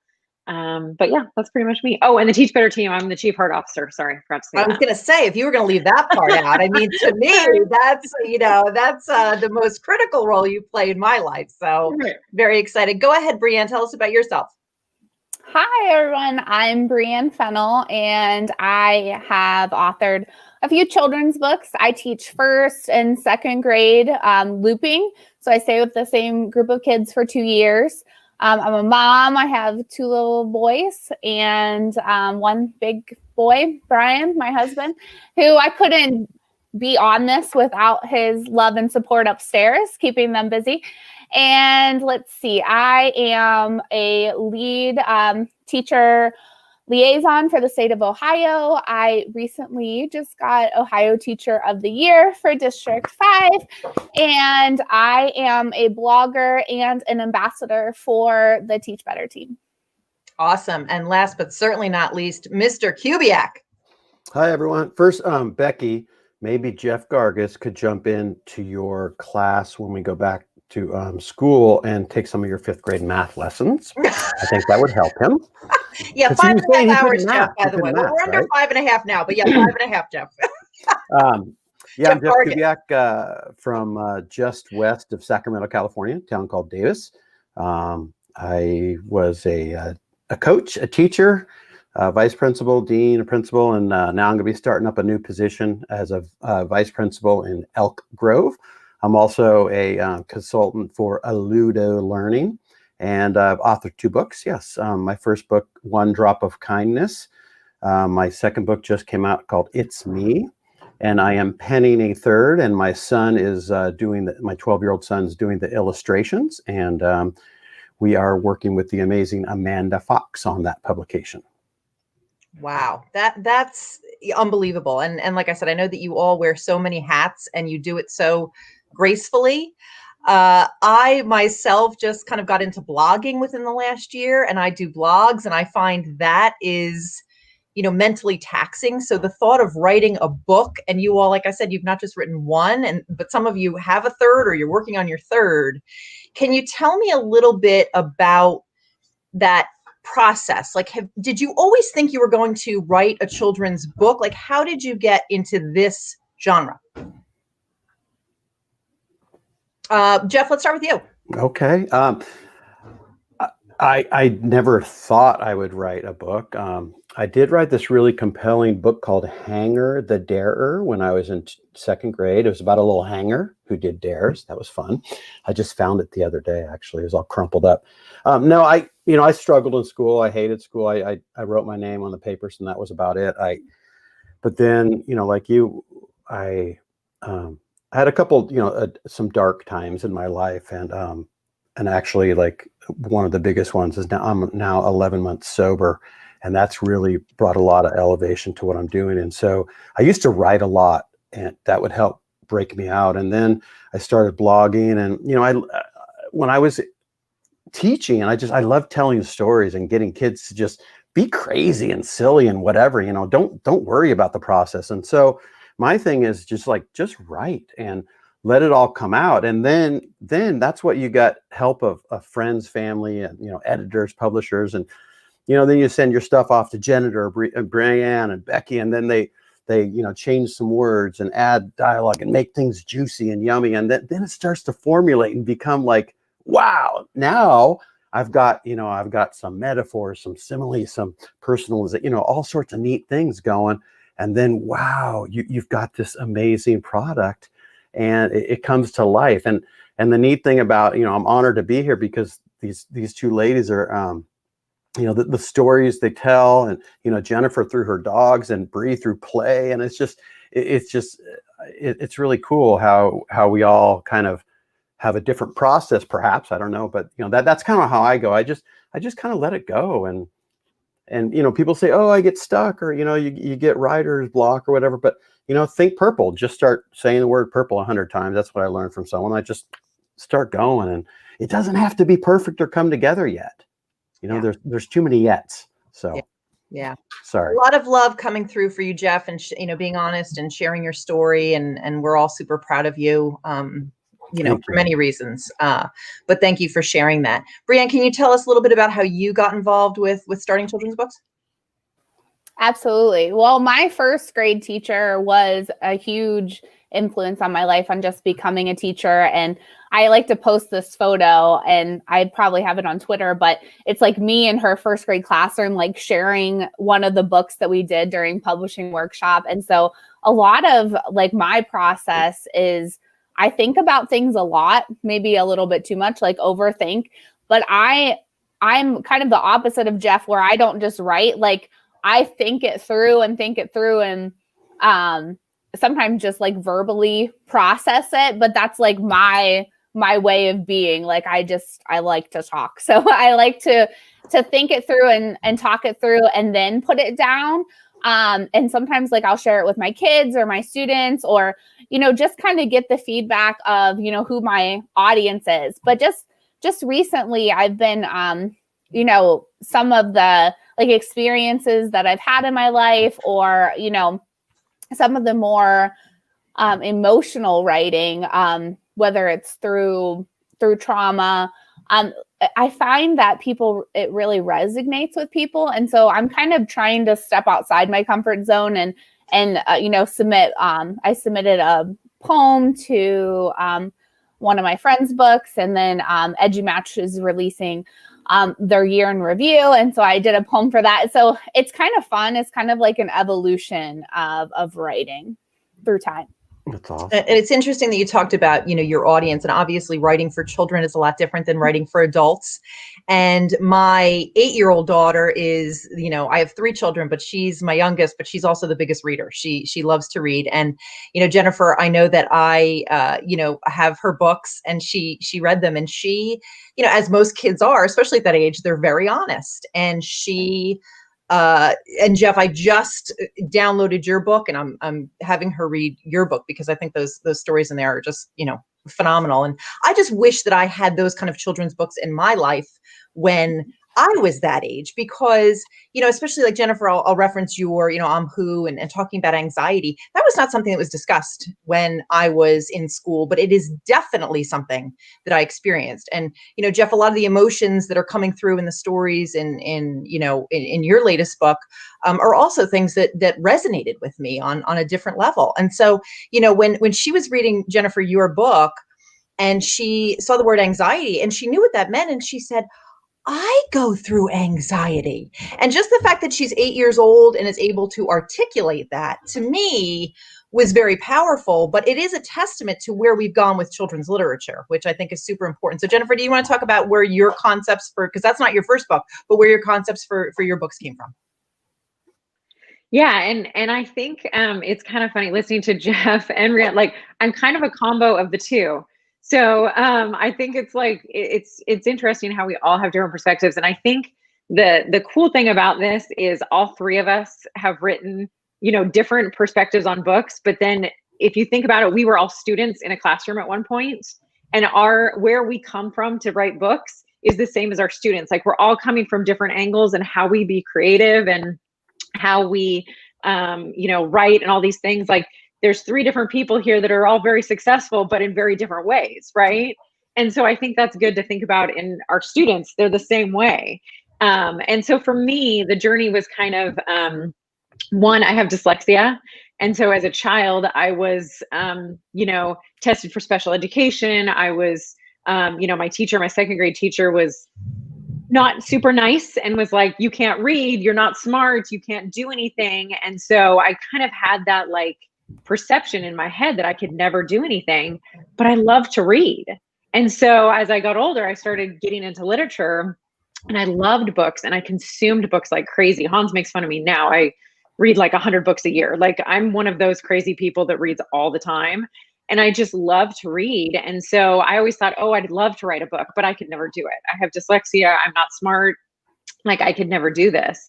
And so as I got older, it was kind of like, well, actually, maybe I could. And then I started coming up with these ideas, and I do kind of like Brianne does. I think about things a lot. And so I do the same thing. Hans and I talk about it. And I'm like, well, I have this idea, and this is what I'm thinking. And should I do this? And so I kind of like talk things through, but then I do what Jeff does, and I just brain dump, and I like get on my computer, and I type as fast as I can, everything in my brain. And then I have those lovely editors, mostly my husband, that goes back through and helps me organize everything. But I think that it's one of those things where I didn't think I could ever do this. And then once I wrote Award-Winning Dog, it was like, oh, maybe I can do this. And then I wrote I'm Who, and I'm planning on writing 3 more. I have 3 more outlined out. And then I just sent in my manuscript for my adult book. It's like 200 pages. I couldn't believe I wrote 200 pages. And I just submitted that a couple months ago. And so it's like this spiral effect of like, I never thought this would ever be something I could do. I always wanted to, but I never thought I was capable of. And then now it's like, oh my gosh, this is happening. So I think that's another thing to think about with students is they have this power in them. They just don't always know how to get it out, So would you all agree that once you kind of get this bug and this itch to write a book, whether it's a child's book or an adult book, that kind of stays with you, and then you kind of keep on writing more? I know, Jeff, you talked about you already have another book in the works. Brianne, what about you? Do you have your visions for your next book? I do. Actually, Mandy will be on here later, but I was just emailing with her. I have several different projects in contract with wonderful Sarah at EduMatch. And I love her because I'll get excited about something and then she gets excited for me. And so, yes, I have different projects in the works, like different stages of the projects. But yes, I have the bug. I would, sit and write forever. And I always joke too, like I would go to school forever if I could. Like, I can't wait to get my PhD. I'm super excited about it. That's awesome. Well, let's talk about 2021. What aside from the publishing that you all seem to have going on and in the works, what are some of your goals and aspirations for the new year? Jeff, you want to start? Sure. I really want to hopefully get my book with more exposure, because I think it's something that needs to be put out there, because growing up, so we had people. Why don't you talk a little? Just take us through a little bit of a snippet. Yeah, so it's me as a collection of they're vignettes from real students and educators, and they're all people who have been either stigmatized, marginalized, prejudices. And so like my 2 kids are in it. My son has ADHD, my daughter has Tourette's. I've got a young girl that's dyslexic. Basil Marin wrote, he's a African American male that's got a PhD, has a Muslim American, dual language, and boy in a wheelchair. So hey, this is me. This might be who you think I am, but I have these amazing qualities and can-dos. So, and this is, this is something about me you don't know. Embrace me, right? And so it's all about ditching the labels, ditching the prejudices, and really opening it up. And I think, it's people kind of hesitate, people say, oh, you're so courageous for doing it. It's like, no, like we all need to be able to do it. But, some people still hesitate when it comes to having equity, inclusion, and race conversations. And it's like, God, if we can't put it out here in 2021, then, we really are doing things wrong. And so I'm really proud of it because, Basil, then Mia Allen, Mia did a great job, and I'm just really excited about her. Mia Walsh, she's just the freshman at Ohio University, and she's LGBTQ, and she was really brave. And Kuen Taylor, who is a Vietnamese teacher in Southern California, talked about her experience of coming over, and it's illustrated by a young lady who just graduated high school. Melanie Korach, who's a friend of mine, and she's also an author, but her daughter did it. And so I'm really proud of it because it's a collection of real things by real people. And it just tells a neat story. It's very powerful. It's a very powerful book for those that haven't gotten it yet. Brianne, why don't you just tell us a little bit about your latest book as well? Give us a little snippet.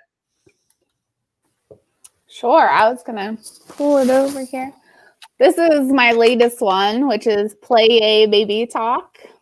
And so it's really a story to kind of help kids who are having another sibling, and how it doesn't have to be scary, and kind of just like it's a funny story, but also I kind of wrote it. It's kind of like a journal of the funny things that my older son Lucas said, like when Max was coming about. And so it's exciting because it's something that I'll have forever, and they'll also have after me.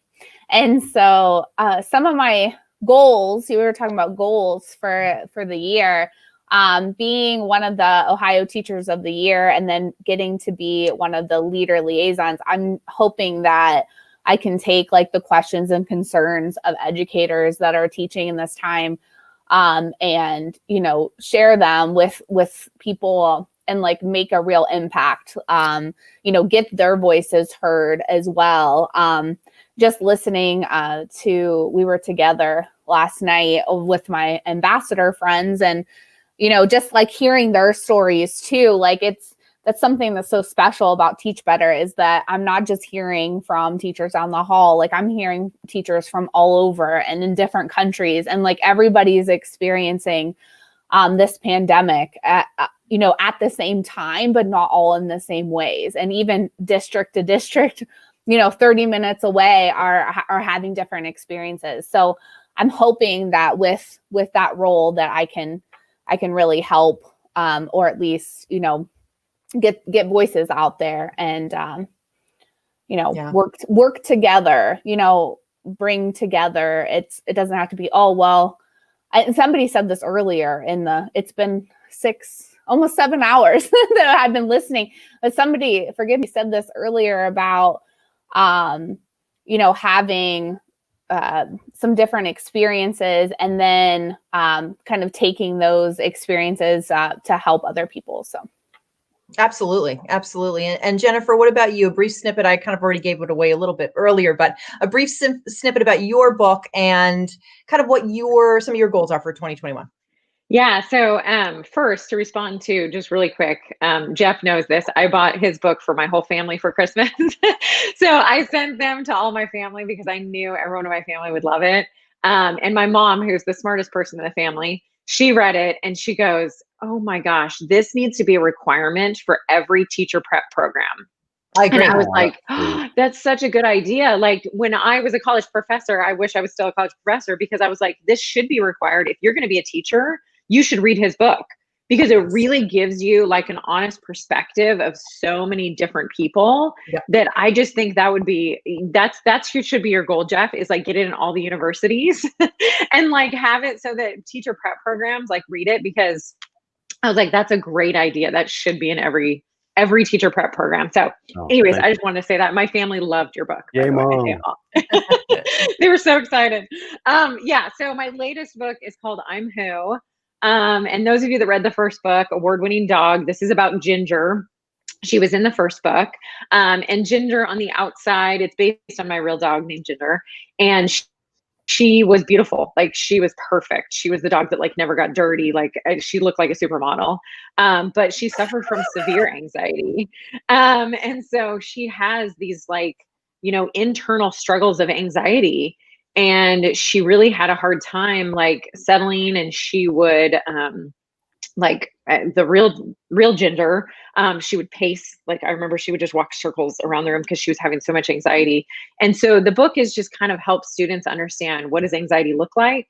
And then what are some strategies you can use to help you with anxiety? So, you know, deep breathing, a safe space, thinking of like, you know, trying to get your thoughts onto something else, you know, things like that to kind of like cope with those anxieties that come up. And we all have anxiety, especially now in the pandemic, right? I mean, we're all kind of having those thoughts at times. So it's just a cute book for kids to start that discussion. And I think for 2020, for me, I really want more people to tell their story and be brave. Like in Jeff's book, in Brianne's book, like we're all kind of like telling the story of someone, right? I mean, that's what writing is. And so I just want other educators to feel like they can tell their story. And I also want to empower my teachers, like at my own school, to, you're a teacher, you know what's right for your students. You know what you should be doing.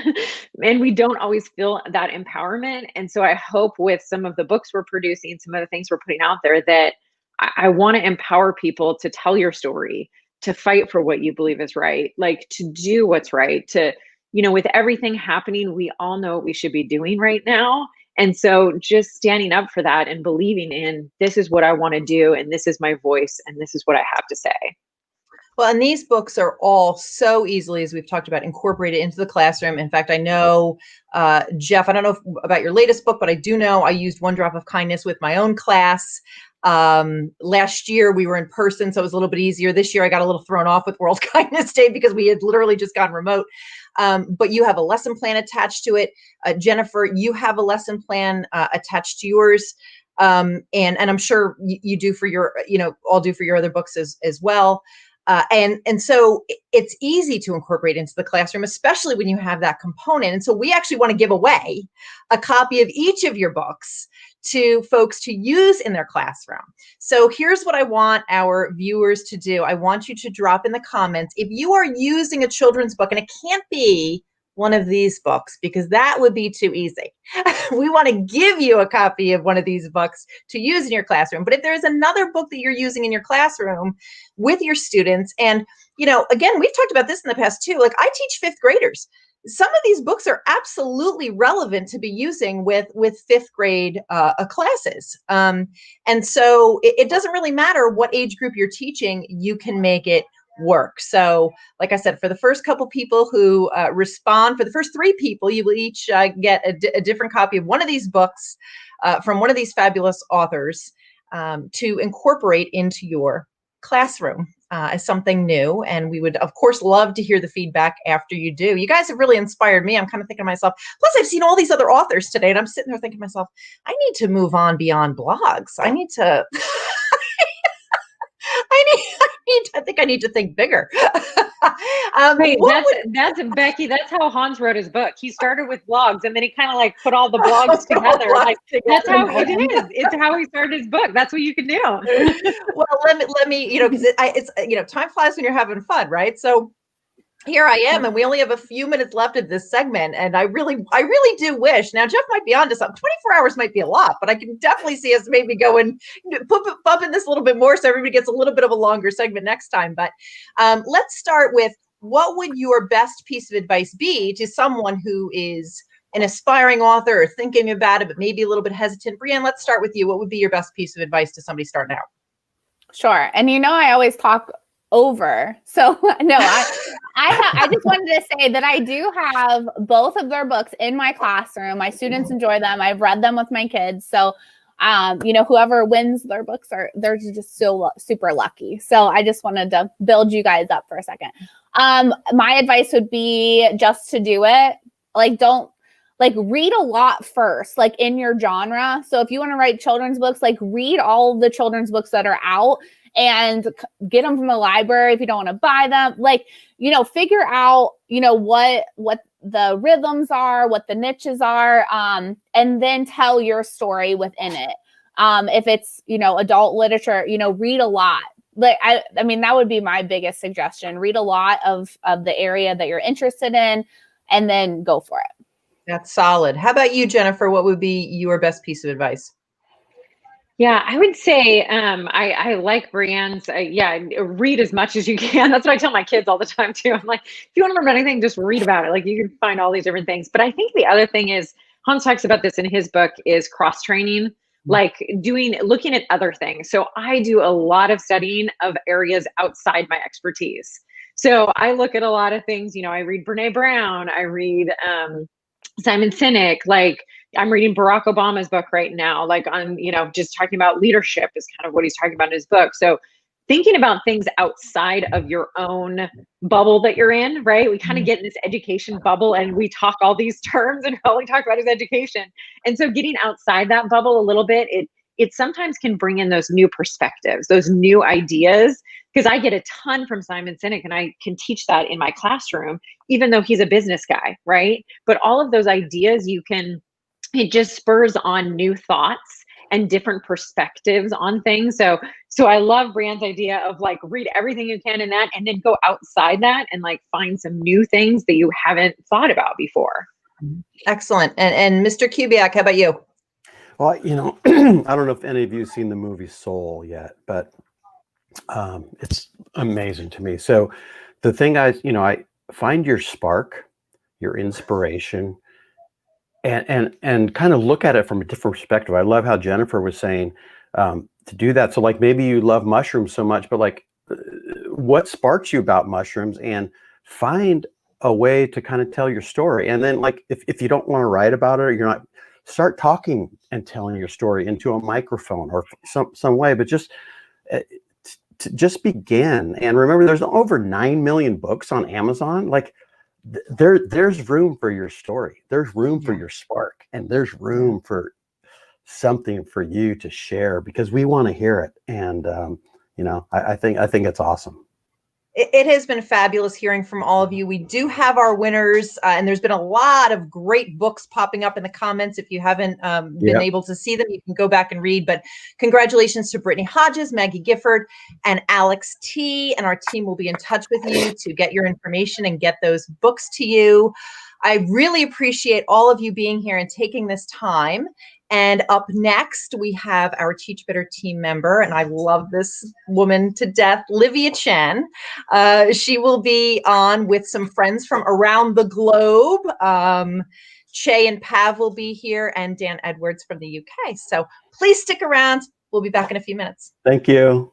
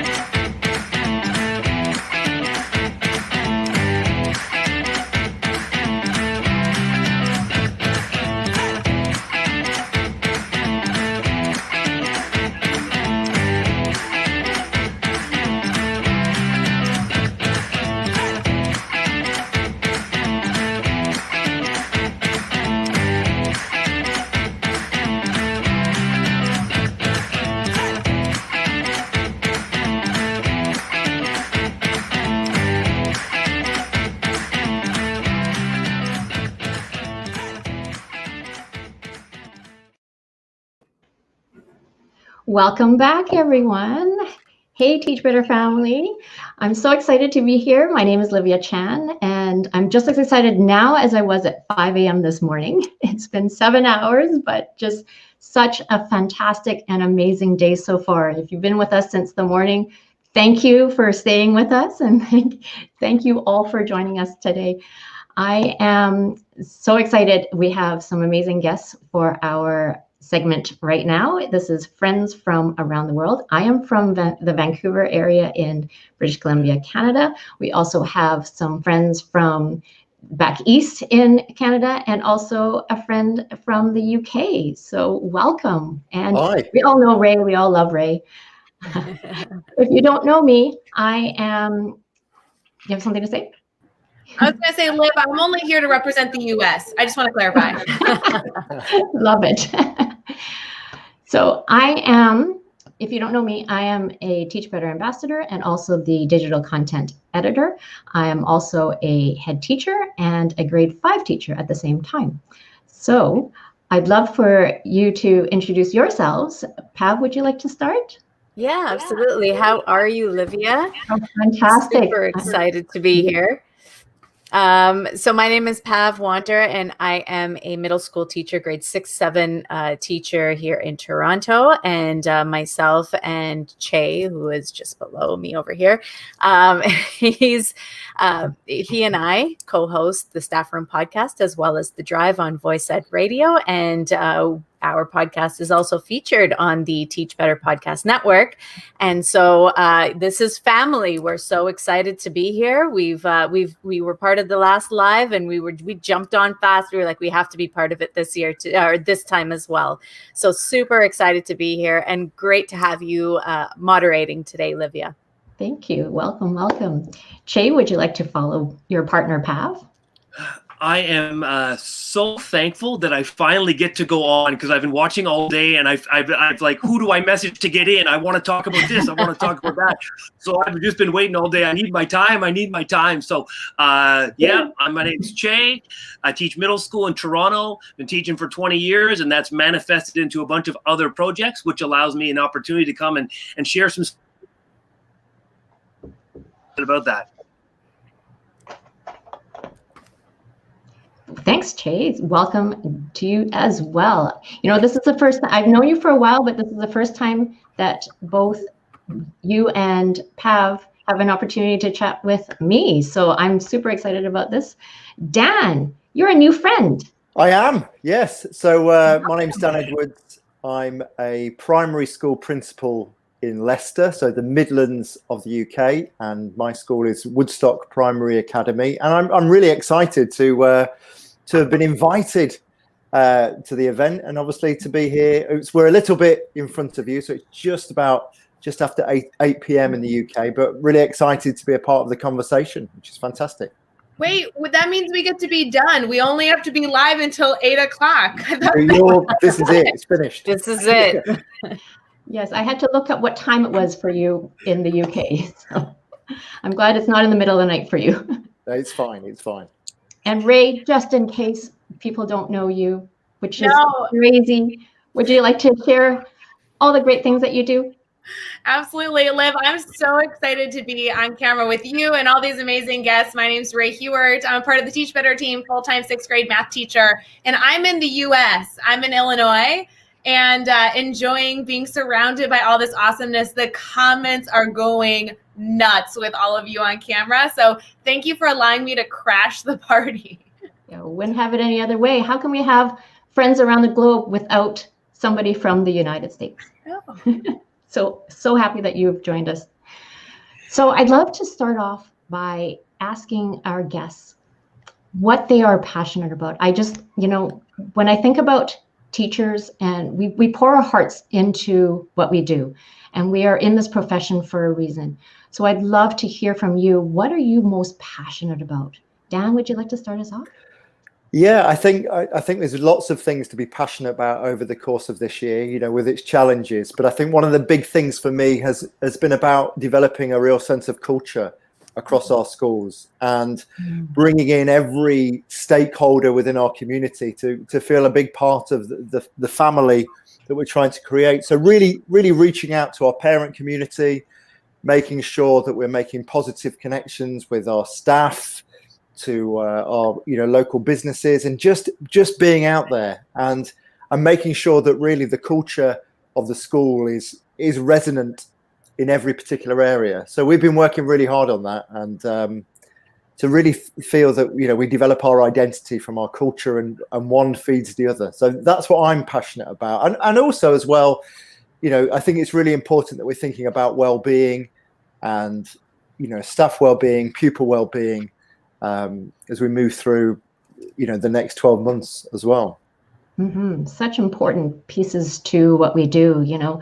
we can't do what we do without our community. And so Mm. the more that we lean into our community, the more that they lean into us as well. And, you know, I just really believe that we are truly, truly better together. And it goes with the theme of our segment in Friends Around the World. And, you know, we are who we are, but without our friends, I can't imagine. I am the teacher I am today because of all the things that I've learned from other people. You know, we talk about standing on the shoulders of giants, and so much of what we know is because we've learned from each other, and you know, sparking different ideas and just growing. And I, you know, just meeting everybody on the Teach Better team, I have grown so much this year. So thank you for sharing that. And, you know, like you said, self-care is so important as well. You know, there's two parts to it. One is the outward part of the community, but also inward. And, you know, I'm going to refer to Lindsay Titus this morning to keep the trend going. Hey, Ray. Yeah. And we have to start within. And so that's an important, really important piece to that. So thank you, Dan. Che, what are you passionate about? The intersectionality of passion, because one often plays off on another. So I don't necessarily just want to say one and then disregard of others. So many other passions have led to this. But I've been a big fan this year of content creation with my students, and ascending from the idea of consumer to engager to creator, and then cycling it back again so that we're a more passionate consumer and a more poignant engager, and then an even better creator. So as a teacher, I've been really fixated and really passionate this year about content creation. And I do say intersectionality because it's related to lots of different issues. It's content creation related to SEL. It's content creation related to math curriculum and related to anti-racist work. So the passions all intersect, and I like to think they culminate through great creation. And then once they ascend to creation, as Pav has told me when we had a great dialogue one day, is that we repeat the cycle, and then we become better engagers and participants of creation to ultimately become an even better content creator. So that's been my passion this year. Thank you. I love that. And, you know, that's what we do, isn't it? Like, you know, when we're teaching, we want our children to create content. And that's when we get the best out of them, when we allow them for that freedom to create and to think critically. And, you know, I honestly see that when we don't get the best work when we're giving them worksheets, because they're not creating. So thank you for sharing that. And I love how you said the intersectionality of it, because it is hard to just take out, you know, I know I asked you about a passion, but it's so hard to just take out one piece of it because they are all so connected. Thank you. Pat? Yeah, I have to agree with Che and Dan in regards to it's hard to narrow down. It's hard to narrow down and decide on one passion, because as educators, we're so passionate about everything that has to do with education, and whether that, you know, comes down to those global connections, the community and bringing all of that in, or you know, the creation, the part of it. I think back to, you know, part of the reason why Che and I started what we started, and it was to help us amplify our voices and as teachers. And then we think about how that applies to our students and helping them to understand their voice and where their voices come from and how they can amplify their own voices. And so I really feel like this has been a passion of ours through our podcasting, through radio, and then bringing it back to our students to be able to see the power in our own voices. And it ties back in so much to everything that both Dan and Che have talked about, you know, that it ties everything together. We, you know, when we're using our voices, we are creating, we are connecting. And just to bring it back to that global connections, like Dan, we've talked to Livia and Ray so many times before. And recently, Dan, we've started connecting more and more with you. And it's, those connections have been so fantastic. And we wouldn't be able to share our thoughts and our feelings with each other without this opportunity to share our voices. And so providing those opportunities for our students, teaching them that their voices are important, teaching them that they matter. These are huge passions for us, and they tie in, just like Che said, beautifully. So that intersectionality with everything all together, that's key. Oh, absolutely love that. You know, it's the amplification of voices that really brings out their hearts, right? Our children's hearts, and it's their joy comes out of that. And you know, it's one of those beautiful things as a teacher when you see your children finally come out of their shell and finally share what it is that they are passionate about. And I love the opportunities that we can provide for them. You know, and you see when you think about their growth from the beginning of the year and then midway through the year and throughout the year, like, it's incredible what we have the power and privilege and blessing to be able to have a part in every single day. So thank you for bringing that up.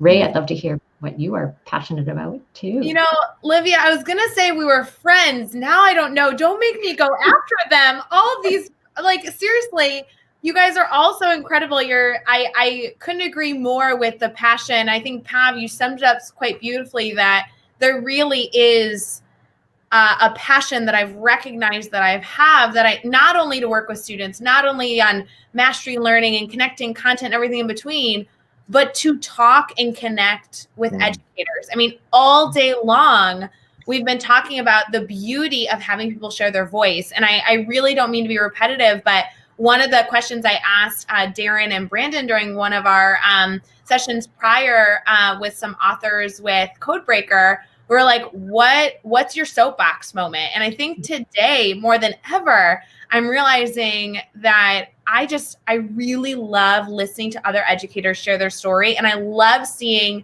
educators that I've connected with connect with each other.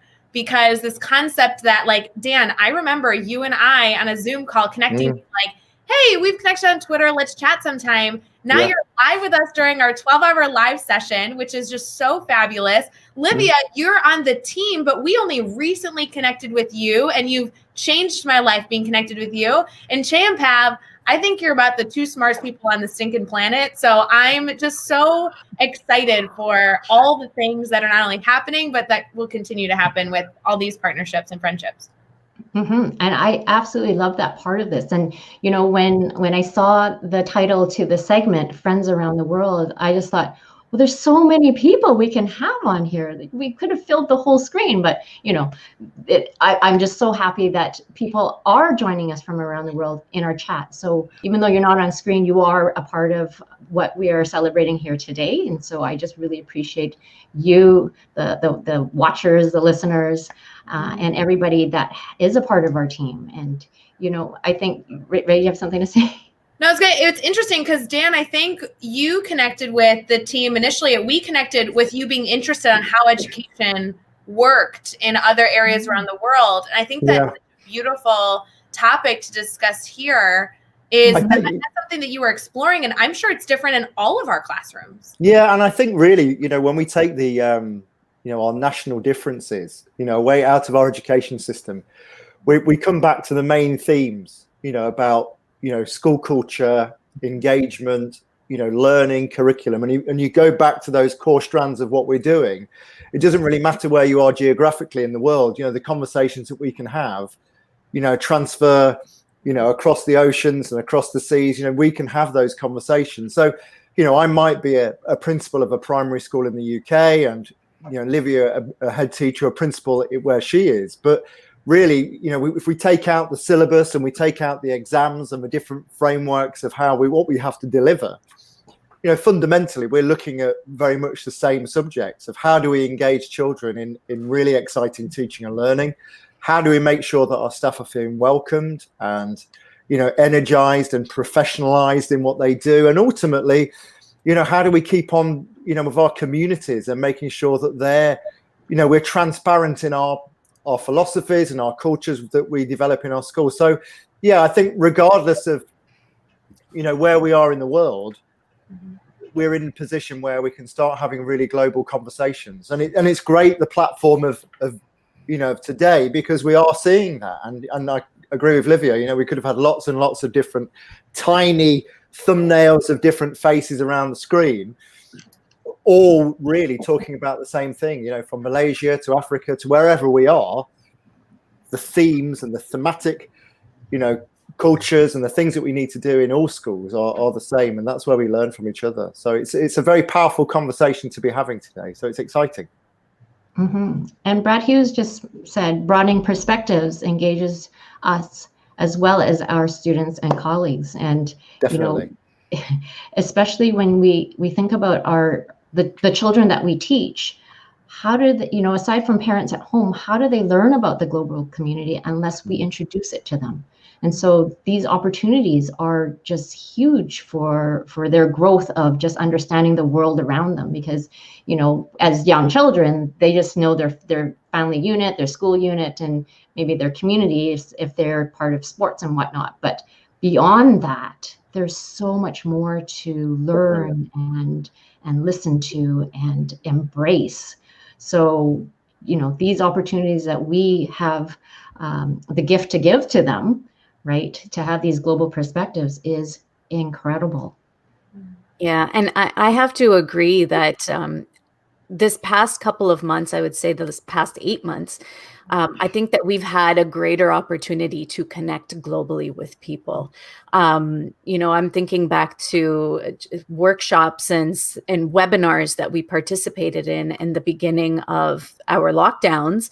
You know, after March, when everything sort of shut down, there were so many more opportunities to connect to all of these professional development webinars and workshops and things that perhaps we normally wouldn't have engaged in as readily, as openly. And people were really looking for different ways to connect with individuals from our own spaces, from our own homes.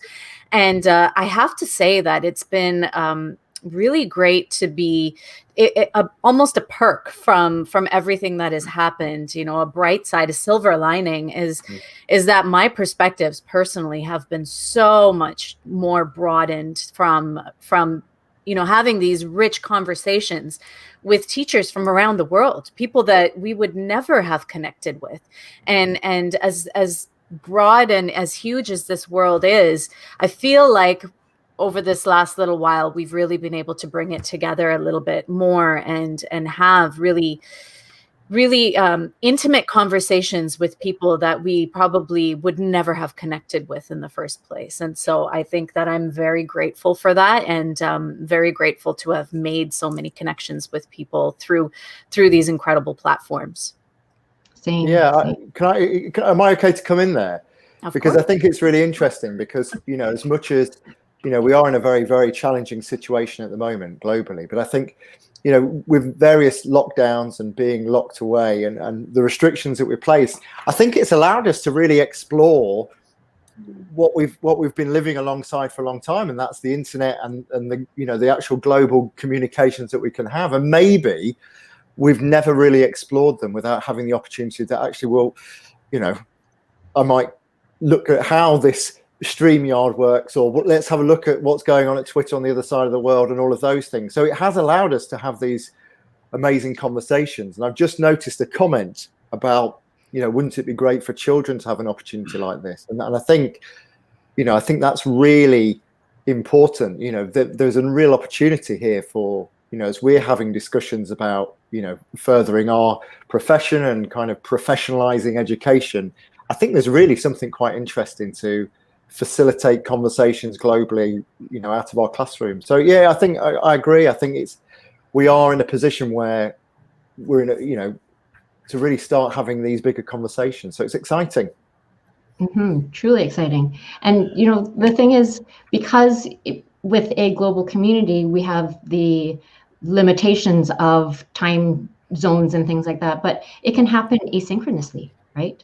So, you know, there are lots of different opportunities. We have to just look for them and seek them out. And there's so many ways that we can connect as educators, and then through that for our students. Can I ask a question that I definitely did not prepare you all for? I'm just curious, you know, we're talking about connecting globally. I'd love to hear about how you got connected globally. I mean, truly, the Teach Better team originated in Ohio. So how did we all get connected? Was there a journey there that was it just luck? Did we just cross our fingers and we were like, oh my God, thank God I bumped into the awesome people that I have in my life right now? Or has there been some sort of methodology that you've used that maybe our network can take on as a challenge for 2021 to continue to become more globally connected? That was a question I wanted to know too. So thanks, Ray. No, Olivia, Who'd like to start, I think Steve? sometimes it's out of complete luck, if I'm honest. I would love to have some kind of algorithm that I kind of put into my Twitter and everything kind of comes out roses and I'm able to connect with all these people. But I just think actually it's just luck, and you just follow where the conversations go. And I think, and again, you go back to the point of, we have been in lockdown, we've been kind of working remotely, and you're starting to look at CPD, which isn't just geographically based. So where you would kind of look for CPD opportunities or PD opportunities that were happening in a location within the UK, you start kind of navigating your way around. Well, actually, this discussion's taking place and it's online and I can access that. And okay, it might be 10 in the evening or it might be, 3 in the afternoon or whatever.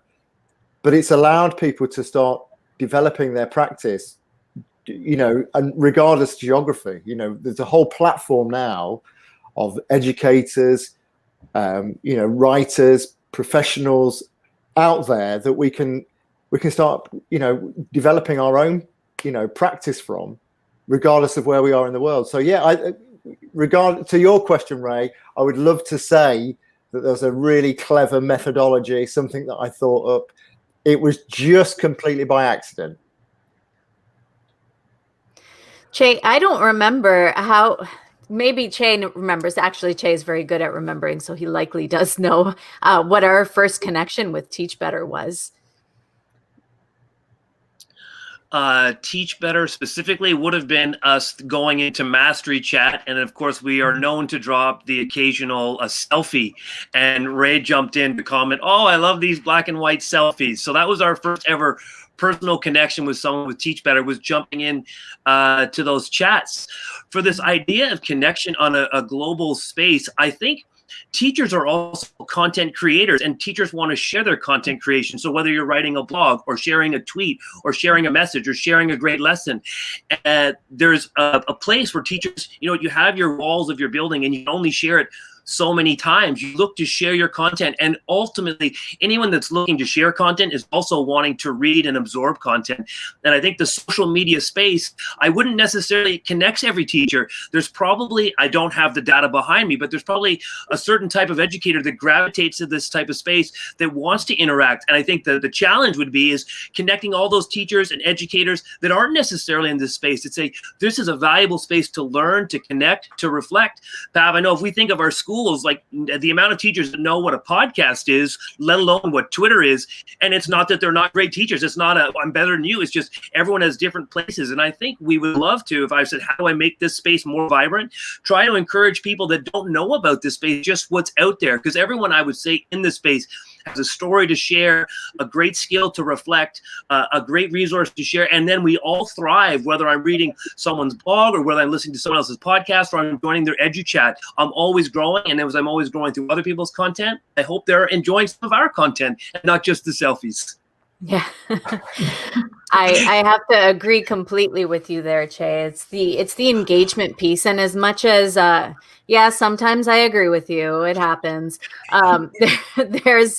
There's the whole piece about luck, and there is a lot of luck involved as well, because you never know who you're going to come across and who you're going to make those meaningful connections with. But I think it was when we became a little bit more engaged with our social media, and not so much just consuming the social media, but also interacting with the social media, is when we started to build those more and more of those global connections. And so we connected with Teach Better, we connected with so many other educators, and the same way we became connected with you, Livia, is in through those same sort of engaging, either somebody is engaging with our content or we're engaging with somebody else's Twitter chats. And like Che says, not everybody is exposed to that. Che and I have been on Twitter for years, but we didn't become engaged in this sort of the chats and this world of edu Twitter until we had content that we wanted to share, and we started engaging with other people's content. And then suddenly we're making, all sorts of connections with teachers in the United States, in Australia, in the UK, in other parts of Canada, and our, our worlds as content creators and as teachers have just expanded exponentially since then. And so, a little bit of luck, because you never know who you're going to come across and who you're going to make those monumental connections with, and then a little bit of intentional engagement, because there's so much richness out there. Yes. Thank you. And, Twitter doesn't have to be the one way, right? Find your community, whether you are more active on Facebook or Instagram or TikTok. There's so many different ways that you can connect. And, if you're tentative, just start by lurking. Just start by checking everybody out, just reading, just consuming. And then you'll find, like, as what you're sharing, the more you start to reach out, the more you'll start to connect and build those relationships. I've got something, I'm looking at the time. I've got a great giveaway. We talked about passions. Last year, I had a student in my class. We did passion projects, and she wrote a story as one of our assignments. And because of the pandemic, she couldn't, I entered her work in a contest, and she couldn't go to the celebration because it was canceled. So anyways, her mom and her decided to turn it into a book. So I have it here. I don't know if you can see that. Wow. And so with more encouragement, she wrote a second book that was just recently published. So we would love to give away her book. Her name is Kiana Sosa. She's 10 years old. Wow. So this is a true Canadian author. So not just an author, but a 10-year-old author. Really excited. So this is what we need to do is first 2 people to comment on how you have connected to a global community, either via your classroom or building your PLN. So are you marked? Get set, go. So let's go again. First 2 to comment on how you have connected to a global community, whether it's your classroom or you're building your PLN. Man, what a great... While it's coming in, I just wanted to say thank you so much for being a part of this. I cannot believe how quickly a half hour goes. It is just truly incredible. And, for everybody else that has been watching, so appreciate you for joining us for the day. There's still many more hours, still 4.5 hours if I'm doing the math right, right? And just would love to continue to connect with you. I'll still be around, but in the chats. And our next guests, really excited to share with you that we have Education Blueprint. We've got Kelly, Nicole, and Laura, along with Ray and Chad, right? So excited. Yes. Yeah. Our winners for the books will be Christy, and over on Twitter, Teacher Miss West 1. So we will get you that information. We'll reach out to you, Olivia. That was such a great giveaway. I'm glad you brought that to the group, and we'll be right back for Education Blueprint. And do not forget, this is the last segment for this live link, and then we have to start a new link for the second group of our time together. So please make sure you're connecting with all these educators, and please make sure that you follow us as we finish out this half an hour of great conversation, and then continue on for the rest of 12 hours. All right, guys, we'll be right back. Thank you. Thanks.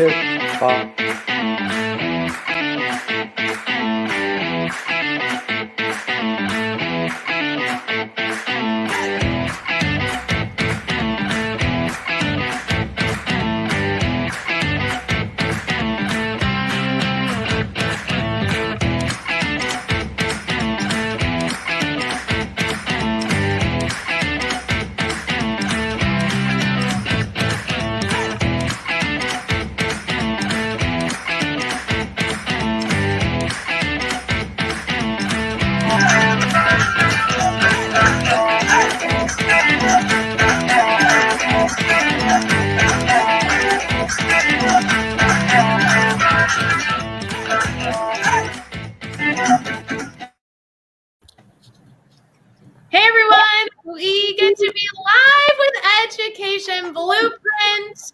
And before we get to introduce this incredible team behind the Nonprofit Education Blueprint, hey boss, hey Chad, how you doing, buddy? Hey, I'm doing great. I've been watching us go live for 7.5 hours today, and watching you guys work your tails off and make magic all day. So it's been absolutely fantastic. And this is, I think, the first time we've talked like via video in like quite some time due to everything going on. So I'm super excited to be here. I'm so excited you're here too, especially since there is such a strong connection between the creation of the Teach Better team with the grid method that you created and the amazing partnership we now have with the incredible Nonprofit Education Blueprint. Before we get into all this though, hey Chad, we totally outed you and talked about your brand new baby that is in your home, baby O, and we have encouraged everyone to send you ridiculous direct messages. So I hope your inbox is so full of like people sending you their love. I'm just telling you. I have gotten a few messages. Baby Oliver is doing absolutely fantastic, and mom is good too. So we're all good here. Not really getting a lot of sleep, a little crazy and hectic, but everyone's doing well for sure. It's so awesome. So in addition to obviously the fun of having Chad live with us for the first time in this 12-hour live session, we also have the incredible Education Blueprint team, which guys, thank you for letting me come live with you. Kelly, Nicole, and Laura, I have loved being a part of the discussion and the amazing work that you guys are doing. So I'm going to have you guys introduce yourselves if you don't mind, because you are each doing such incredible things in education, and you've combined your forces to support educators worldwide. And you just know that we ended our session in, bringing in our friends across the globe. People all around the world are using educationblueprint.org, and I cannot wait to dive into this. So Kelly, I'm going to have you start us off. Do you mind sharing a little bit about yourself? Yeah, I'll get started. First of all, congrats, Chad, on the baby's addition. That's wonderful news. We're glad to have a bigger Teach Better family here. I'm Kelly Pascarella. I'm a 16-year educator. I've taught every grade K to 8. I've been a gifted education coordinator as well. And I'm a current doctoral student, and my study right now is all about teacher management, access, and evaluation of digital resources. So bringing together all of that knowledge and experience when building Education Blueprint, our dream desire is to connect educators around the globe and to solve a lot of these issues we've been talking about throughout the day. So fun. Nicole, do you mind sharing about yourself? Yeah, so hey guys, my name is Nicole Kelly. I am in my 8th year teaching at a public school in Upper St. Clair, which is in Pittsburgh, Pennsylvania. I'm teaching 5th grade math, and I was on Kelly's ELA team last year, and that's where I met her, and that's when she told me all about her idea for Education Blueprint, and I immediately grabbed onto it and realized how awesome of an idea it was and how much potential it has, and just wanting to help other people, other teachers as well. I thought that it would be a great opportunity, and so I started working on it with her, which is how I became involved. And I have listened to Teach Better for a long time too, and so merging Education Blueprint and Teach Better has kind of been like a dream come true, and the work that we're doing together is just so rewarding. So I'm so looking forward to being here today with you guys. So fun. Laura, I love your background. I'm so excited to hear and share that with everybody as well. Oh, thanks. Yeah, no, I'm Laura Lycian, and I do not have a background in education. I have a passion for education, I should say. My background is actually in nonprofit management. I got my master's degree in nonprofit management from CMU and worked for Deloitte Consulting for a number of years before I took a step back and had children from the crazy travel schedule. It was a great experience, but I wanted to be home with my family. And through that experience and being a dedicated parent, I met Kelly through my youngest son and her oldest son went to school. They're in school together. We met because they're friends. And and got to talking to Kelly one day, and she was telling me about her project, and I was just like, I can help you. I can help you set up the nonprofit and all the business side of that. And I couldn't imagine anything more fulfilling than that. So here we are. So fabulous. You know, it's funny because when Kelly reached out to me and said, we have this incredible nonprofit, have you thought at all about like putting grids all in one spot? I was like, I don't know. Like everyone on the planet asks me where they can see examples for grids. And so before we get into the incredible resources that hopefully all of you listening can go get at educationblueprint.org, but also hopefully share with educationblueprint.org, since you can not only share grids, but books, podcasts you love, downloads. There's so many different pieces. It's such a robust system, and it's continuously building. I do want to go to Chad. Chad, I know you know this already, buddy, but you created the grid method mastery framework that I think everybody already knows about. But let's pretend we have like new friends here that have no idea what a grid is. Can you just tell me, like, what are we talking about? Sure, absolutely. So I'm going to try to be quick. That usually doesn't go very well, but I'll do my best. We only have like 12 hours or 4 hours left. So, so the grid method in the simplest form is a self-paced mastery framework. And essentially you create mastery learning pathways that are tiered based on DOK for students to work through. So when we work with teachers across the country, we show them how to develop and create grids from their standards, tiering them using DOK and building in formative assessments in these learning pathways. So you have these cohesive unit-based mastery grids, and teachers all the time just want to know, like, where can I find a grid for this subject or this topic or this standard? And that's honestly the most common question we get. And that's why, you know, Ray and I were so excited about this collaboration, because the number one question we get asked at our workshops and our live trainings are, do you have like a grid library? And my response usually has been, well, we have a bunch of examples, but like, go ask our Facebook group if maybe someone will have it, or go see if I'll try to connect you with a teacher I've worked with, in trying to like tease out these specific examples. And this collaboration with Education Blueprint has been so amazing, because we're showing teachers how to create these mastery learning pathways. And sometimes to get started, they just need that one example for that one subject so they can kind of put the pieces together in their mind. And that's true whether it's a grid or a PBL or a resource or a concept. So this isn't just exclusive to grids, but obviously that's what I'm talking about right now. So we have all of these teachers that have these grids, but no place for them to centrally locate, okay? So educationblueprint.org has been an amazing resource, because now when people go, hey, Chad, can I see an example of a third grade science grid that's aligned to standard 1.72 or whatever that is, I can go to educationblueprint.org. So, and we can encourage, I told you it was going to be a while, sorry. We can encourage people to actively participate in the sharing as well as the consumption at the same time. And I love that part, because every time we show a teacher how to create a grid, they're now a curator of grids themselves. So they don't just have to be a passive consumer of others' grids, which I actually don't fully recommend just kind of going and stealing everyone's grid and going, let's roll with it.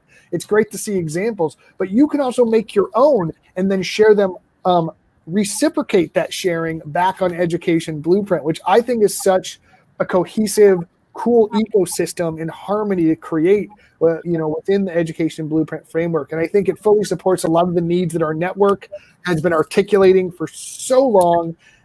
Literally, I can't even tell you how long I've been getting asked that question. When is the grid library going to exist? And the fact that we can kind of say, hey, it's built, we just have to continue curating the new content for it is awesome. And so that was my really long-winded way. So that's more than what the grid method is. Sorry, Ray. But that's why I'm excited to be here right now.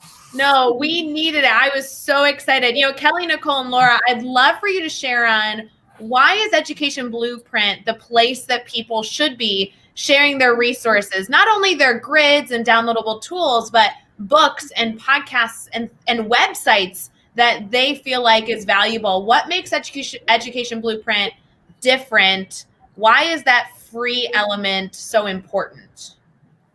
I'll start. I'll take that one. The free element is so important to us as educators because, as I believe it was Danielle commented, I wish I had this 15 years ago. You know, when you're starting out as a teacher, you don't know what's out there. And even Pav and Che in the previous segment, they were talking about how do we connect with what's out there. Some of it's luck, you know, some of it's just Googling around and finding things on our phone or on a computer when we have some spare time. But what we really need is this master portal to connect to every resource that will make us better as educators. And that includes all different types of resources. We need the downloadable content. We need the grids that are shared. We need the apps. We need the websites. But we need it for free. And we need it collectively curated by teachers. So we not only need teachers to create their free accounts, but we need them to log in and share the resources that they know for their grade level and subject area are working for them, and in turn find other resources that are working from other teachers.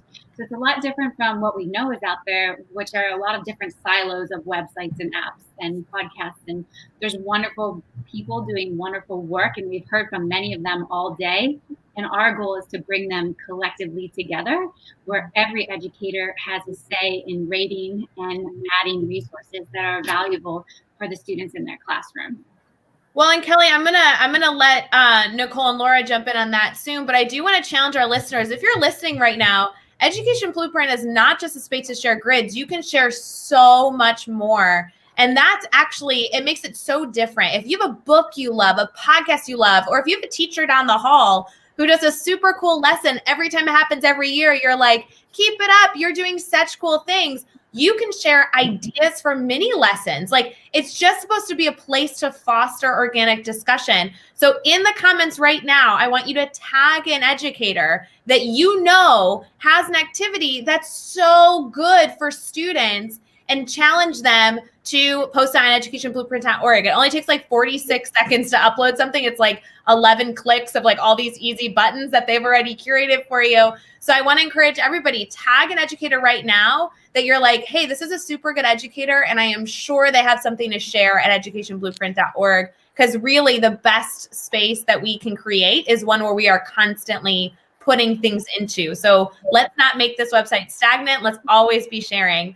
Nicole and Laura, do you guys have something that you really find to be so special about this concept of sharing with educators? Yeah, I can start off. So, I think just when we share, it makes us stronger and it makes us better. And I think as a teacher, that's something that we're always constantly looking to better ourselves. And so this idea of just being able to come to one place where we know that other teachers are using and share our ideas and talk about education is so valuable. Because I don't know about you, but when I go onto Pinterest or Instagram to look for an idea or to see if someone has created something similar to what I'm thinking I need for my classroom, I oftentimes will find everything but the idea that I'm looking for, or I'll come off with like a new pair of shoes instead of the idea that I'm looking for.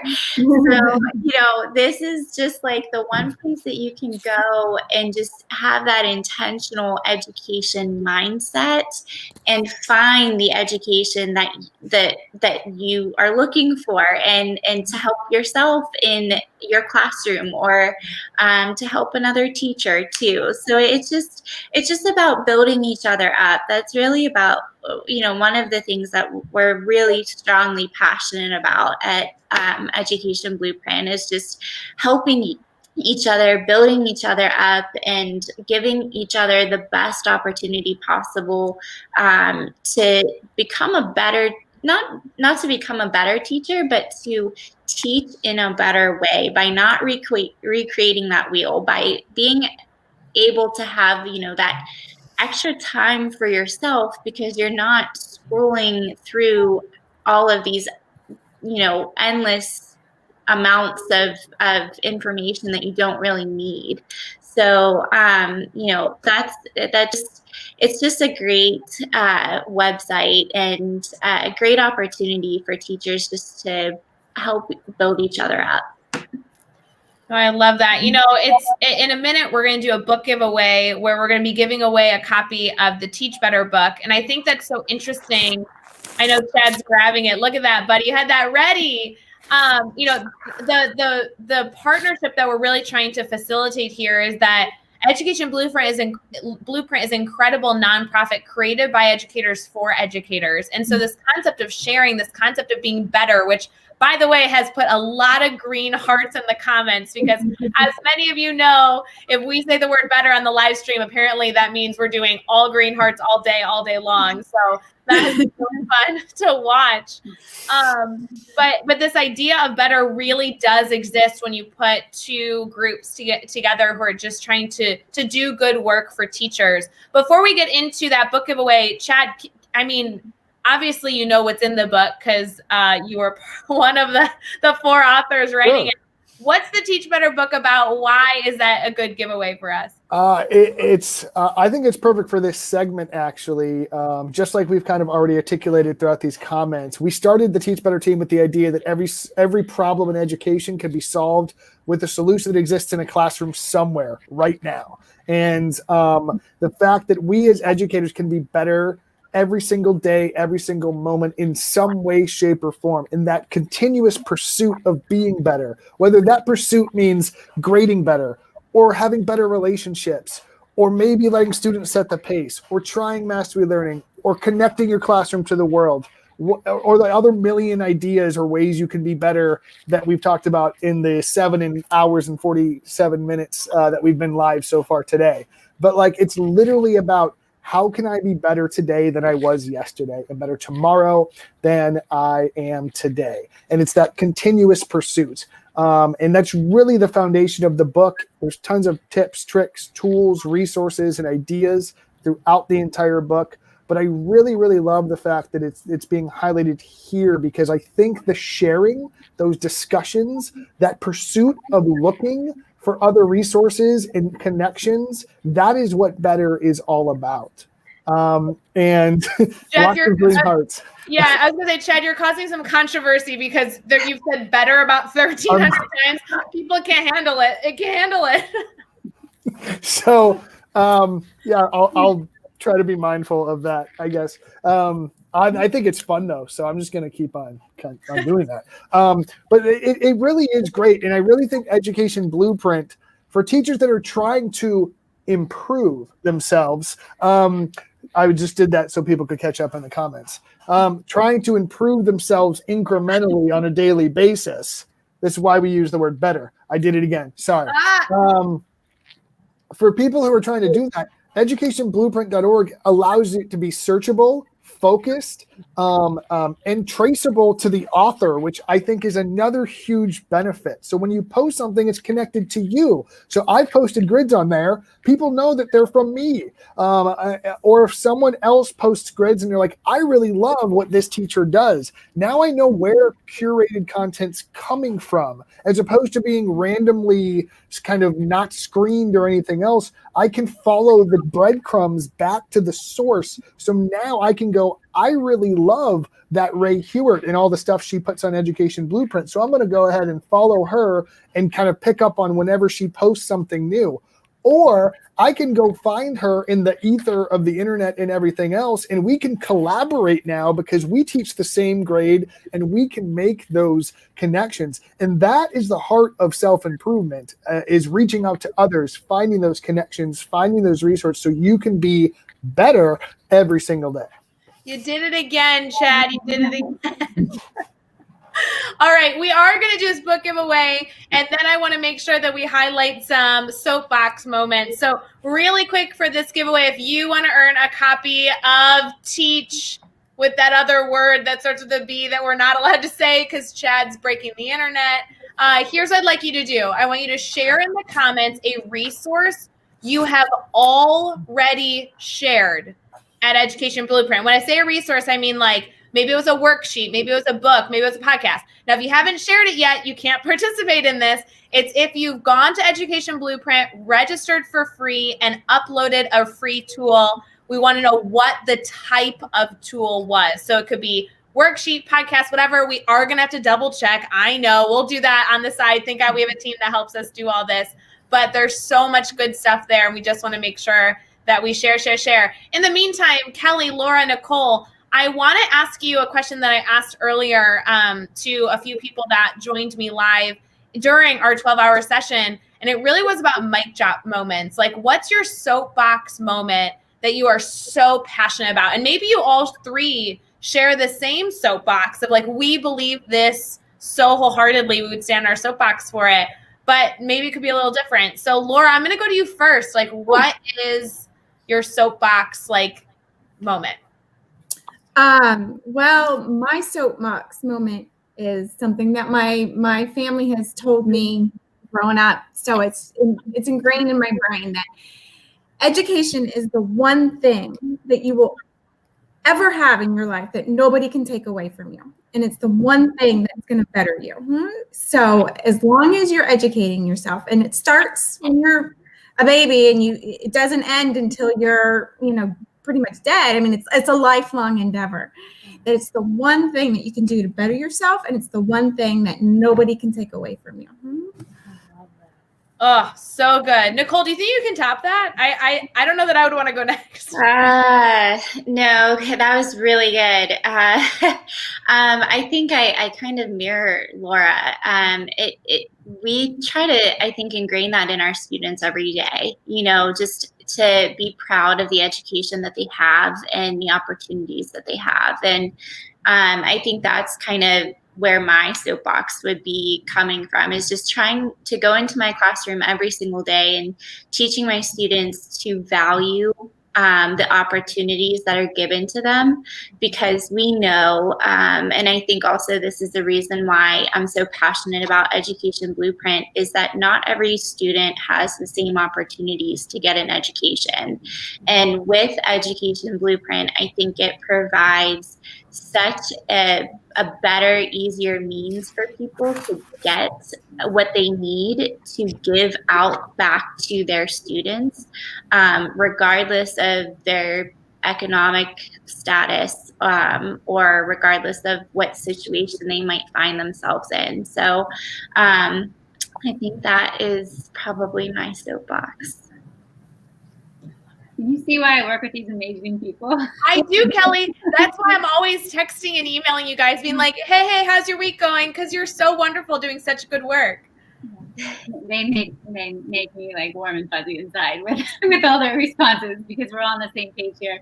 My soapbox is that something Caitlin Giordano said this morning. I mean, she has to be my soul sister, because everything she says, I'm admiring from afar, but she said the biggest predictor of success is parent income, and we cannot have that be the case in our country or around the globe anymore. We have the tools and the resources to connect everyone and share what are the best learning experiences for students in our classroom, and we just can't have that be the case any longer. We have these tools, we have this system, we now have this portal that we've created that we're continuously getting feedback on and trying to improve for teachers.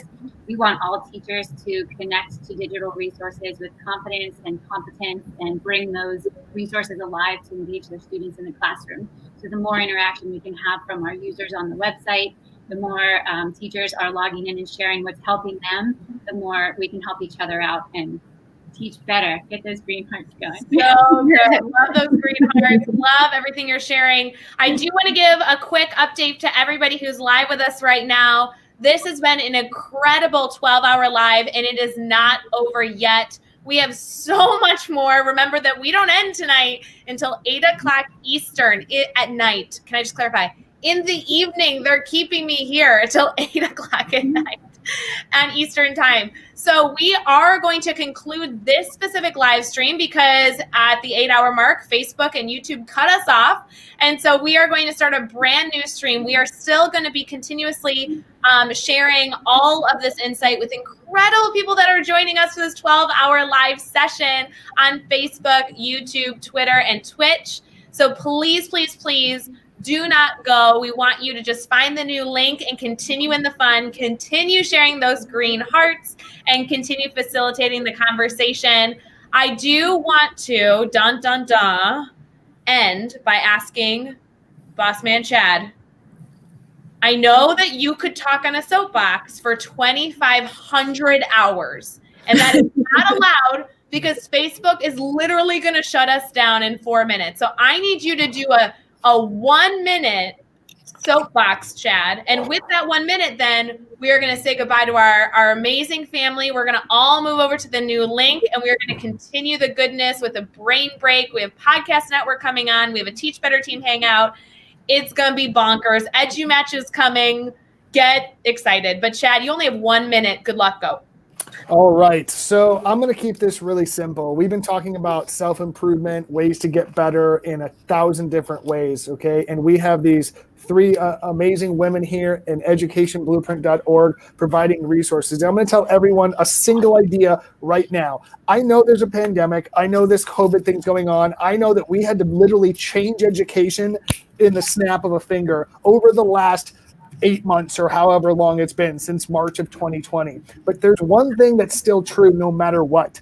Right now is the best time we have ever had to be an educator in this world. We are more connected. There are more resources. There are more things that we have available to us than in any other point in history. So I know it's hard. I know it's difficult. And I know there's people that are having the hardest year of their entire career, whether it's their first year, their 10th year, or their 20th year. But right now we have each other. We are connected. We have the resources. We have the access, and you can even search them by grade level, subject, topic, or content. Right now is the day that you are the luckiest ever teacher in the history of the education profession because you have more resources at your fingertips, including a 12-hour live by the Teach Better team and everything that goes along with that. Right now is the best time to be alive as a teacher. Even though it's hard, we have each other. We will be better. We are better, and we will continue to be better every day moving on into the future.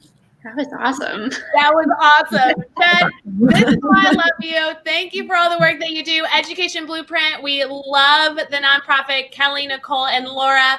We are going to see all of you over on the brand new link. Please do us a favor. Not only pop over to the link, but share it with your friends and family. Let's continue the conversation. We'll meet you over there. Bye, guys.